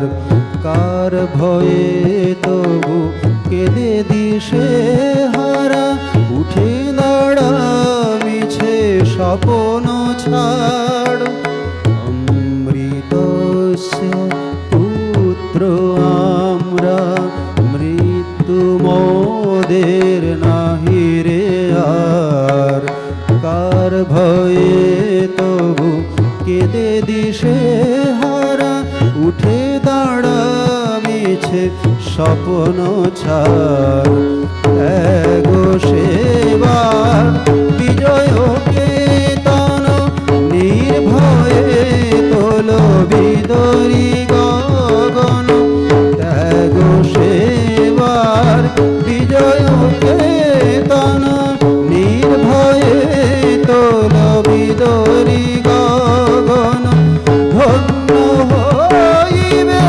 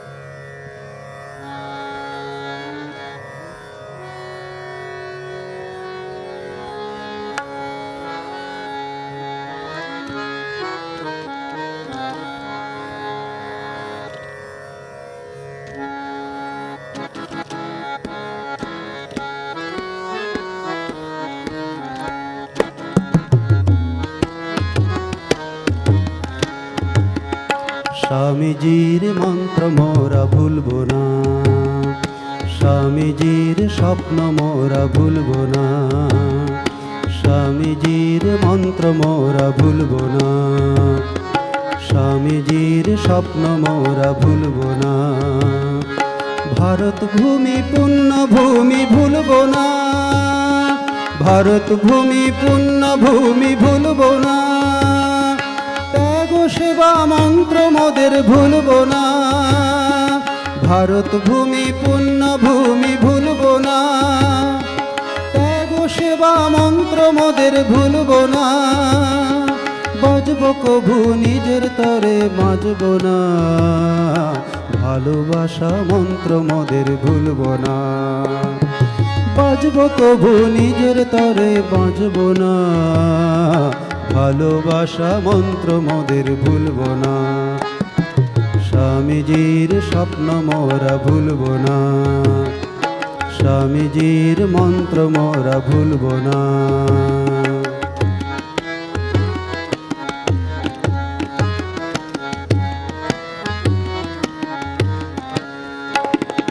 তোমার আমার সবার দেশ ভুলব না, নতুন ভারত গড়ব মোরা থামব না।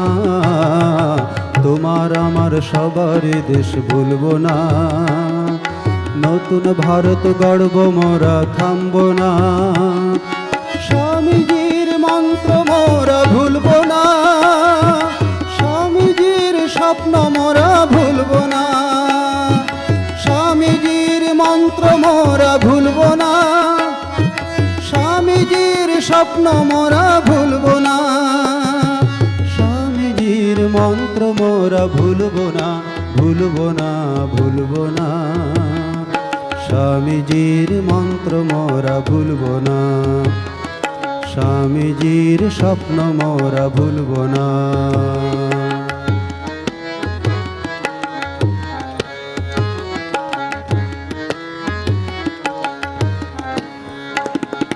দুঃখ আসুক ঝঞ্ঝা আসুক টলব না, আমার মাঝেই শক্তি অসীম ভুলব না।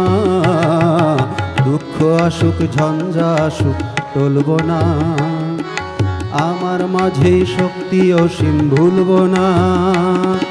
স্বামীজির মন্ত্র মোরা ভুলব না, স্বামীজির স্বপ্ন মোরা ভুলব না। স্বামীজির মন্ত্র মোরা ভুলব না, স্বামীজির স্বপ্ন মোরা ভুলব না। স্বামীজির মন্ত্র মোরা ভুলব না, ভুলব না, ভুলব না।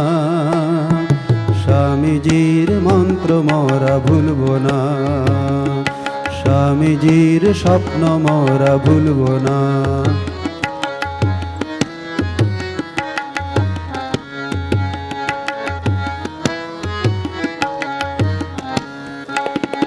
সবার সুখে সুখ যে আমার ভুলব না, বিশ্বভুবন আমার আপন ভুলব না। সবার সুখে সুখ যে আমার ভুলব না, বিশ্বভুবন আমার আপন ভুলব না। স্বামীজির মন্ত্র মোরা ভুলব না, স্বামীজির স্বপ্ন মোরা ভুলব না। স্বামীজির মন্ত্র মোরা ভুলব না, স্বামীজির স্বপ্ন মোরা ভুলব না। স্বামীজির মন্ত্র মোরা ভুলব না, ভুলব না, ভুলব না। স্বামীজির মন্ত্র মোরা ভুলব না, স্বামীজির স্বপ্ন মোরা ভুলব না। স্বামীজির মন্ত্র মোরা ভুলব না, স্বামীজির স্বপ্ন মোরা ভুলব না। স্বামীজির মন্ত্র মোরা ভুলব না, স্বামীজির স্বপ্ন মোরা ভুলব না।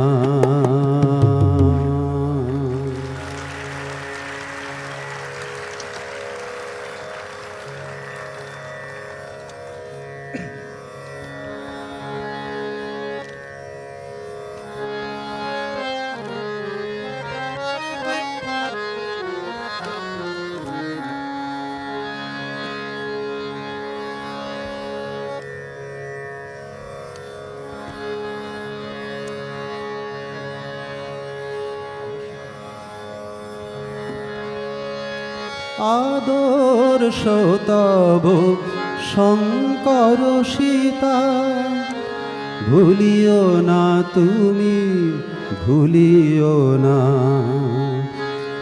আদর্শ তব শঙ্কর সীতা, ভুলিও না তুমি, ভুলিও না।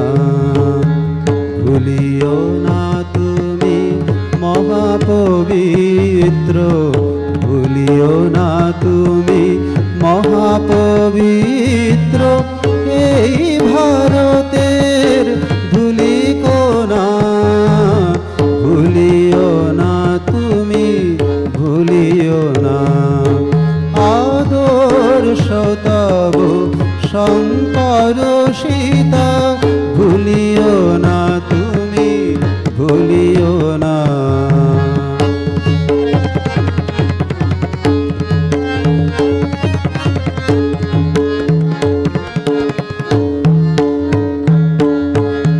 ভারত সন্তান দেবতা তোমার, খুঁজিতে ঈশ্বর কোথা যাবে আর। ভারত সন্তান দেবতা তোমার, খুঁজিতে ঈশ্বর কোথা যাবে আর। মহাউপচারে ত্যাগ সেবায়, মহাউপচারে ত্যাগ সেবায়, করো করো তার আরাধনা। মহাউপচারে ত্যাগ সেবায়, করো করো তার আরাধনা। ভুলিও না তুমি, ভুলিও না। আদর্শ তব শঙ্কর সীতা, ভুলিও না তুমি, ভুলিও না।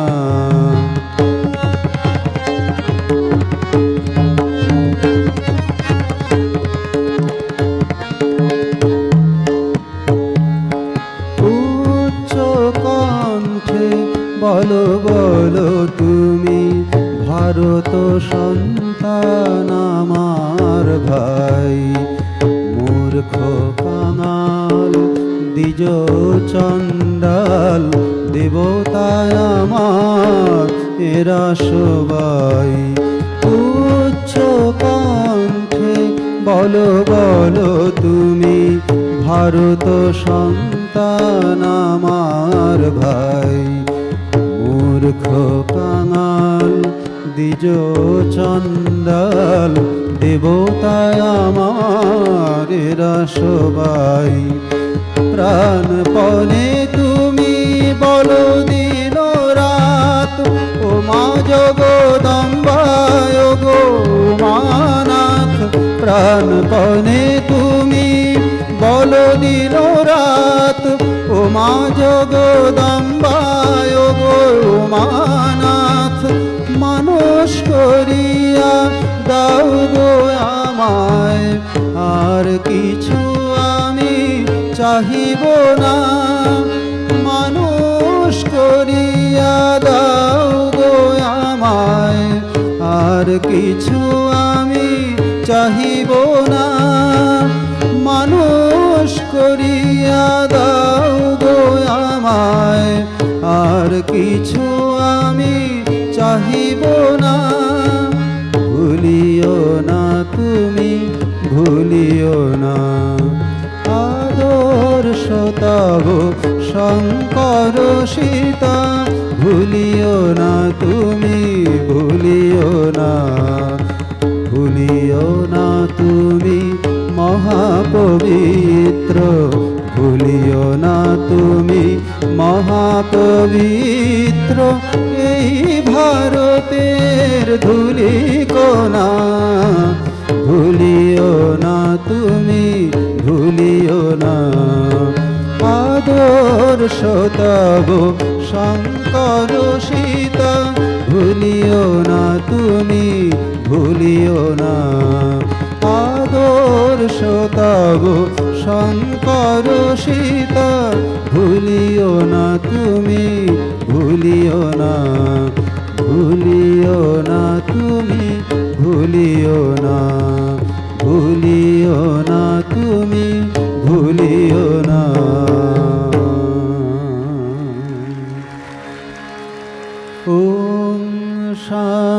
शांति शांति शांति हरि ओम तत्सत् श्री रामकृष्णार्पणमस्तु। जय श्री गुरु महाराज जी की जय। जय महामाई की जय। जय स्वामी जी महाराज जी की जय।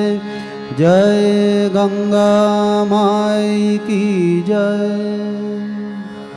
সবাইকে আন্তরিক নমস্কার, শুভেচ্ছা। সবাই ভালো থাকুন, সুস্থ থাকুন, আনন্দে থাকুন। জয় মা।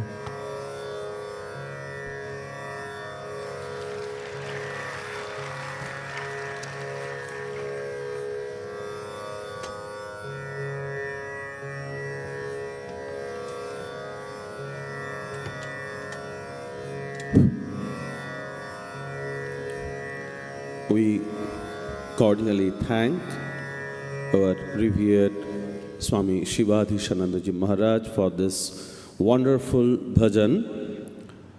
Along with Maharajji, Mr. Subhankar Bhattacharya accompanied in tabla, so we thank Mr. Bhattacharya also. With this, we conclude today's session, the first day-long youth day program. For 2 days program, the first day closes here.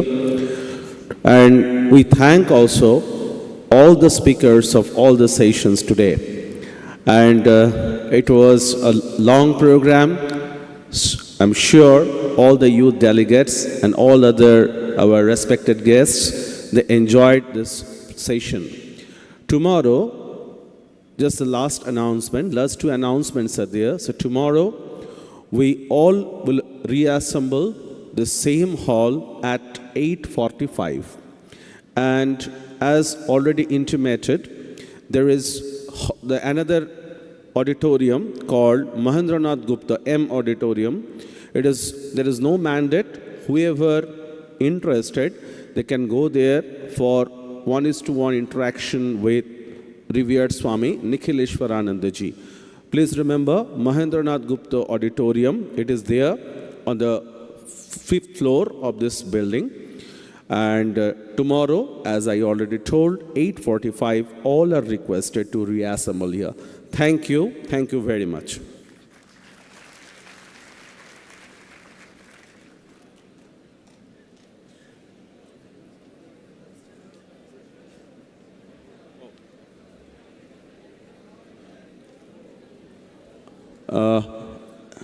This question answer session, I'm sorry, that is in the Belur Bose Hall, not M. Belur Bose Hall is the ground floor. There will be the question answer session. Thank you.